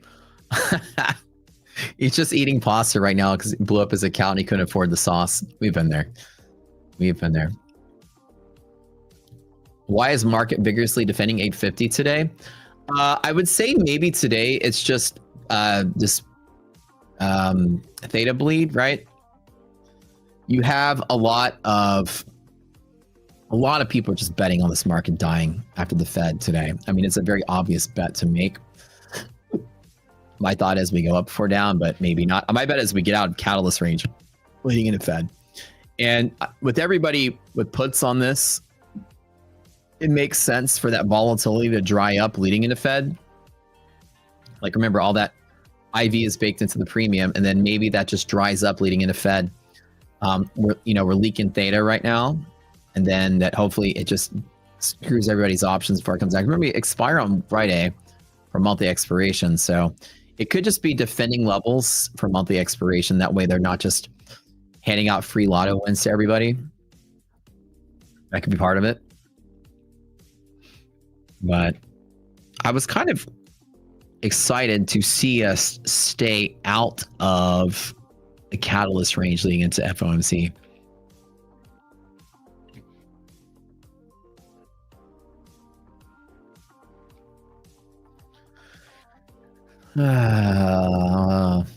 Yep. Wait, what movie? She's taking a break. She needs a break. Izzy Lizzie? What movie is that? I don't know. What movie is that? What's happening to your chat not showing you real time? Click the live button or scroll down. That's the best way to get the live chat. Let me see what's going on. So resilience was positive, and now it's slightly negative again, which kind of sucks. My reason to engage in this was that resilience went positive for a little bit. All right, so ARB is now back to 0. Should I take the bet here?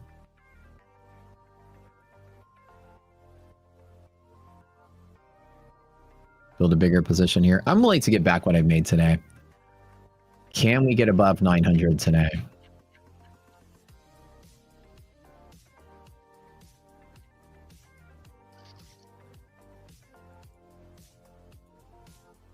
ARB, don't get worse.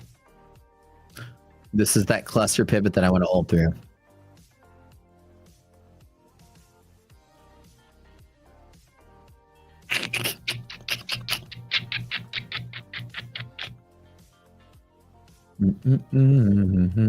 Oh, wait, I don't want to put that there anymore.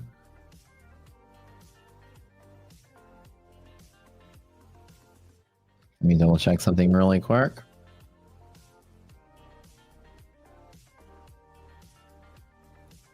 I have key lower pivots from here today. Okay. Hit those lows and turn around. Is that it? At the place, fingers crossed. All right, I'll dump this if it starts pushing any lower. It's now or never.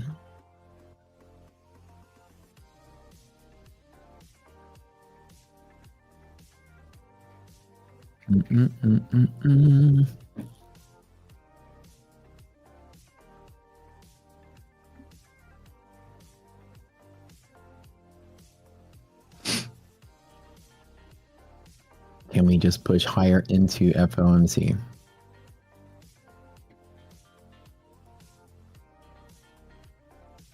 Some key components. These are all these lows we've been guarding for the week. All right.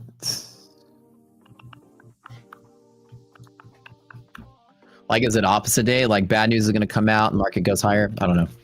It's going to be completely random what happens. Yeah, and of course, on top of this, I didn't even mention this today, but we're like, you know, so crazy left and right news event because of the Iran stuff, right? I mean, it's like just nonstop.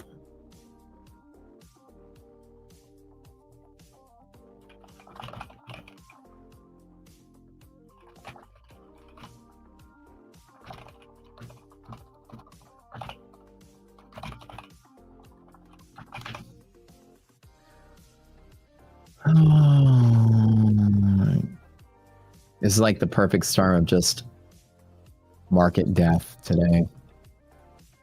Got my tick chart ready to go. We're good. Okay, let's load this up.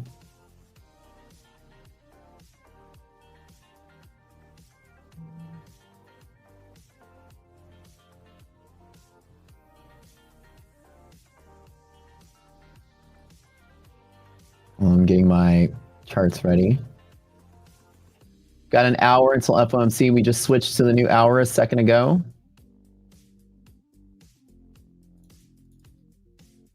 In this account that you see me trading, guys, I'm taking a 100K account to $1 million. I've been live streaming this since December.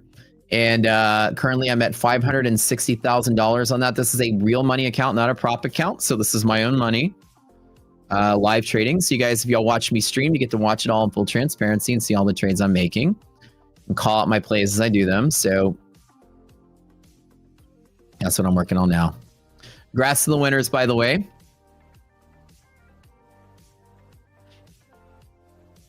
All right. No more craziness, market. No more craziness.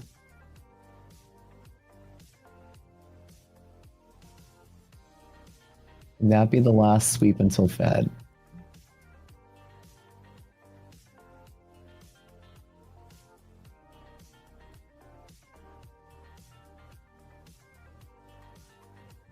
Gorilla Pirate. All I need to do is get to 900 and hold by Fed. I'm perfect. You get to 900, the position size of this. Plus 23, 37. Okay.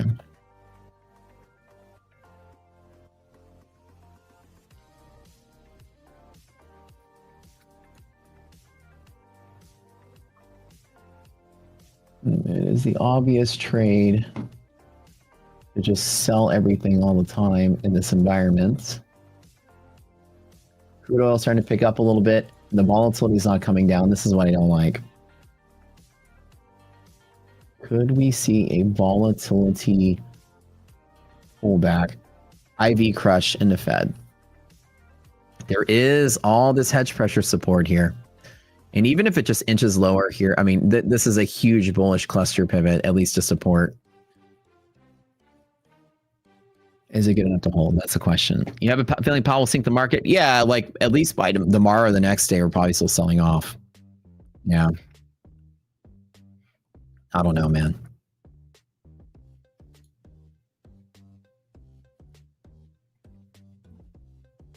Run it, baby. Let's go. Let's get it. Come on, don't kill me yet.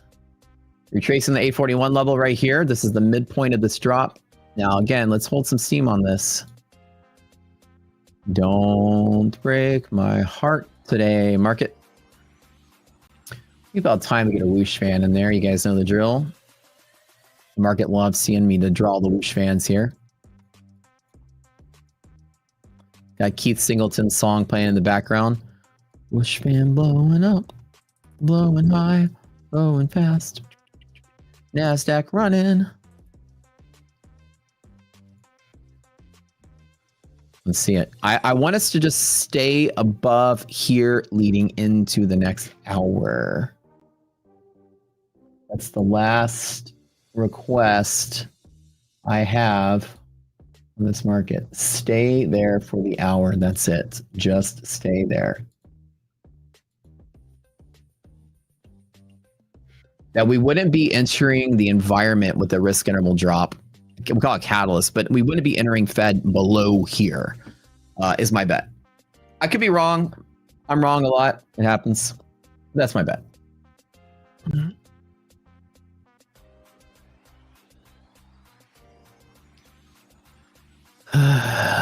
Blow the market up.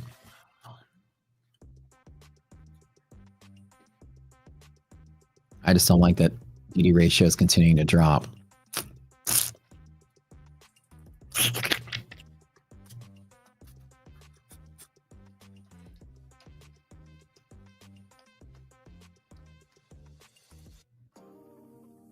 Everybody is very, very, very just like, I'm getting out of the way of this today. You can feel it.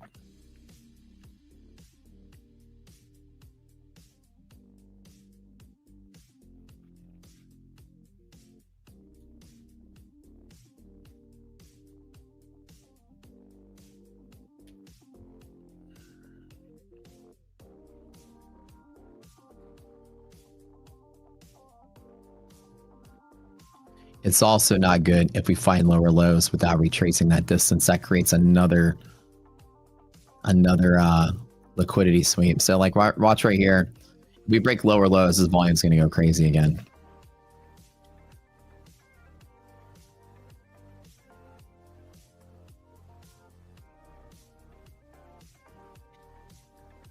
All right, what does this look like here? This is a very dangerous bet I'm making for sure.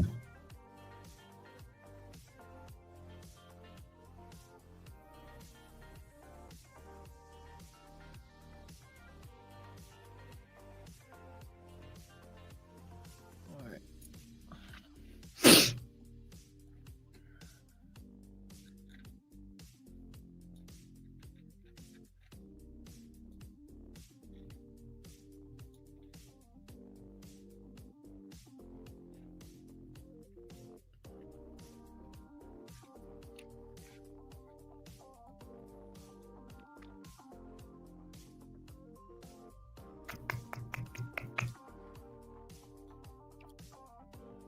Dude, the excitement, right? The lead up into the hour. Yeah, I'll probably like I said, my bet is that we're higher leading into the event, but I don't think it's happening. We got about an hour or less than an hour, and I don't see it moving. So it can be kind of brutal. I'll probably be 100% flat going into FOMC unless I get convicted otherwise. I usually don't take big bets on the Fed. I would like any green candle that comes out of whatever happens with the Fed as a place for me to engage in a short from. I'm with this market. I'm ready to drop it. I'm ready to let it fall. All right, let's make these bigger so I can kind of like close this out quicker.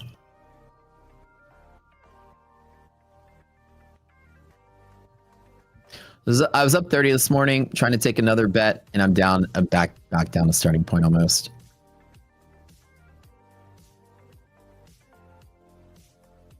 When I go up at 774, how much did that put me under? 40 total, so I'll be down 15 in the hole. Okay. This is the pivot. This is the area right here. That's what I want to see.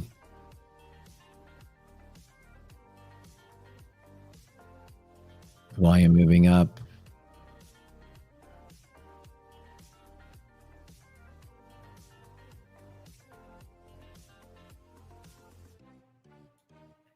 E25 is that pivot. There's hedge pressure on S&P. Did we hit that last night at all? No, we didn't. 67.17. That's the one.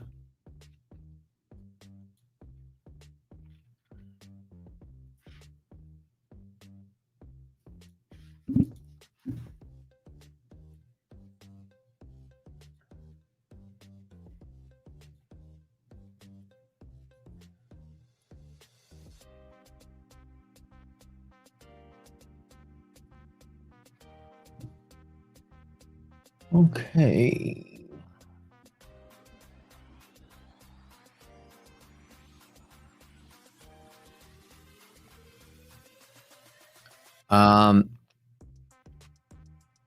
Yeah, this is where all that support is, so that's what I want to see.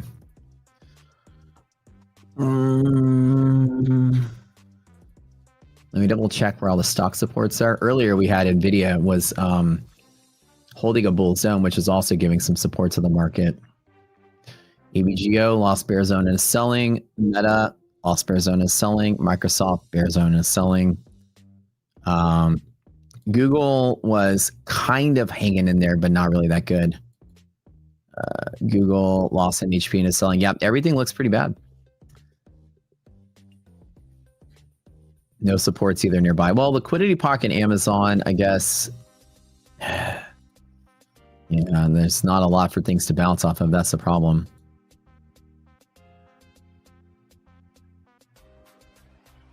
Maybe I should just call it quits. Walk away with $1,000. It's good when like you have really big sell-off days like this and I'm not losing money. Like I'm still trading it pretty smart. This is a bigger sort of like, sort of methodology I've got here is that we would not be leading in the Fed already collapsing, but we'll see what happens. This is just what a day today, right? But we should, like, my thought is we should be up here, but that's a big hour for that to happen. We don't have a lot of time left. But yeah, I don't think we break through this today. Well, the R&R was pretty good on that one.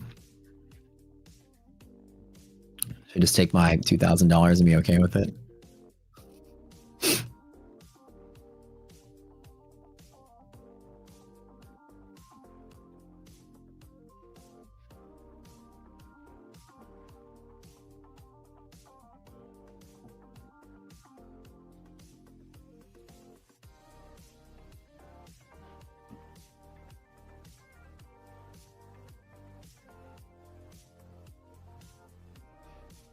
All right.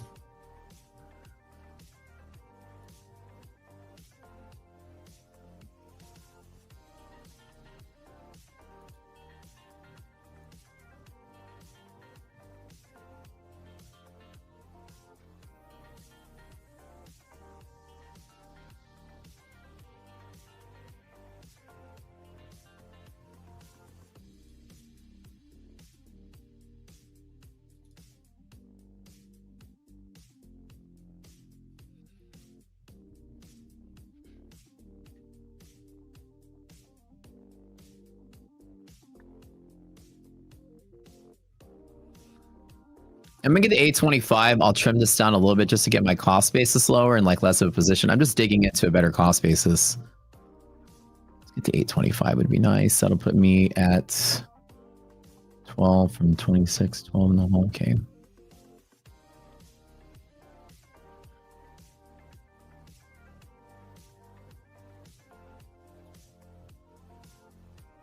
Let me trim it back down.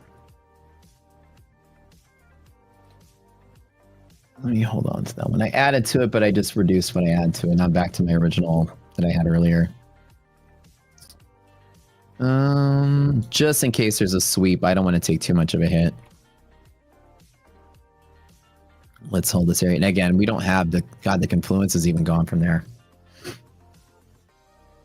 Tough morning. But we'll see. Like if I can get it on the back end here, I was willing to take a bigger bet. And we hold MHP. So that's it. When we get out of this catalyst range, let's get above this 6732 S&P. Let's just get up there. It'd be kind of nice. Like I said, man, I want us to see up here. Come on. Get out of there. Evidence is pretty strong that we probably won't break this this range here today. I don't think it's possible today unless some Hail Mary comes out of the Fed. We're kind of locked in for lower, but we'll see.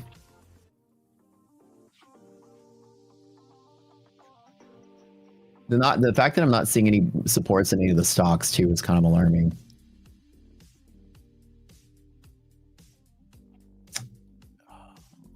Exciting times, though.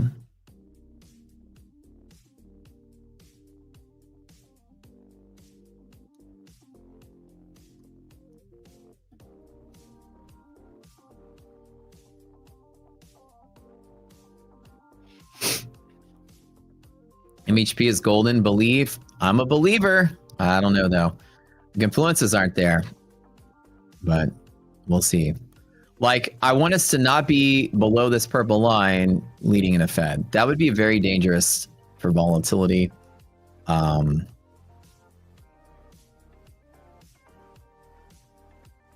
Tough.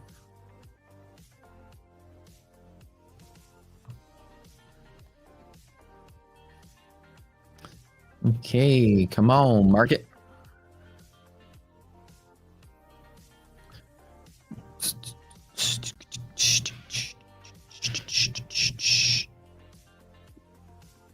Now we're talking. Get back up there. Come on. Get back up there. And then the red candle comes out of nowhere.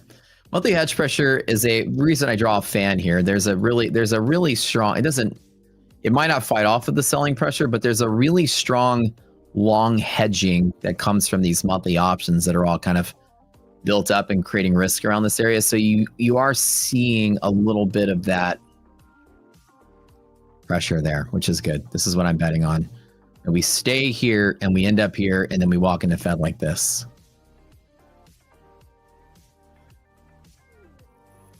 Righty.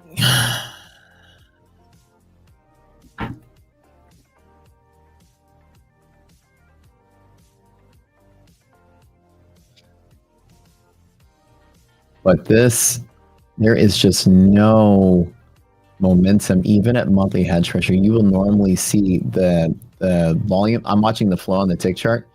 You will normally see the market move. It is literally like, look at this. Nothing is happening. Nobody's touching it. I mean, that normally you'll see candles kind of like dot this landscape a little bit. Nobody's trading. It's almost like ghostly quiet.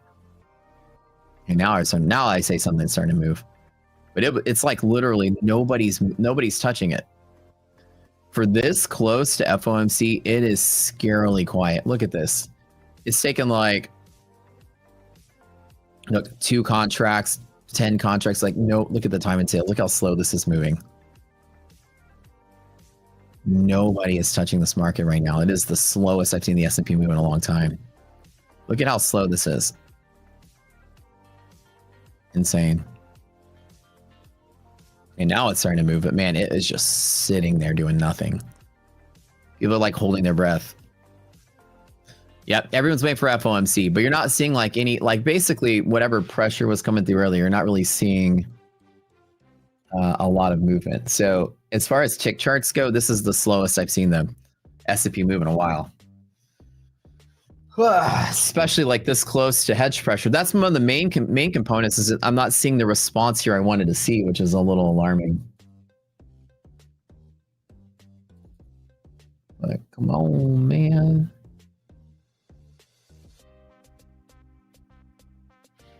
Yep. Exciting, right? Your wife said the same thing. I don't see that thing moving, man. Usually moves more than that.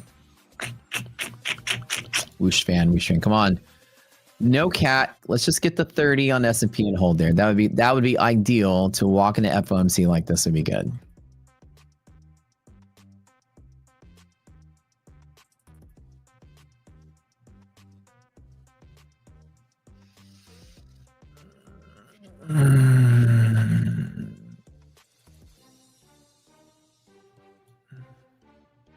Call it gut feeling, but the rarest of the rare for us to be in a cat active state leading the Fed. Being below purple line is scary. At minimum, we test it in a second. Maybe I'll trim out my position a little bit and then just hold a runner into the last part of the hour. You have to blow on the whoosh fan? Okay.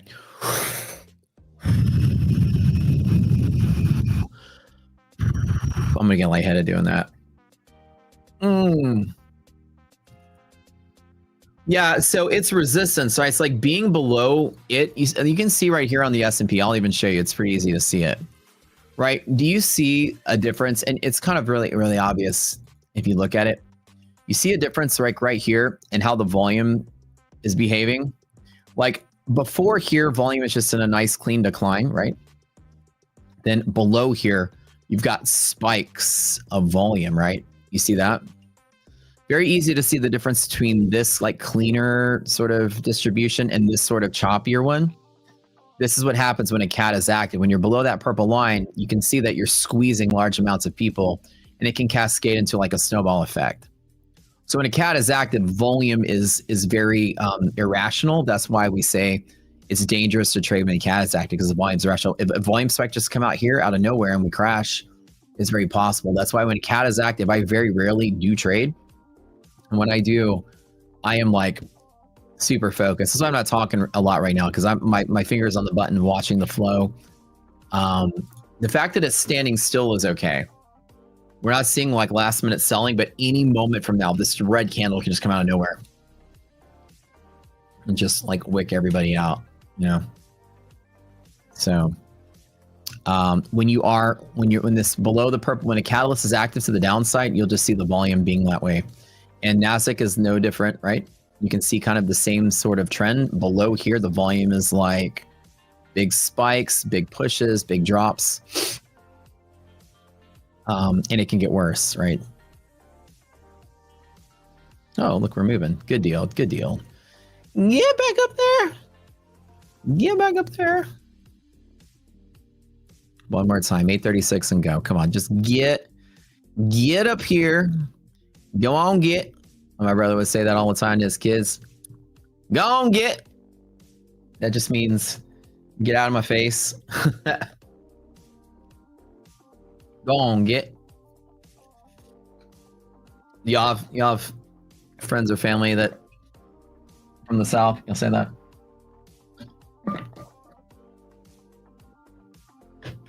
Go on now. Neon doing FOMC stream be popping. Yeah, I'll be in the chat with Neon for sure. We should have probably done like a group stream. That would have been fun, but I didn't actually think about that. Maybe next FOMC we'll get everyone together. Most definitely from South Carolina. Yeah. No. Come on, MHP bounce. Don't be crazy. See, like I said, there's just it gets a little crazy with those volume. It's very asymmetric. It's not really well distributed. It's just like random. It's like last minute people getting squeezed left and right.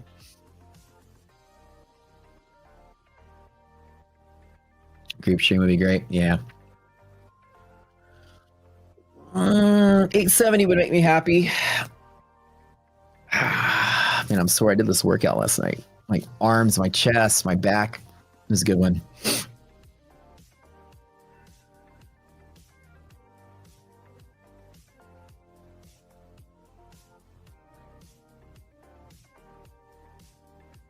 What does 870 look on PNL? So 830, it's about 1,000 plus 23, 24, 1130. So it puts me right back to kind of where I started.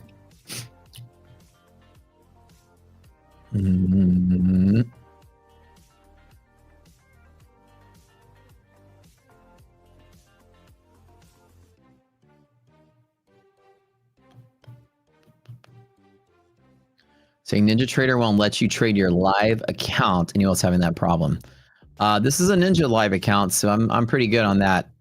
Did they? What's going on with your Ninja? Is it not letting you log in? You can't execute trades, or what's going on? I should join Neon by voice call on Discord. Oh, well, that'd be kind of fun. Well, we didn't plan the content, so he already has a show prep for the days, so it'd be kind of weird for me just to barge in like that.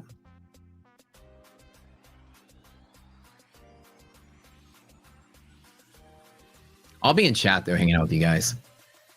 All right, 3 minutes. Oh, I only have 3 minutes left on the stream. Okay, last minute FOMC questions. Remember, today, reminder, there's going to probably be no rate cut, no rate hike, nothing, no change. The press conference is going to be a big deal, and the projections are a big deal. The projections are going to come in contradicting what the Fed said in December of a bettering economy. They're going to show worsening case, and the market's probably going to flip out. And during the press conference, they're going to grill him on, do you think we're going into a recession? Because the data is, you flipped the script. You guys have now flip-flopped. What didn't you see between December and now? Are we going to a recession? And those specific questions are going to be violent. And I mean violent. Violent. Stay away today. If you want to make a smart decision, stay away. Like I'm just saying, this is the day where it's going to be tricky. And I mean tricky, like every single moment someone says one word, it's like 100 points, 100 points, 50 points, 50 points, 200 points. Imagine responses that can be like that. If you trade prop accounts with end of the day drawdown or trailing drawdown or any kind of drawdown, MLLs, DLLs, you're going to blow up just because of the volatility alone. It'd be very rare that you're going to be right on the trade. It's going to pick a direction and go. Very, very likely that it's going to chop everybody out, all sides equally. Just understand when I tell you the conditions are like this, that you know to plan. If you are trading, can't tell you what to do, but if you are trading, to plan for it. If your prop firm doesn't allow news trading, don't be trading into it. If your firm doesn't allow news trading, right? Don't get blown up because you didn't follow the rules. So follow the rules with whatever firm you're trading with. But also know that the way I survive volatility is trading a smaller position size. But the way to fully avoid volatility is to fully sit out if you know what's happening. There's always tonight, there's always tomorrow. My projection is that Fed chops everybody up and then ultimately gives up and then somehow squeezes higher and then sells off into expiration on Fridays. Big monthly expiration on Friday as well. I'm very bearish this market, even though I'm trying to squeeze along kind of like last minute in the Fed. So anyways, that's it. I got to run, you guys. I love you to death. Thanks you for tuning in. Don't forget, they got the deals going on for the pro accounts here. They've got the flex account, 25K for 49 bucks, all that good stuff going on. Catch Stephen K tonight in the Asia sesh. Click that link that Abhishek is posting. If you like the content here, we're live on our channel every single day. I stream in the mornings, Neon streams in the afternoons, Brad streams at night. We have full content all day. We'll be covering FOMC for you guys, so come on over. We're live right now on that link that's posted in chat, and we'll continue our MyFundedFutures party over there, you guys. I love you to death, and thanks for tuning in. I'll see y'all in a little bit.